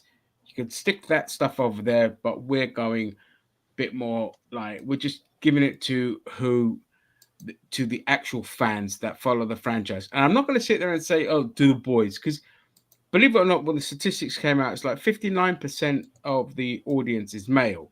That means that's 41% of the audience is female. So that is a sizable chunk. So, but they like the product in the same way that everyone else likes a product. Good fucking story, good dialogue, all that. They're not just consuming any dumb shit. Okay, the same rumblings that comes from the female side of the fandom is the same that comes from the male side. Well, sort of. I mean, you know, there are the obvious things, but in terms of like loving Andor in the same kind of way, loving Rogue One, bit too much love for Grogu coming from the female sector, but understanding that again, Mandalorian not that great. Boba Fett sucked. Kenobi sucked. Like nobody's heaping its praises. So even the female contingent knows what makes a good Star Wars. So when we say you pander to the right group is pander to people that are growing up in the golden age of television and understand what constitutes a good fucking show. You can't be getting away with 90s style crap, which is what they've been churning out. well, they're still gonna Disney still can't help themselves. They're still gonna bring out that kiddie show, which is that one with Jude Law. Yeah. But with John Watts attached, it could be interesting. You know, it could be It interesting. That's the guy that did Spider-Man. I think it's gonna be like, if you watch, there's a show called Star Trek Prodigy, which Yeah. I think this might feel very similar to. It might be following a similar vibe to Star Trek Prodigy, the old series with Jude Law, and I don't know, like I don't. I mean, I'll watch it. It's Star Wars. I'm But curious to nobody see where asked they for it. go with it. That's the problem. Um, yeah, but it is. You can tell this is definitely something for the kids. But Hmm. I've always wished that they would, like, Star Wars fans are people who watching it as kids in the 70s and 80s. This is now 20. Now we're now in the 2020s. Give us something adult orientated, please, Disney. Please, I beg you. You know what I mean? Please Yeah, give me something adult orientated. yeah. Yeah, We I know can't keep. Andor's close. Yeah, Andor is as close as we'll get. That's as close as we'll get, unfortunately. Yeah, it's what fucking sucks with it being under Disney. But even under George Lucas would never have allowed it to go adult because even that moron thinks that Star Wars should be geared towards kids. Kids don't care. Kids have the MCU. That's their thing. He said Star that for the Wars is fucking merchandise adults. sales. Yeah, but like you do recall that in the Cantina bar and as well as actually in the original trilogy, you had somebody's arm getting cut off in different films. How was that for kids? You had mass genocide of a major scale where you have planets being destroyed in various Star Wars movies. You know, they're destroying fucking planets. That's genocide of the next level. And yet this is kids' films. It's crazy. No, but that's the thing. Look, Yeah, back then, he massacred children in the third one. You know what I mean? Yeah, I mean that's the thing. Like that, I was about to say, like back in the original trilogy, you can get away with a lot more because they didn't have the kind of rating system they have now. So, like a PG-13 basically is the equivalent of an R-rated film back then. You could show blood, violence, and things have just gotten fucking stupider, more puritanical as years have gone by. But yeah, I mean, episode 3, you couldn't fucking class that one as a kids thing, and he knew that. He knew that people were fed up. Like I remember the backlash with episodes 1 and 2 saying this is just fucking shit for kids. This is ridiculous, and that's why in his interview said we are going a bit more adult, darker. With it. Yeah, a bit darker. It had a different certificate, but Ginger, people always forget that fucking Anakin Skywalker killed kids in the second one too because he killed the fucking the fucking Tusken Raiders. Yeah, he killed them. No, he slaughtered them all. That doesn't count. No, they're aliens. They're a minority on the planet Tatooine. He so said that that. yeah. And he confessed that to Padme, and in that moment, Padme just said, "Fuck this guy," you know what I mean, and walked off. But she literally did. She went and fucked that guy. Oh yeah, she just fucked him and stayed. That's the thing. Yeah. But yeah, you know, we've said it a million times. When you're taking products that are 40 years old, you fucking give it towards the people that enjoy that. Stop trying to bring in new people. It doesn't work. It doesn't work. But I think what does work, I mean, is making good stories. Because the thing is, the way you bring in new people isn't just going, all right, we're going to make it for a certain demographic. It's that we'll make a good story and it'll bring people in. It's a problem that every thing that was popular has. Is how do we get new people in? The way to do it is to make something good that brings people in. It's like the reason that people went to watch, I don't know, Breaking Bad or watch, The Sopranos, whatever. It was word of mouth, because at first, these projects were kind of not fraudulent, but kind of didn't have the fan base that they grew to have, and it happened over time. But it's the same sort of thing that needs to happen here. Well, I mean, but this is the thing, Gary. This is it. How many fucking times have we seen successful products made that just tell a good fucking story, but because they're brand new? So with Sopranos, with Stranger Things, with Game of Thrones, Breaking Bad, and all this kind of shit. Okay, because they're brand new and they're not trying to rope in a different demographic, they're just pandering to a certain demographic.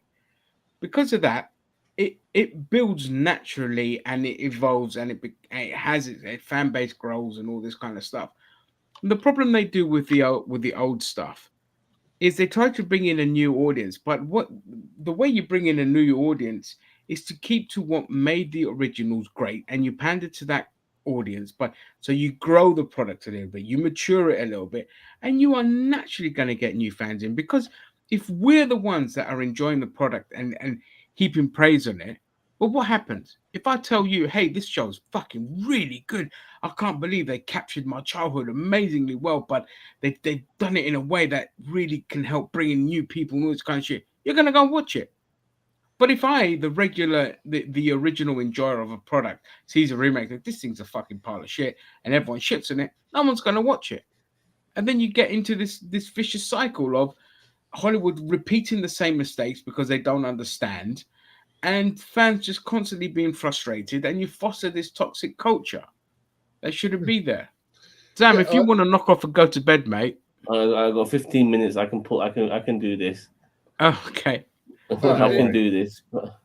Yeah, I mean, as I said, like you may disagree quite strongly on The Last Jedi, but that's okay, because I think that's a controversial movie where there are good elements, but there's also bad elements to it. For me, the most cynical thing it ever did was do was Rise of Skywalker. That was like lazy filmmaking. That was like, God, fuck me, that was awful. Yeah, and that's what I'm saying. Like Last Jedi tried to do something interesting, even if you don't think it did it well. Yeah, but again, I keep fucking telling you, the stuff that it did interesting, it did it really well.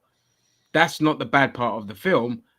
We've discussed this already, and you keep going back to it because your brain doesn't understand certain nuances. The one thing they did well, storylines, he cut them off at the legs. He derailed everything else to do his stuff. Now, anyway, we're not going to discuss that because even episode 7, it just retrod the lines of A New Hope. Mm-hmm. It was just copy and paste of A New Hope. They played safe. Lack of creativity at all. So that trilogy failed to bring in a new audience because it was shit on by the fans, and it was shit on by the original lovers, and it was shit on by new people. They didn't bring them in, and this is why like merch didn't sell and all this kind of stuff, because that's where they fucking think, you know, we've got to sell the merchandise because that's the moneymaker. And you just you can't keep doing that, because eventually you just destroyed every fucking franchise, and then at the end of the day, it's a bit like gaming with live services. Well, live services is dying because people know what they're getting. They're fucking fed up of it. They're sick of it. There's too much of it out there, and so it's dying out. And it's the same with remakes. Excuse me, I got my merchandising. I got my BB-8 anal beads, and they are wonderful. So, oh well. Can you see, if I was in charge of Star Wars, what I would do is make a Knights of the Old Republic like series to say that's what we're doing. That's all we're doing. We're going to make it adult. We're going to make it as in depth as it needs to be. We're going to show, not tell. We're going to make it well written. We're going to get people who know how to write lore and build upon the lore that Star Wars has. And we're not going to pander. We're not going to go, oh, this is what the Force is. It's like, people know what this Force is. We're going to have like people who are like smugglers. We're going to have everybody in, and then we're going to like just do that. Boom. I see why I agree with you on that. Is that I feel that because some of the stuff recently we've been getting is connected to other television shows like Rebels and Clone Wars and whatever, and because not everyone is clued up on those shows, it does mean that you might not know what the fuck's going on if you watch stuff which is a continuation from those shows, like Ahsoka is, for instance. And so when certain characters from the past, like maybe Sabine Wren, comes along, people will think, who the fuck is she? Because they never watched Clone Wars, they never watched Rebels, so they haven't got a fucking clue. So having a new era which is not connected to any of the other stuff that's been done before would be the best thing to do. And I couldn't agree more. Yeah, you guys know what the hole in your logic is? Huh? I'm coming for you. Yeah. Yeah, that's the hole in our logic, that fucking mouth. But yeah, that is the best way to get people into that universe is to have it completely disconnected from all the shit that's happened already. Okay, and you do that with Knights of the Old Republic because the game is there, the most beloved. Like a lot of people would put it as their favorite ever Star Wars game. I do. I wouldn't, but many people do. That's absolutely fine. We're not here to argue about preferences. You know what I mean? But what I'm saying is the fan base is there. It's fucking huge. Okay, and just say we're doing Knights of the Old Republic, which was one of the rumored stuff they were meant to be working on that got fucking canned. That's 5,000 years. Like, 5,000 years of era. You can jump in at any period. Jump in at any time. And the other thing, one thing I will definitely fucking do is well, first of all, I'm scrapping Disney's universe. completely scrapping Disney's universe. Fuck that shit. Fuck off. Die. Garbage. I'm making animated movies, like 90-minute films, like the Warner Brothers does, of some of the books and the comic books and all this kind of stuff. The Thrawn Because trilogy. huh? The Thrawn trilogy. Yeah, you know, Thrawn, all the, you know, all the stuff that happened with like Chewbacca and Han Solo and all this kind of shit. Just bring the books to life that people love. There's so much good shit out there, and the Dark Horse comic stuff as well that was made and people love. And yeah, would you bring in Kyle? What's his face? The guy from Jedi Academy and all that sort of stuff. Kyle Katarn. Yeah. Yeah, I'd do like the Kyle Katarn stuff and that. I like, as much as I love the Dark Forces, Jedi Academy, Jedi Outcast games, the storyline was nothing special. I don't know if that would translate well, but I'd have him, you know, pop up definitely afterwards. But in animated form, yeah, I mean, you could do fucking loads of stories if you want to talk about the, you know, the fall of the Empire and then going and doing that kind of era. But then you could just, and the films would be disconnected from Skywalker saga completely. Never again will we touch that era ever again. Never. Close it off. Just close it off. Cut it. Done. Done. You can put it in animated form. That's fine. You want to explore some of the books that took place around that era, fine. But in terms of films, no. And I'm with you, Gary, that Knights of the Old Republic will be a series, not a film. We are going to get a Rey Skywalker movie, and I think what they're going to do this time is they're going to do what they're going to do though is like in the Legends books now, when it was canon, Luke Skywalker did start a brand new Jedi Council, so to speak. Yeah, but the books took place not long after Return of the Jedi, right? Exactly. But basically, what I'm saying is that I think they're going to use those elements and do it with Rey Skywalker instead. Yeah, which is honestly, I wouldn't mind that. You know, like a new Jedi Order and stuff like that. That'll be good. But at the same time, as much as you want a new Jedi Order, you need to somehow reincorporate the Sith in some capacity. You know, like they had the Sith planet where Sith crashed their ship, like, and they've been stranded on that planet for 5,000 years. So they've just been bringing up new Sith and integrating with the society until they finally get found again and able to leave the planet. That was a good way of bringing back the Sith, and they had a planet full of Sith as well, which was made it even more interesting. But yeah, they need to bring back the Sith in some capacity. Figure out a way. Yeah, I'm actually kind of tired of the Sith. I would love it if they just had like the Jedi and like the struggles of maybe fighting some kind of other mystic force of the universe. Like it doesn't have to be Sith. It could be I don't even. I mean, I'm sure that there's some kind of extended lore that talks about some other kind of mystic force in the universe that's not Sith. You know what I mean? Hey, whatever, man. Just make it good.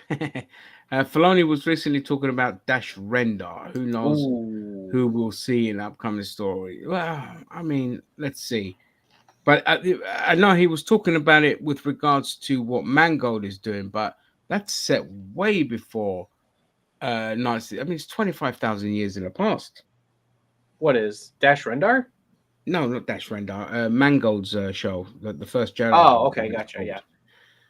Yeah, that show's gonna be the earliest any, like that's gonna be I think the earliest of any Star Trek, and they'll still find a way to put Yoda in it. Yeah, they'll be like, oh, Yoda's actually when was the first Jedi around? It was 25,000 years before the Battle of Yavin. 25,000 years, so they've got plenty of time. 25,000, not 2.5, 25,000. Yeah. And how can you get technology that's more analog than what they got today? Exactly. Jesus Christ. They're going to be like on stone tablets, but flying spaceships. No, but this is what I like about this universe, because like you can go back tens and thousands of years, and they're still flying around in space. Like the the era of space travel has been going on for so long that you don't even know what the universe was like before that. You know, they've just been constantly flying around in space. So I do like that. I think that's going to be it's going to be interesting to see the Jedi or something like that they're called at the beginning, and their lightsabers had battery packs on them with a little wire connected from the lightsaber connected to the battery pack. Oh, Oh, before that they had the swords though. Before that they didn't have the lightsabers. And they had swords. Yeah, the they had lightsabers swords, yeah. came thousands of years later. Oh, they're gonna have Yeah, you're right lightsabers. about You that. know they're gonna have lights. At least if they don't Yeah, in the beginning, they yeah. will within a season or two. Oh yeah, for They're sure. gonna No, it's a film. It's a film. It's not a It's series. still- Oh, I thought it was a they- series. yeah, No. yeah, they're gonna change it. I mean, because it's not gonna be canon from the books, they're gonna obviously use elements. And you know what I love is that Disney have had to put their tail between their legs, because as much as they wanted to come out with their own shit, at the end of the day, they've had to resort to legend books and use elements from them to make it, because that was always the best way. Because It's their like stuff Vince is just not McMahon. They wanted- interesting. It's like Vince McMahon. You can't use your real name, when you go into the WWE. You got to use some made up. Most times you have to make up some name or whatever that Vince McMahon can patent. That's what Disney wanted. They wanted to be able to patent everything. They didn't want to go and pay these legend Creators, writers authors. And Yeah. so they thought they were gonna make this stuff that's even better, and they realized that, look, I'm not a big Star Wars books person, but I know that what they got in the books was far better than what we got in the movies. Yeah. Yeah, absolutely. and the audio books are amazing, by the way. I highly recommend them. Yeah. And by the way, one more thing, just going back to the Mandalorian. I believe a lot of people are saying that it was called Spies, that episode, and we already know that Elijah Kane was a spy. So who was the other spy? A lot of people are saying it's the Armorer, but I think the Armorer, by the way, is a Zabrak, which is why she has those horns. Yeah, you in already her said helmet. that yesterday. Yeah, you said that in the Mando. Did I say that yesterday? Yeah, you Well, did, in yeah. the Mando review, not yesterday. Yeah, but you did. Oh, I yeah. can't remember even saying that. Yeah, I the thought I Darth missed that out. Maul. That's why I bring it up now. Yeah. Yeah. But yeah. So I'm looking forward Yeah. to that. I don't think she has enough horns. I mean, she's only got like two here and like two here. Like it more goes across in a line. It does not go. It's not circled around like Maul's people. At this point in time, unless somebody's getting their tits out, it's too little, too late with this. So anyway, well, I mean, hold on. Oh wait, you're talking about on the show. we're moving on before you expose your breast and give me a hard on and knock over my desk. We are okay. So yeah, we've done all that. I wanted to quickly just talk about. So I don't know if anyone saw the Queen Cleopatra documentary that's dropping on Netflix. Which all I'm going to say about it is, fuck you. Cleopatra was not black. Sorry, I know this hurts your feelings, but if you want to release it as a series and have fun with it, fine. But to call it a documentary and insist that she was black, no, that's an insult to me as a Greek, and She's I'm not Greek. fucking having it. Okay, she was Greek. She was Greek. She was Greek, Macedonian Greek. Wait, Ginger, you're not black, No, I'm sorry, I'm not black. I know I act it. God, man. And I've spilt many. I just see people by penis size. That's all I I'm see. not actually black. I'm sorry. I know I have rhythm, but that's as far as I go. Anyway, that's enough of the stereotyping. But yes, so and it's produced by J.J. Pinkett Smith, so you know the kind of fucking ideology that these idiots kind of fucking have, and it's just insulting. Like I literally just it'll be like rewriting history of a fucking oh god, what was it? Was the part? Huh? Yeah, it's like putting a white guy as fucking Malcolm X or whatever. Yeah, but exactly. It's this the is same the fucking ver- thing. Yeah, no, It's the because same this is the thing. very thing that TERFs like to use as their argument when it comes to not mixed racing, like race changing certain characters, but they're fictional. But Cleopatra wasn't. She's historical, so you have to do it justice. Exactly. You know, It's the frustrating hypocrisy that pisses me off. It's like it's okay to do that, but but when we're talking historical figures and all that, it's still like, no, get over it. It's like, no, hang on. I wouldn't want it Malcolm X played by a fucking white guy. All right. And I don't fucking want Cleopatra portrayed in a documentary. So it's not even a drama series. It's a documentary by Jojo Pinkett Smith, full of talking heads in it, both black and some historians, and they're insisting that she was at least mixed race. And it's like, if she was mixed race, it would have been Persian, because that's as close as they can identify her mother being to, which is a mystery. Okay, and she was not the first Cleopatra, because Cleopatra is just a name given to the queen of the time, just like Ptolemy was what a king was called back then. So she was the seventh, and Ptolemy was 12th. That was her fucking father, and all this kind of shit. And it's just, it just pisses me off. It's like, because there is a contingent within the black community in America. I want to make this perfectly clear, that insists that Cleopatra was black, and it's like, there is no historical evidence pointing to that whatsoever. And you're trying to rewrite history by a group of people who have been just as much victims of colonialization as you lot have been. So don't try to paint us with the same white brush either, because I'm not fucking having that. Because the definition of who's white has changed over the years. We've said it before. The dehumanization of the Irish people, of the Italians, of the Greeks, even the fucking Germans, it got dehumanized in America when their numbers swelled up. So be adult about it. And like, I've had this argument loads of times online with people about it, and I point to all the evidence, and you still get the usual clapback. And it's just an insult having more Americans, not just white Americans, but now black Americans, trying to rewrite history that they know nothing of. And this is where I just keep saying to myself, it'd be so nice to just mute this fucking country, because they're so culturally bankrupt. Like, if we mute America, the world would just be a great place. I resemble that remark. Shut up. Right, I'm going to speak for myself, though. The thing is that I think when you're a minority and you don't see yourself on screen a lot, historically, you do. If you were there, you were always in a place of that you were submissive rather than being dominant on screen. I think you want to show that, but the thing is that you got to do it in right context. There's tons of like black people who were kings and queens and stuff like that. Be one of them. Well, but let's just say, for argument's sake, let's give the people the benefit of that and say, okay, maybe they were mistaken because maybe they didn't realize that she was Greek. Maybe they thought that she was Egyptian. Or Egypt is not black. Egyptian is Middle Eastern. It's North African. They're a race that they're not black. You go a bit further south, they are black, but not in Egypt.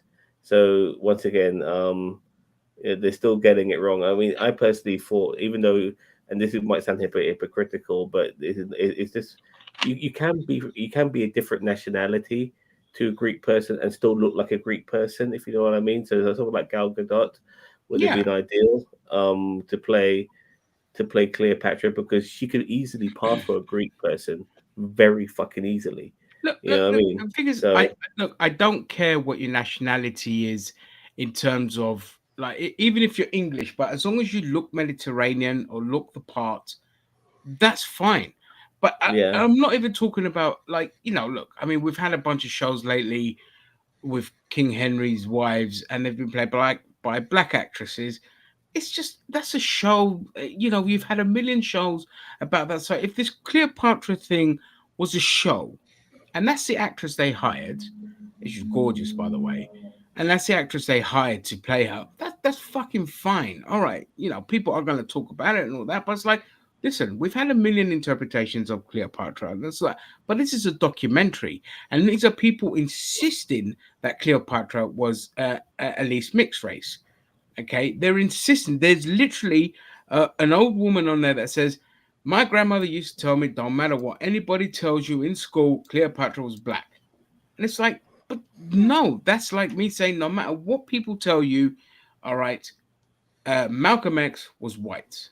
It's just a fucking insult. And what annoys me as well, see the other problem I have with Americans in this regard is that they're so fucking ignorant and lazy of their own heritage and history that they are latching on to stuff that they've already been told by their European fucking masters. Okay, it's stuff that they already know because it's on TV, so they know about Egypt and they know about fucking Jesus and they know about the Second World War and they know about colonialism and all of that, but they know fuck all about their heritage. This is why you never see big films and documentaries about other African kings and, you know, like fucking, was it Mansa Musa, like the richest man that ever lived. You don't see anything about this because you don't see about the kingdoms of Sudan or the Ghanaian Empire and all this because they don't fucking know about it. They know nothing of it and they can't be asked to do the research of it. So that they're just like, okay, that'll do. Egypt, yeah, Africa must be all black. So that's fine. We'll latch onto that. Exactly. Hey, Googling's hard. Yeah, Googling is impossible for these fucking people. They just read a book, somebody made up some bullshit, and you know, that was it. It's like the whole Israelites were originally black kind of thing. It's just like, what are you? Where are you getting this from? What, you've got a rich fucking African history, but you are ignoring it, and you're trying to rewrite North African history and Middle Eastern history. It's just like, don't do that. That's fucking stupid. That's as bad as what Hollywood has done. Well, I'm gonna quickly read a couple of comments here, and then I'm gonna go to bed. I'm honestly surprised Disney hasn't remade the Black Hole yet as either a new series, either live action or animated. I wouldn't want it animated, to tell you the truth. I don't know where I stand with that actually. For them, so I don't think they'll ever go back to the well because Black Hole was a flop. It was a flop, but I think it's become nostalgic now. Oh, it's brilliant. It's brilliant. Yeah, so I can't see them. It was their Star Wars, you know, to a degree. Yeah. So, Filoni I've read that one already. Sorry. I've read all the other comments. Just because they don't highlight doesn't mean I'm not reading them. Okay. Yeah. So I've read all that. But yeah, if you want to jump off, that's fine. Don't know if the other two you guys are done. Should we finish or I can carry on if you got? We can carry. No, I'm happy to carry on for a little bit. All right, fine, guys. I'll see you guys later. Take care. All right, Zamo. Catch you later, mate. Bye. Take it easy. So that's it for film and TV. The other thing I was going to say is CM Punk looks to be returning. Yes. To AEW. So that's sweet. Tits up, baby. Tits up. Oh yeah, if that doesn't sell fucking tickets for London, then nothing will. Well, Punk is my favorite current wrestler, so because whatever you want to say about his personality being a little bit prickly, let's put it that way. That's a good way of putting it. Yeah. But I mean, he's a great wrestler. I mean, actually, he's the wrestler I want to both be when I start wrestling. So like because like say what you want, he involves you in the matches, and he doesn't. I don't think he's. I struggle to think of a bad match he's had. Yeah, but I'm sure he has had, but I can't think of. Oh, I can't think of many. I used to love his matches with John Cena. Them two had fantastic ring chemistry that everyone overlooks it all the time. And I'm like, go back and watch all their matches together. They were all amazing, and he'd bring out the best out of John Cena. Like I remember the guy doing a fucking, I think it was not a 450 splash, but kind of top rope stuff. John Cena, by the way. And I know he would always do the famouser off the top rope, like he would jump, and I think that's he started doing that. Huh? Isn't that when he started doing that? When he that's when he started doing it. It was against Punk. Yeah, so Punk always pushed Cena to be better. And I think that's why they always had fucking great matches. And that was it. It was the famous off the top. Thank you. Because he'd jump and then bounce straight back and do it. When John Cena did that, I was kind of like, is that move number 6? Like what? Yeah. Yeah, exactly. So, I think CM Punk coming back is a good thing. It's easy to, like, if you really want to sell tickets, you get the Elite and CM Punk and FDR in a fucking 3-way match, and it's a death match or whatever you want to call it, and it's just gonna sell tickets. Like, Wembley Stadium is a big fucking stadium to fill. They do have 25,000 pre-registered people. That means that there's 25,000 tickets already, and that already beats their record attendance. But on those projections alone, you're looking at about 45 to 50,000. Of course, I could be completely wrong, which is still, for AEW, that's fantastic numbers. Aesthetically, it doesn't look good for Wembley Stadium, but it's still great numbers regardless. But if you put CM Punk coming back, that number could easily jump up to like high 50s, 60,000, which is a fantastic gate. I'm going to ask you a question now, TJ. It's the wrong way, but what would you say would be a good one way it'll start getting more rides in the product? Because I reckon if they can get above 50k capacity in Wembley, that will start getting people's noticing in America and Canada and stuff like that. So people who are watching AEW will start paying attention to my opinion. Well, AEW just needs Tony Khan to stop being the booker. It's as simple as that. And there is a brand split probably coming now because they're also going to have a Saturday show.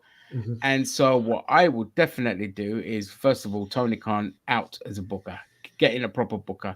And in fact, if anything, get fucking CM Punk, Daniel Bryan, Christian, those kind of people to run the booking. People that know fucking wrestling, that know the product inside out, that live it, breathe it.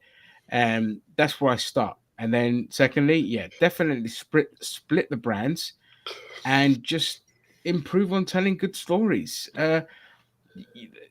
The audience is not going to grow that much because wrestling is pretty much dead. It's dead. Okay. But in terms of getting people into stadiums, with Tony Khan's booking, people just aren't fucking interested. If you look at the attendance now, they can barely break 10,000 on their regular TV attendances when they're going stadium to stadium. So you just need better booking. It's as simple as that.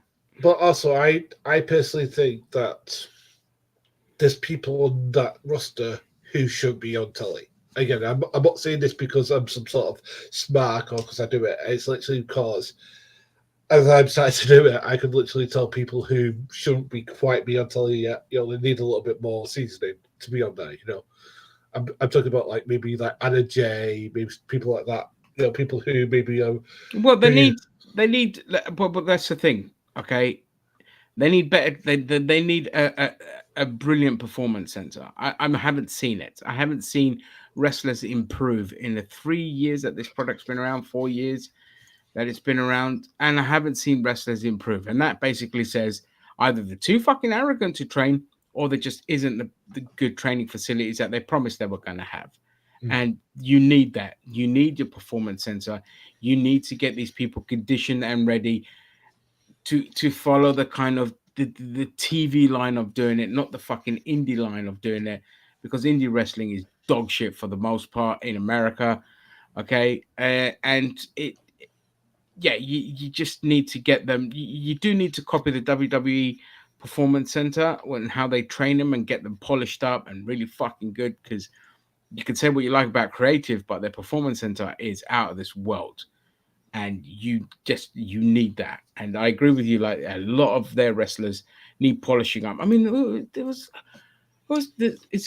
Private Party are fucking terrible wrestlers. They're so green and they haven't improved, and they've been around since day one. I've never seen more botches from a team.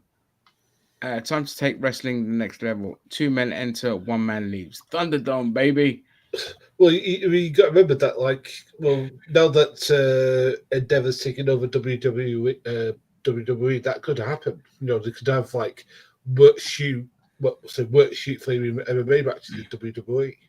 Yeah. God, if that happens, fuck me. Oh, Wrestler might actually die. I don't want to think about it. I hope that deal collapses, because there's every chance that deal can collapse. And if it does, WWE have to pay Endeavor $11 million. That's what I read. But I hope the deal doesn't go through, because Endeavor are a shitty company. They don't care about their fucking fighters at UFC. So I don't. Yeah, it's jumping from the frying pan into the fire with Endeavor. Cheeto, your thoughts?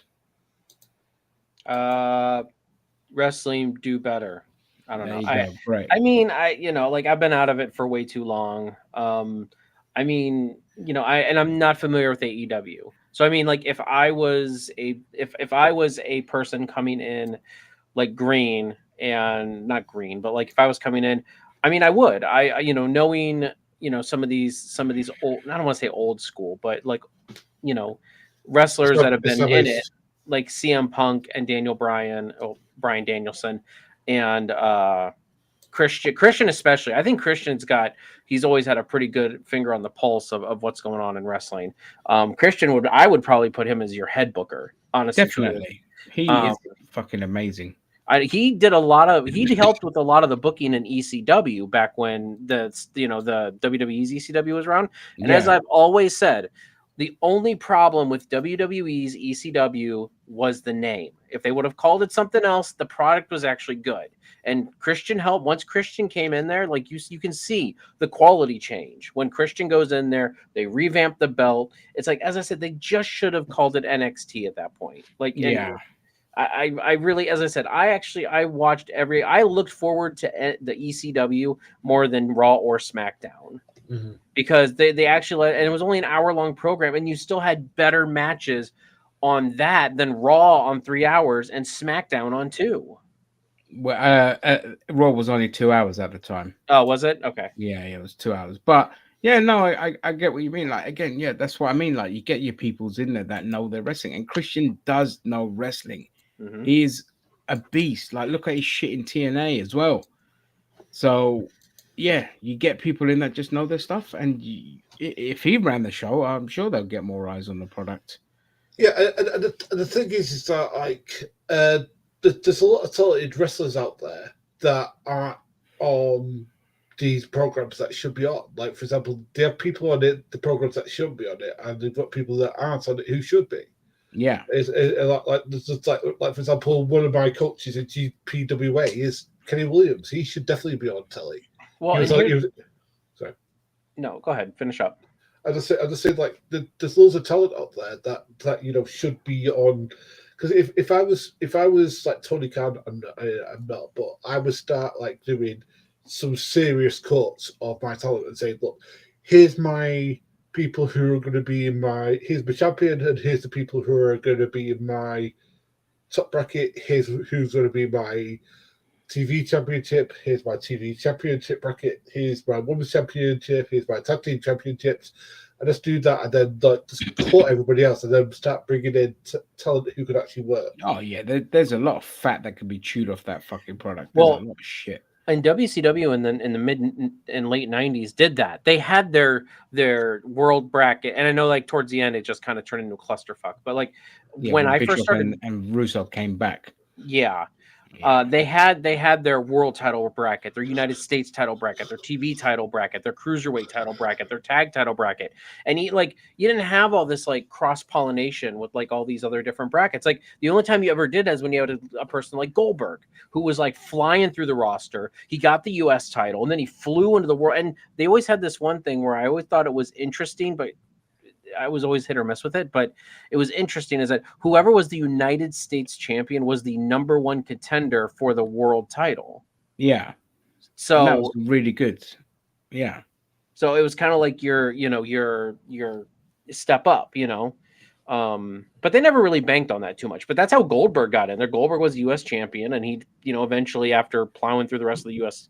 title bracket. But I mean, that's what I would do. I would have it separated, because here's the thing. It's like, you got to have, your bracket of money in the bank, like you got to have, okay, these are my big draws. These are my mid draws. These are my silent, my underdog draws, like, and you kind of have to go along that line. Like, these are my entertainers. And it's like, I don't know.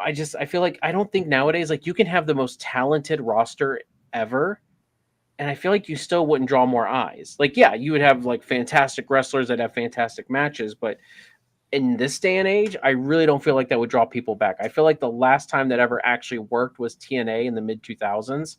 And honestly, it kind of, and granted, I know it's Bischoff and Hogan's fault, and Russo, right? Russo was there, I think. Well, yeah. Russo was kind of there before they came.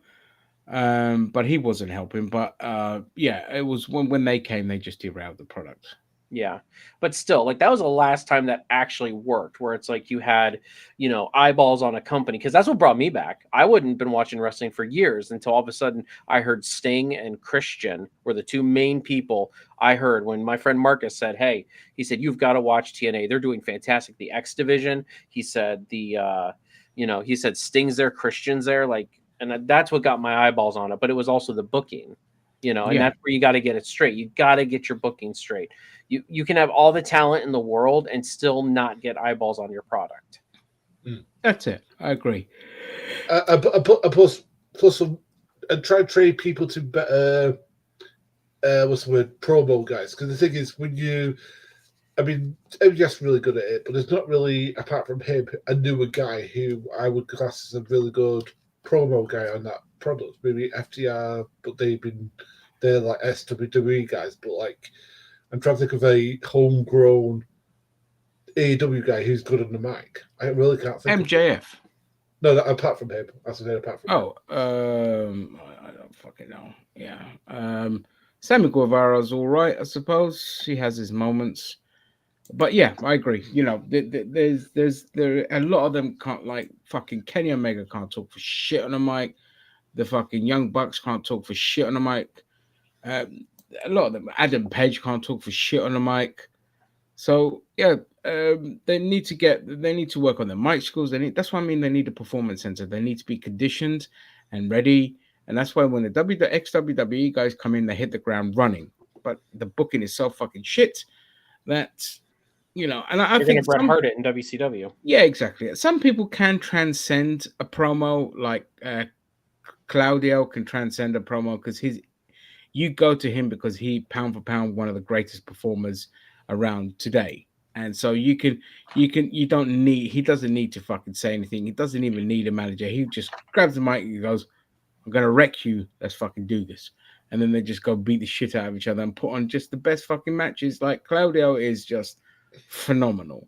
That's the vibe I got from Gunner when I first started watching him during the Rumble and everything. Like, I'm like, this guy doesn't need to say a word. I'm rooting for this guy. Gunther is just, again, Gunther. I keep on saying Gunner. It's Gunther. Yeah, it's Gunther. He doesn't need to say anything. People love him so much now that he can be a silent wrestler, and he will be a massive draw. But for the ones that need promos to get themselves over, like the littler guys or the your champions and all this kind of shit, then certain people need it. Other people whose product in wrestling is so phenomenal, they don't fucking need it. Well, but that's why WWE's been shit in the bed for the past couple years. You know what I mean? Like, it's just like you got guys like Gunther, and I mean, I get it. You want him to have a good, nice, solid Intercontinental title reign. All right. Well, now give us a freaking IC versus WWE title match. Like, give us that old adage of not title versus title, but like the Intercontinental Champion is stepping up to the World Heavyweight Champion. WWE Gunther champion. versus Roman Reigns would fucking sell tickets big time. I mean, SummerSlam. Big time. WWE call us. We'll book it. Absolutely. Like, I'd happily slap the belt on Gunther anyway. He's ready. Oh, he's more than ready. I thought Cody was ready. I'm ready, and I know you're not a huge fan of Cody, but I'm ready for Reigns to be gone, and I haven't even been watching the product. I am Reigns fatigued, not even watching it. Yeah, but I think they just want to get him to 1,000 days. I think that's why. And on 1,000 days, they've got the pay-per-view, which was going to be King of the Ring, but it's now going to be a Clash of Champions instead. And I don't think his reign will end there. It'll probably be fucking SummerSlam or something, or they'll just keep fucking going. I don't know. But I know that they want to. I want it to be day 999. That would be beautiful. I would pull that belt right off of him right before 1K. There are a lot of people there ready to take the fucking reins, literally, pun intended, and run with it. Well, and then Roman can become the part-timer now. He can go off and rest. He's done his bit. There's nothing left for him to do. Yeah.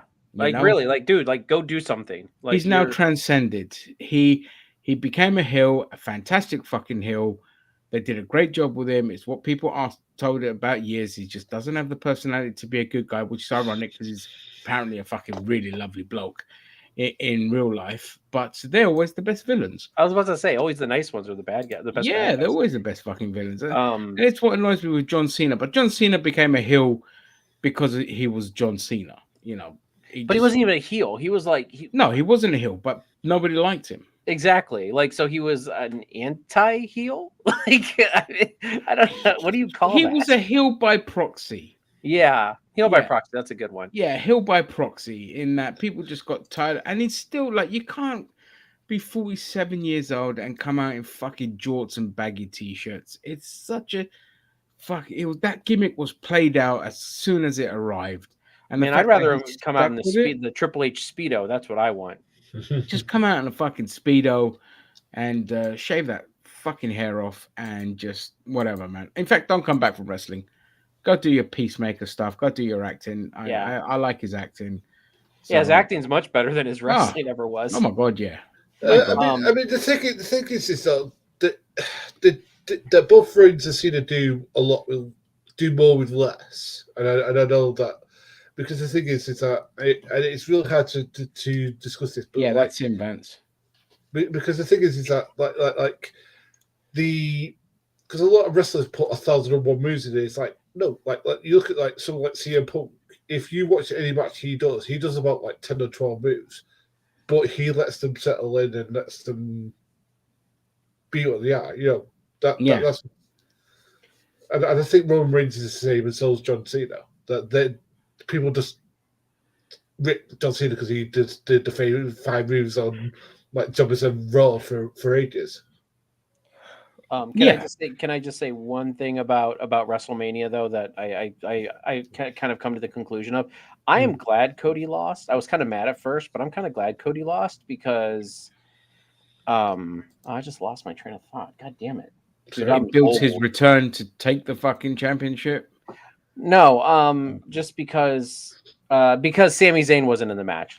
That's it. Like, if Sami Zayn wasn't going to win it, I didn't want anyone to. That's what I mean. That's why I wasn't invested in WrestleMania because no Sami Zayn, no fucking interest. I don't give a shit. I know they gave him the tag titles. I'm like, what the fuck are you doing? Yeah, what? That's a bullshit consolation prize. I don't give a fuck because we know what WWE is like. It's within 2 minutes, tag partners turn on each other. It happens almost all the time. And so I'm just waiting for this one to happen. I mean, they've already done it. Like, how long was Becky Lynch with Lita and Trish? And 322 days. Trish has turned heel now. You know, it's just happened now. They're only together not even a month. Oh, and they've turned. Days. Yeah, and then they fucking turned already. It's just like. So we know it's coming with Sami Zayn and Kevin Owens. It's just going to be pointless, no payoff. Yeah, but here's the thing. I think Trish Stratus and Lita, they only have short-term contracts, probably till SummerSlam, I would imagine. So probably, yeah. But so that's why they're kind of moving this story along. Like if Trish and Lita were like full-timers still. They didn't need to turn them heel. They didn't need to turn her heel. You know, it's just fucking stupid. Like, yeah, I don't buy it. It's just typical WWE booking. That's why. Oh, go ahead. That's why I'm amazed. Like the Usos still going and New Day still going. I think those ones are kind of untouchable, though. Like I think they know that if they tried to split up the new, especially the New Day, I feel like it wouldn't be genuine. You know, like even I feel like that everybody. But the New Day even said it. They said under no circumstances are we going to split up. Like we're not doing it. People can go off and do their own thing, but we're not going to go down the old trope of breaking up the team and fighting against each other and all this kind of stuff. Well, they've even wrestled each other, haven't they? I mean, like out of professionalism, like they've wrestled each other, haven't they? Yeah, they've wrestled each other, but they have they wrestled each other? Maybe before they were the New Day. No, well, or maybe yes. I just remember it from like the Rumble. Yes, they did. Maybe they were in the Rumble and they went up against one another in the Rumble. You know? Yes. Yeah. Okay. But yeah, I mean, it's fine. But they knew that. Yeah, it's just stupid to break us up. It doesn't make sense. I mean, they're like very close outside of the ring as well. It's the same with the Usos. I mean, they like. 5 minutes when the Young Bucks were in TNA, within 5 minutes of Generation Me, as they were called back then, Vince Russo's brilliant writing was they split them up. And they turned Matt Jackson as the heel and the other one as the babyface, but it fell apart because they can't promo for shit. They can't do shit for shit. But again, they that's what they keep doing. And it's just like, it's a tired trope. That now the surprise is keeping tag teams together. I don't know. As I said, the thing is with any sort of wrestling is that like you've got to care. And the thing is that I think the thing is that when you keep a story going for years, people stop caring because the thing is I think there's somebody who said it's like emotional keep away. It's like there's got to be payoff sometime. And the thing is, if you're not going to do a split, why should we care like that? Because like New Day had a split, kind of, but kind of then they went back to it. Like they had a split. But it's a different split. It's a split where they had singles runs and injuries, so they had no choice but to do singles runs. And it's amazing that two of those members are world champions. Have been world champions as well. Biggie fucking won it, and so did Kofi Kingston. And Austin Creed will never win it, but I think he got what he wanted, which he always wanted to be king of the ring. So he's kind of happy to do that kind of thing. But they've never gone against each other, and I think that's good. That's a good thing. At the moment, I don't think New Day have the clout that they did before. That's why they've just kind of quietened down. I know Kofi's off injured, and Biggie's just, I don't know when the fuck Biggie's coming back. He suffered that horrible broken neck. But I think that was a stupid thing to do with that particular part, but hey, what do I know? It happens. It's a belly to belly, mate, and it went wrong. I mean, that's what you sign up for. That's wrestling. Like that's why when people say, "Oh, it's fake," it's like no, the bumps are real. Like it's choreographed and it's staged, but like the bumps are real. An accident can happen and someone can get hurt. Yeah. Oh yeah, I can testify for that. Yeah, exactly. Personally. Yeah. So Rick Steiner. 1, 2, 3, not Rick 4. Steiner. The other one, Braun Breaker, did a belly to belly. It went wrong. It was Austin Theory, or was it Braun Break? No, it was Austin Theory, I think, that caused the injury. No, but, it was one of it was Sheamus's mates. It wasn't Pete Dunne. It was the other one. Yeah. That's it. Sorry, Dougie or whatever his fucking name is. So I can't remember the fact. I can't remember his name. Yeah, it doesn't matter. Maybe to transition, or if not, but talk about next. Did you guys do the 80s theme song thing yet, or no? No, I was just about to come on to that. Oh. Yes, every Friday now. I should have said at the beginning of the fucking show, but every Friday I will be doing a top 10. Not at the end of the show, just whenever. It's not a top 10. Sorry, I want favorites. A favorite. So it's like a top 10, but you don't have to have 10. You can have 1. You can have 100 if you fucking want. And this week's theme was favorite 80s cartoon theme songs. And Cheeto, why don't you start? I mean, really, I only have 2, and then I have one that I was really pissed that wasn't 80s. And I'm going to mention it anyway because why the hell not? So my first one was probably going to be Gummy Bears, the Disney's Gummy Bears, bouncing here and there and everywhere. This one's a little bit of a hack, I think, because it's a very popular song, Ghostbusters. I mean, I lived off that one. Yeah, that's fine. Doesn't matter if it was a song. It was a song in a cartoon. It was a song in a film. It still counts. Yeah, but it was also, wasn't it like on the radio before that, or did it come out after the movie? I thought it came out after the film. Oh, really? Okay. Yeah. It was written for the film. Oh, okay. Yeah. Well, good. And then my cheat one that I was really pissed off that was from 1991 is Bucky O'Hare. Oh yeah, Captain Bucky O'Hare. Yeah. Oh man, it was so good. And I looked at it and I'm like, oh, is that 90s or is that 80s? I thought it was 89 or something like that. And I went in and looked at it as 91. I'm like, fucking damn it. Yeah, well, don't worry. Look, down the line we will be doing 90s and the 2000s. No, because they were all shit. They all kind of went industrial sounding generic crap. But we'll cover this week is 80s theme songs for cartoons. Next week is for television.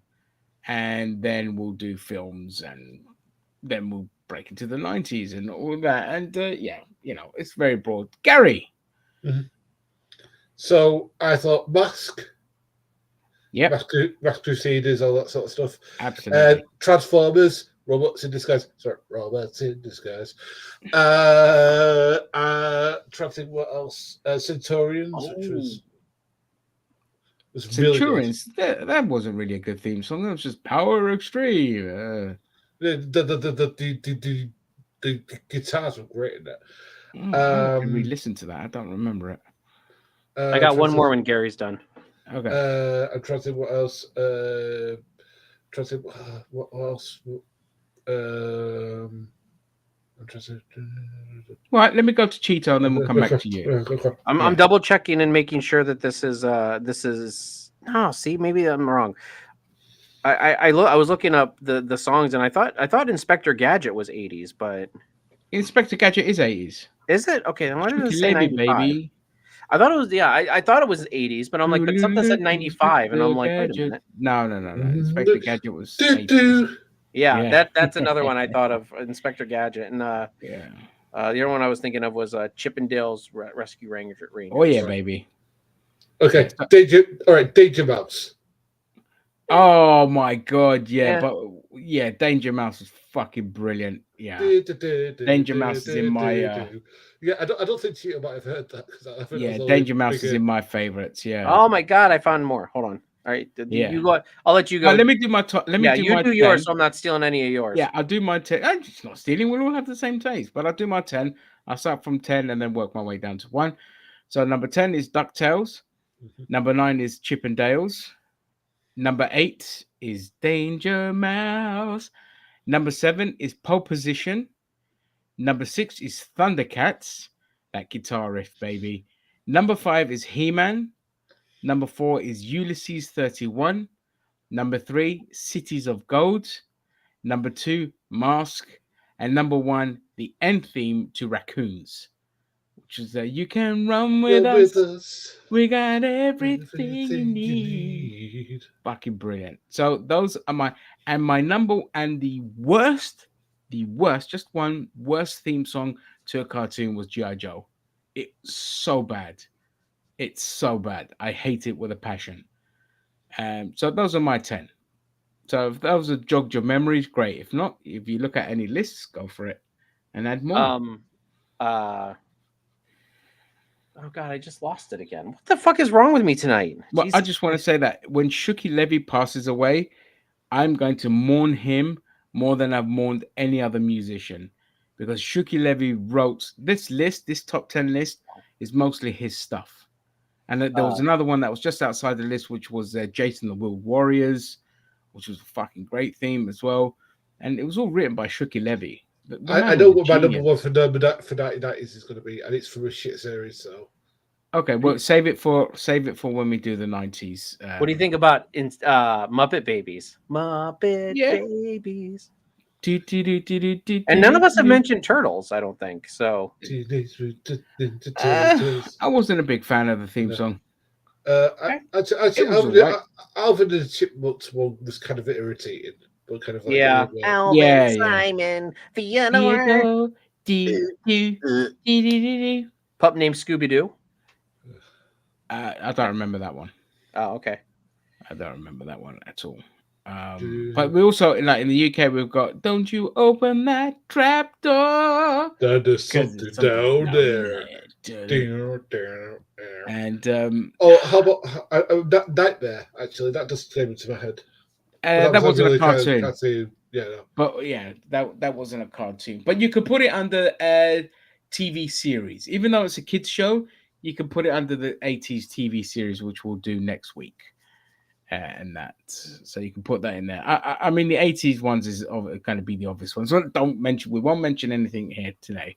Super sad. Yeah. We'll keep it quiet, save it for next week. But yeah, you got any more there, Cheeto? I came across like other ones, Smurfs and Dennis the Menace. Did you guys ever see those ones? Oh yeah, Dennis the Menace. Dennis the Menace. Yeah. Yeah, Smurfs. Yeah, of course, Smurfs. I mean, Smurfs was fucking huge. Well, I was wondering if it was 70s or not, but it's actually 1981. So I thought the Smurfs was earlier than that. I don't know if this is 1990s or it was later, but the Musker Hounds one. That was 80s. Which one? The Musker Hounds. I don't know if you ever got that Oh. over in the States because that was a French show. Yeah. Oh, for one and one for all, Musker Hounds are always ready. Okay. Oh, and Brilliant. then there was another one where they basically did Around the World in 80 Days plus with Journey to the Bottom of the Sea, which was even better. But I think that was 90s. I don't remember those ones, but Yeah, I remember it was the Phileas Fogg and Around the World in 80 Days because it was a lion that was going around the world. Yeah, it was like, and at the bottom of the sea, and the Yeah, I remember that. Yeah, I think that was 1990s. I think so. Yeah. I can't wait till the 90s. I got some bangers for the 90s. Well, we could do 90s next week. We could do the 90s cartoons next week, and then we'll go back to the 80s. No rules, baby. I play by my own fucking rules because I'm not a rebel. I just cater to my audience. That's all. But yeah, there's some classics. Obviously, She-Ra was all right as well. Silverhawks was a banger as well. Do you know what? Like, I forgot how good Silverhawks was because I actually didn't really watch it, but it wasn't big it wasn't really available that much in the UK. That's the thing. Like, every episode of Silverhawks I've ever watched was in Greece because we didn't even have the toys. Do you know the guy who did Mumra in Thundercats? He was also the bad guy in Silverhawks as well, and he does the same sort of thing there. What was the name? Monstar. Yeah, there's a whole thing of him doing the transformation in it, and it's awesome. It's like Moonstar of Limbo. I can't even do the bloody thing. Yeah, another one. Silverhawks was fucking underrated. He never got a lot of love in the UK, unfortunately, which is criminal. Because it was the same guys that did Thundercats, and Thundercats is one of the few 80s cartoons whose animation still stands. Did you watch the 2011 series, Paddy? Which one? The 2011 Thundercats. Series. Yeah, it's better than the original. It was. It's fucking awesome. Amazing. I was really upset that you got bloody cancelled because it's like, this is fucking great. Yeah, I was really pissed off, and that's why I keep saying if they remake Thundercats, they need to remake that one, not the original cartoon. They could bring in the characters and all of this kind of shit, but I love the 2011 one. There was a period of time in the 2000s when they remade classic 80s cartoons and they did a better job than the 80s counterpart. Like He-Man was amazing. Teenage Mutant Ninja Turtles was amazing. Thundercats was amazing. I can't think of any other ones, but those are the three that stand out where their remakes were better than the originals. Well, there was a lot better. There was a lot better in modern day than the 80s. Because when you go back and watch some of that old stuff, I mean, it's awful. Yeah, it is awful. Like Turtles, especially. Like if you go back and watch the original Turtles, it's like, the animation was really, considering how big a product it was, they really cheaped out on the animation, and it was fucking. I never liked the cartoons as a kid. I was a big fan of the franchise. Like I even had a membership card to the membership, all right, and I loved Turtles, but I fucking hated the cartoon. I watched it, but I never enjoyed it. I just found it so dumb. I don't know. I always loved. I mean, to be honest, I never knew that Uncle Phil from Fresh Prince of Bel-Air was famous. Shredder. Yeah. I didn't know that until later. Yeah. And he was still playing him right up until 96, and that was whilst Fresh Prince of Bel-Air was going on. He was still playing Shredder. I dine on turtle soup. I mean, I love Krang. I love Pat Frey's voice, where it's like, yeah, but the voices were great. But it's just just the writing and just the writing was awful, and the animation was just awful. I can't even do it. Yeah, have you ever got? Oh, go ahead. No, I'm just saying. But with Thundercats, it's the voice acting hasn't aged great with some of the. Yeah, it has. Thundercats. Mumra's great. But I'm talking about Chitara and Wile E. Kit and Wile E. Cat. Really fucking annoying voice acting. Snarf, but I never liked Snarf anyway. Fuck off, Snarf. But the animation is amazing. Did you guys see the? It was a couple years ago. Well, actually, it's 2000. I think it was 2007. The Turtles Forever animated movie. I saw that. Have you not seen that, Ginger? Were the 2000 the mid 2000s turtles and like the 80s turtles combined together? Oh no, that wasn't 2007. That's why I got thrown off. That was mid 2010s. Oh, was it really? 2014. Yeah. Oh wow, I didn't think it was that late. Yeah. I went out of my way to find that on like DVD. Like I couldn't find it on Blu-ray. Yeah. Are you talking about the Teenage Mutant Ninja Turtles of the new Nickelodeon stuff that came out about a decade ago? No, the 3D stuff. No, this was early 2000s. Oh no, I haven't seen that one because I know they did one with the 2013 or 14. It was like the 3D cartoon reboot. No, not that they one. Mixed with like the original Turtles. That's a really fucking good episode. Find that one. No, this is an actual like a movie. It's like I think it's like an hour and 20 minutes or something like that. Like oh, you mean the live action one? No, it's not live action. Oh, then I haven't seen it. No shit, I need to watch that. 2009. It came out in 2009. Hold on, I'm sending you a link now. Yes, please. But it is, and then well, I don't want to spoil it yet. Like I don't want to spoil anything. It's not really a spoiler, but there's a Talk about it. That's fine. Huh? Go for it. They actually meet the original turtles from the comics. Okay. Where did you send it to me? Oh, sorry. Hold on. I'm going to send it in the private chat. No, it's the Wikipedia. You don't want that shit.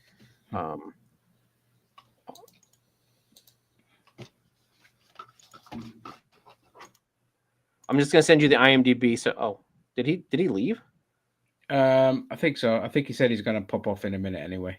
Oh, okay. I didn't hear him. That's okay. All right, let me send this here. Yeah. By the way, are we live on Twitch? Maybe. I think so. Yeah.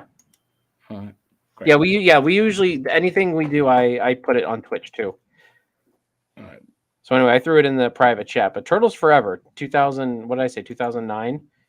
But yeah, it's the 2000s Turtles and the. Oh no, I haven't seen this. Oh, it's like and the 80s Turtles and like there's the 80s Shredder and I was Uncle Phil still alive at that point? Yeah. I can't remember if he was the voice or not, or if it was just somebody very close to him. I don't think he was in it. I think it was just another voice actor who sounded like him. Yeah, Scott Rayroll, it says here, plays Shredder. Yeah, right. I'm looking at it now. Yeah. Yeah, and then another guy called Lode Williams. What a name, Lode. Yeah, Lode Williams did 87 Shredder. So no, I didn't know about this. Yeah, I'll definitely check it out. It's fantastic. I mean, yeah, and I think honestly, towards the end, it gets a lot like the beginning. It's like, haha, the 80s Turtles fish out of water, but it's like towards the end, it just gets so good and it's so fun. Yeah, I'm happy to fucking check that out. Yeah, completely. And it's funny because I really love like that 2000s series. So fucking good. I didn't watch it when it was on, but like I watched some of it after it had finished. Same, so. Yeah, same. I think I was at university at the time, so it wasn't going to happen. Yeah. But I watched it after the fact. Did you see the Final Fantasy gameplay? Yes, I did. What are your thoughts? I'm skeptically optimistic. I'm not a big action RPG person. Now I know we can't go back to turn-based, but I really feel like Final Fantasy VII kind of did it right. They do have a somewhat turn-based / like you can do full-on action RPG, but there's also a turn-based element to it. Yeah. And maybe they'll have that in this, but it didn't seem like it did. This is like full-on. They said they're going full-on action RPG. And I'm not. I know that's where gaming is going, but like. I don't like that per se, like the hack and slash. Like I hate it. Like that's the one thing about Horizon Forbidden West that I didn't like was the hack and slash stuff. Everything else was I'm not. perfect. I'm not a big fan of the game. It's just hack and slash. Yeah, like, I want traversal elements, puzzle elements, some strategic elements into it. But if this to me, I'm not as interested in it as I was with Final Fantasy 15, even though it's pretty much the same fucking gameplay from the looks of it. And there's like teleporting and stuff. When I saw him like teleport to hit somebody, I'm like, oh fuck, here we go. That's what I hated about 15. That's what they took from 15 because that was in 15. Yeah. Mm-hmm. No, I know that's what I mean. I'm like. Oh right, yeah. Well, they've got that in this as well. They've kept that in this. So, I mean, visually it looks stunning, but Yeah, absolutely. I don't know if I'm as interested in this one. But kind of being set in a medieval period as well. I like that element. I do like Oh, the you do? medieval. Yeah, Oh, I do like the fair. medieval periods element. The one thing that really took me out of 15 was kind of some of that modern day. Like, I didn't mind traveling in the car. That was fine. Like, I actually enjoyed it. I actually enjoyed traveling in the car Well, across the country. And car could have gone a bit bloody faster though. Jesus Christ, that thing fucking. I kind of enjoyed it, listening to the music, just Oh, like fair enough. enjoying the visuals. I know I'm weird like that. I'm not, but again, as I'm not the hack and slash type. I don't like Yeah. running through. I don't like running through dungeons and just. Rah, rah, rah, rah, Yeah, rah, no, rah. I'm the same. I don't just like that part of it. That's too prevalent in fucking Japanese games, and that's why I don't like a lot of Japanese games. And the turn-based stuff, I just can't fucking stand. I know people do. That's fine. But that's what I say. You've got to have a nice mixture Yeah. of things, and this one just looks like a basic hack and slash, to be honest. And I know the menu's going to be fucking bloated as hell. Yeah, I hope we get an animated film out of it though, like we I did know with you really like Kingsglaive. Kingsglaive. I remember you telling me that. God, I love that so much. I gotta That was watch the it first. again. I haven't watched it since it first came out. Oh my god, you have to watch it. You know, I'm always hit and miss with Japanese stuff because they're always fucking. It's always the same. They always follow the same pattern, cut and paste pattern, like Disney stuff does. But this one was just it blew me away, and it's so visually stunning. So I hope we get, if we do get an animated feature to accompany it, though I don't think we will, that would be fantastic. But you know, it should sell well. I think Yamamoto, I think that's the name of the producer. He's literally the only thing keeping Square Enix going, because once he Right. goes, that's it. They're fucked. Yeah. Once he goes, they're fucked. Once they lose Final Fantasy, Square Enix is DOA. So yeah, let's see. Suicide Squad has been delayed again to February.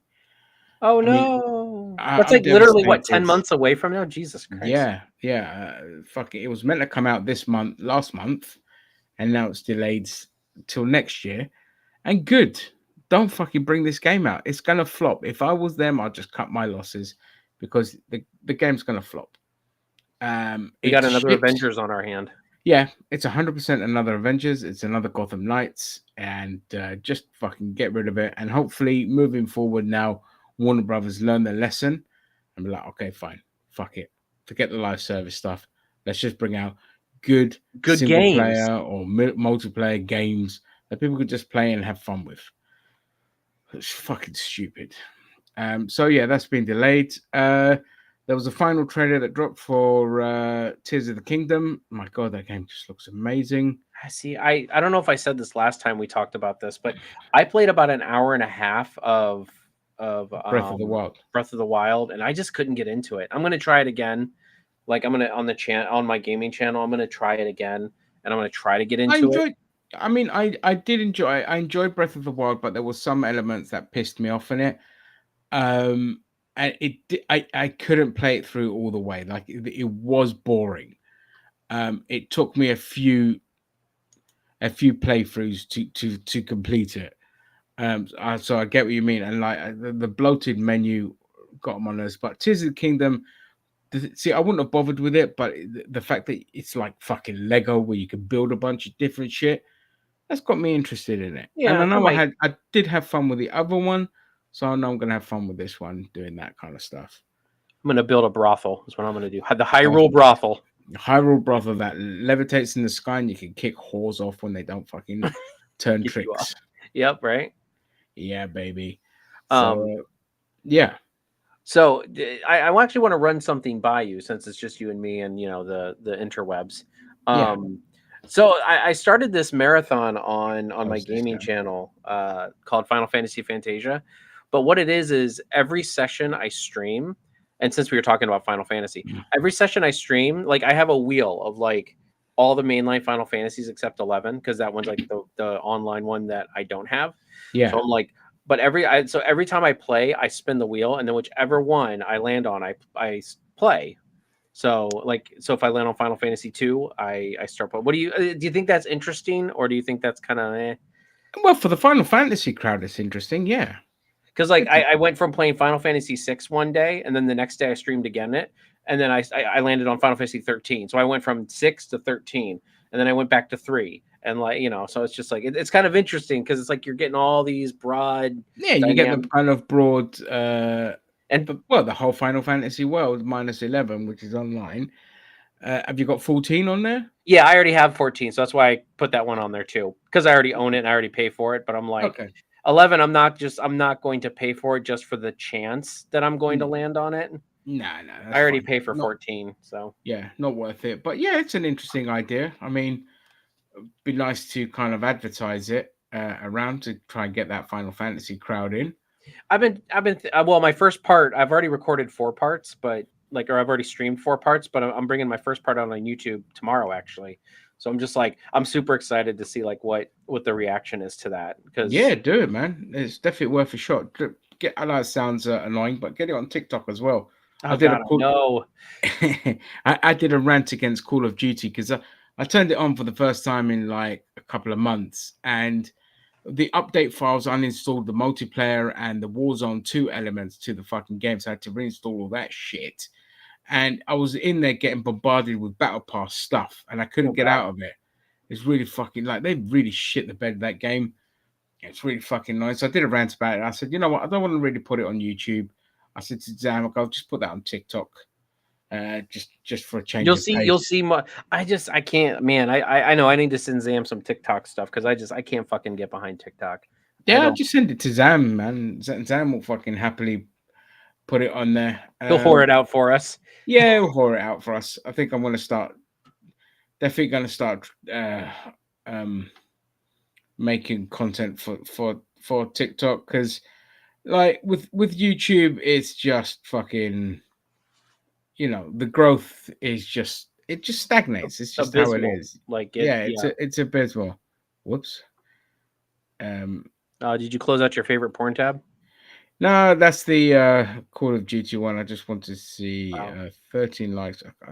Where can I see how many views it has? Why doesn't it tell you how many views? I've got it. Hold on, let me see if I can. I think I have it on my phone, because me and Zam was trying to boomer splain it to me before.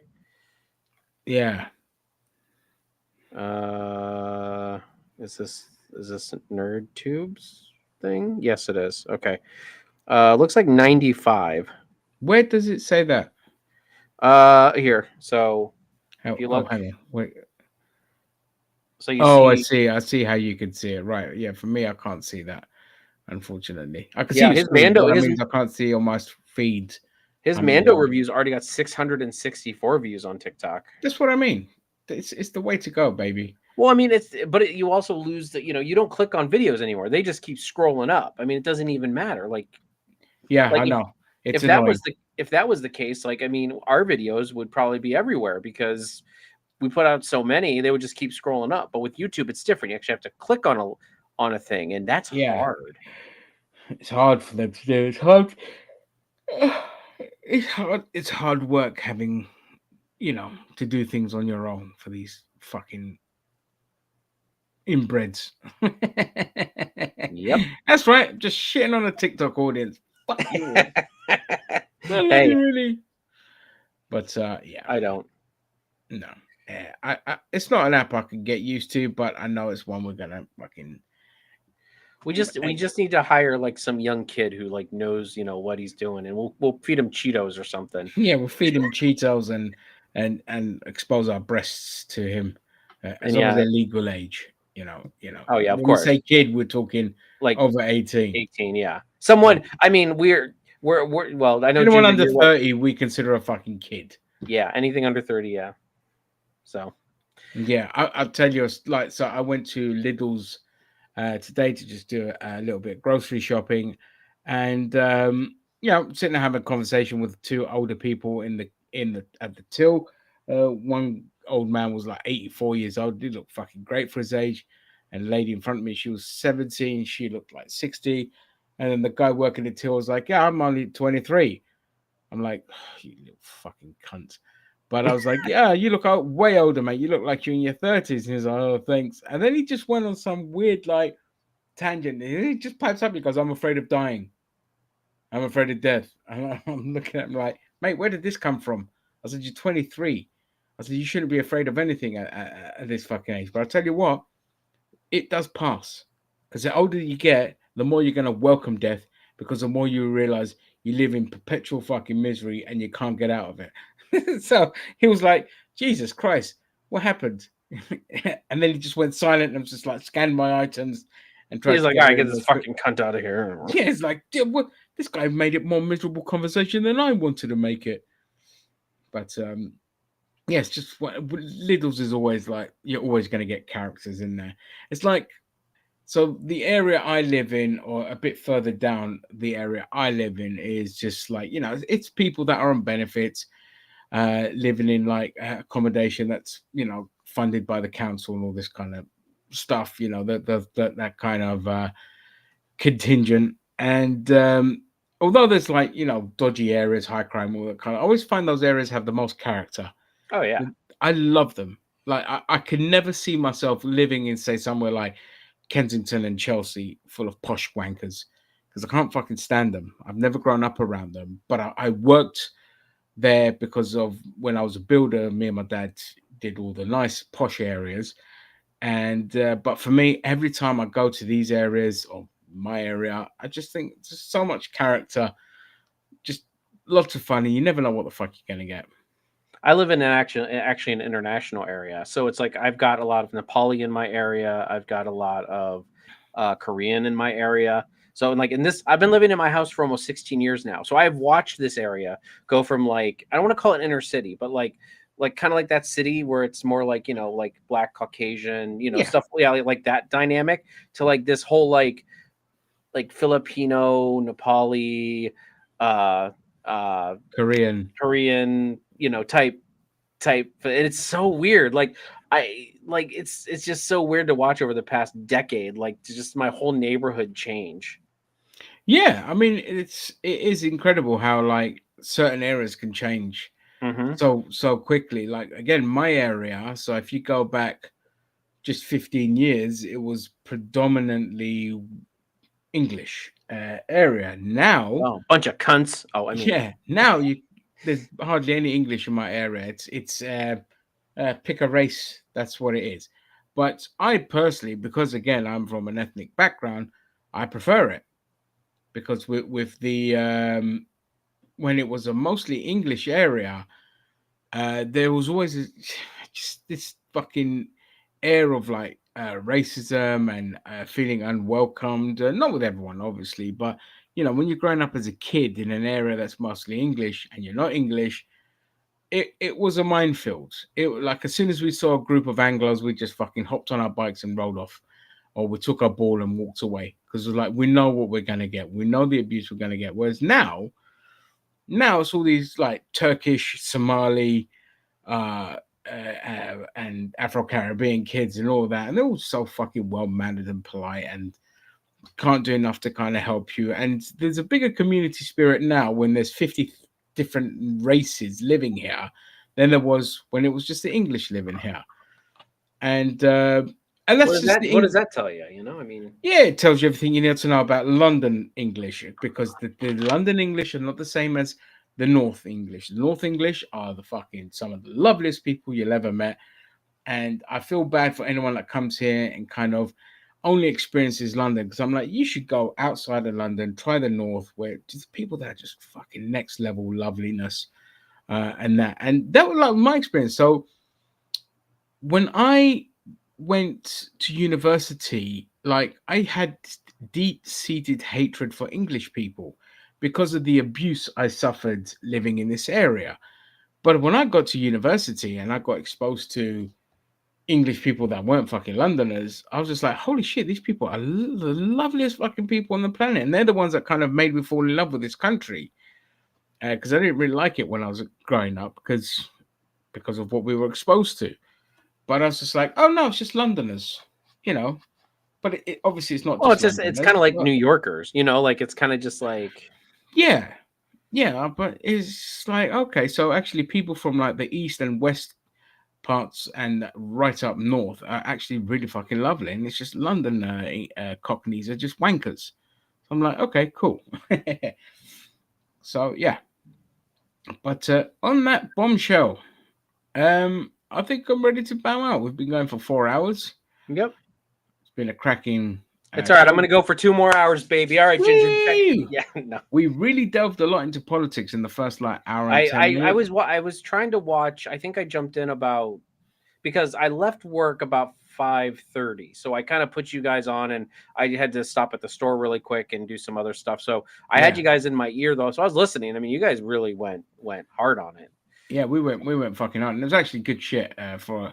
So that was good, but yeah, I mean, gaming this week there wasn't a lot. Film and TV, half the stuff was stuff that we already kind of know about, and that. But yeah, 4 hours, baby, and God knows what's going to bring us next week. And on that note, if anyone's still watching, which will be a bloody miracle, thank you for joining us on this Friday forum, and thank you to Gary, Zam, and Cheetah for joining me, and we will catch you next week. By the way, I think Zam looks forward to this more than anyone.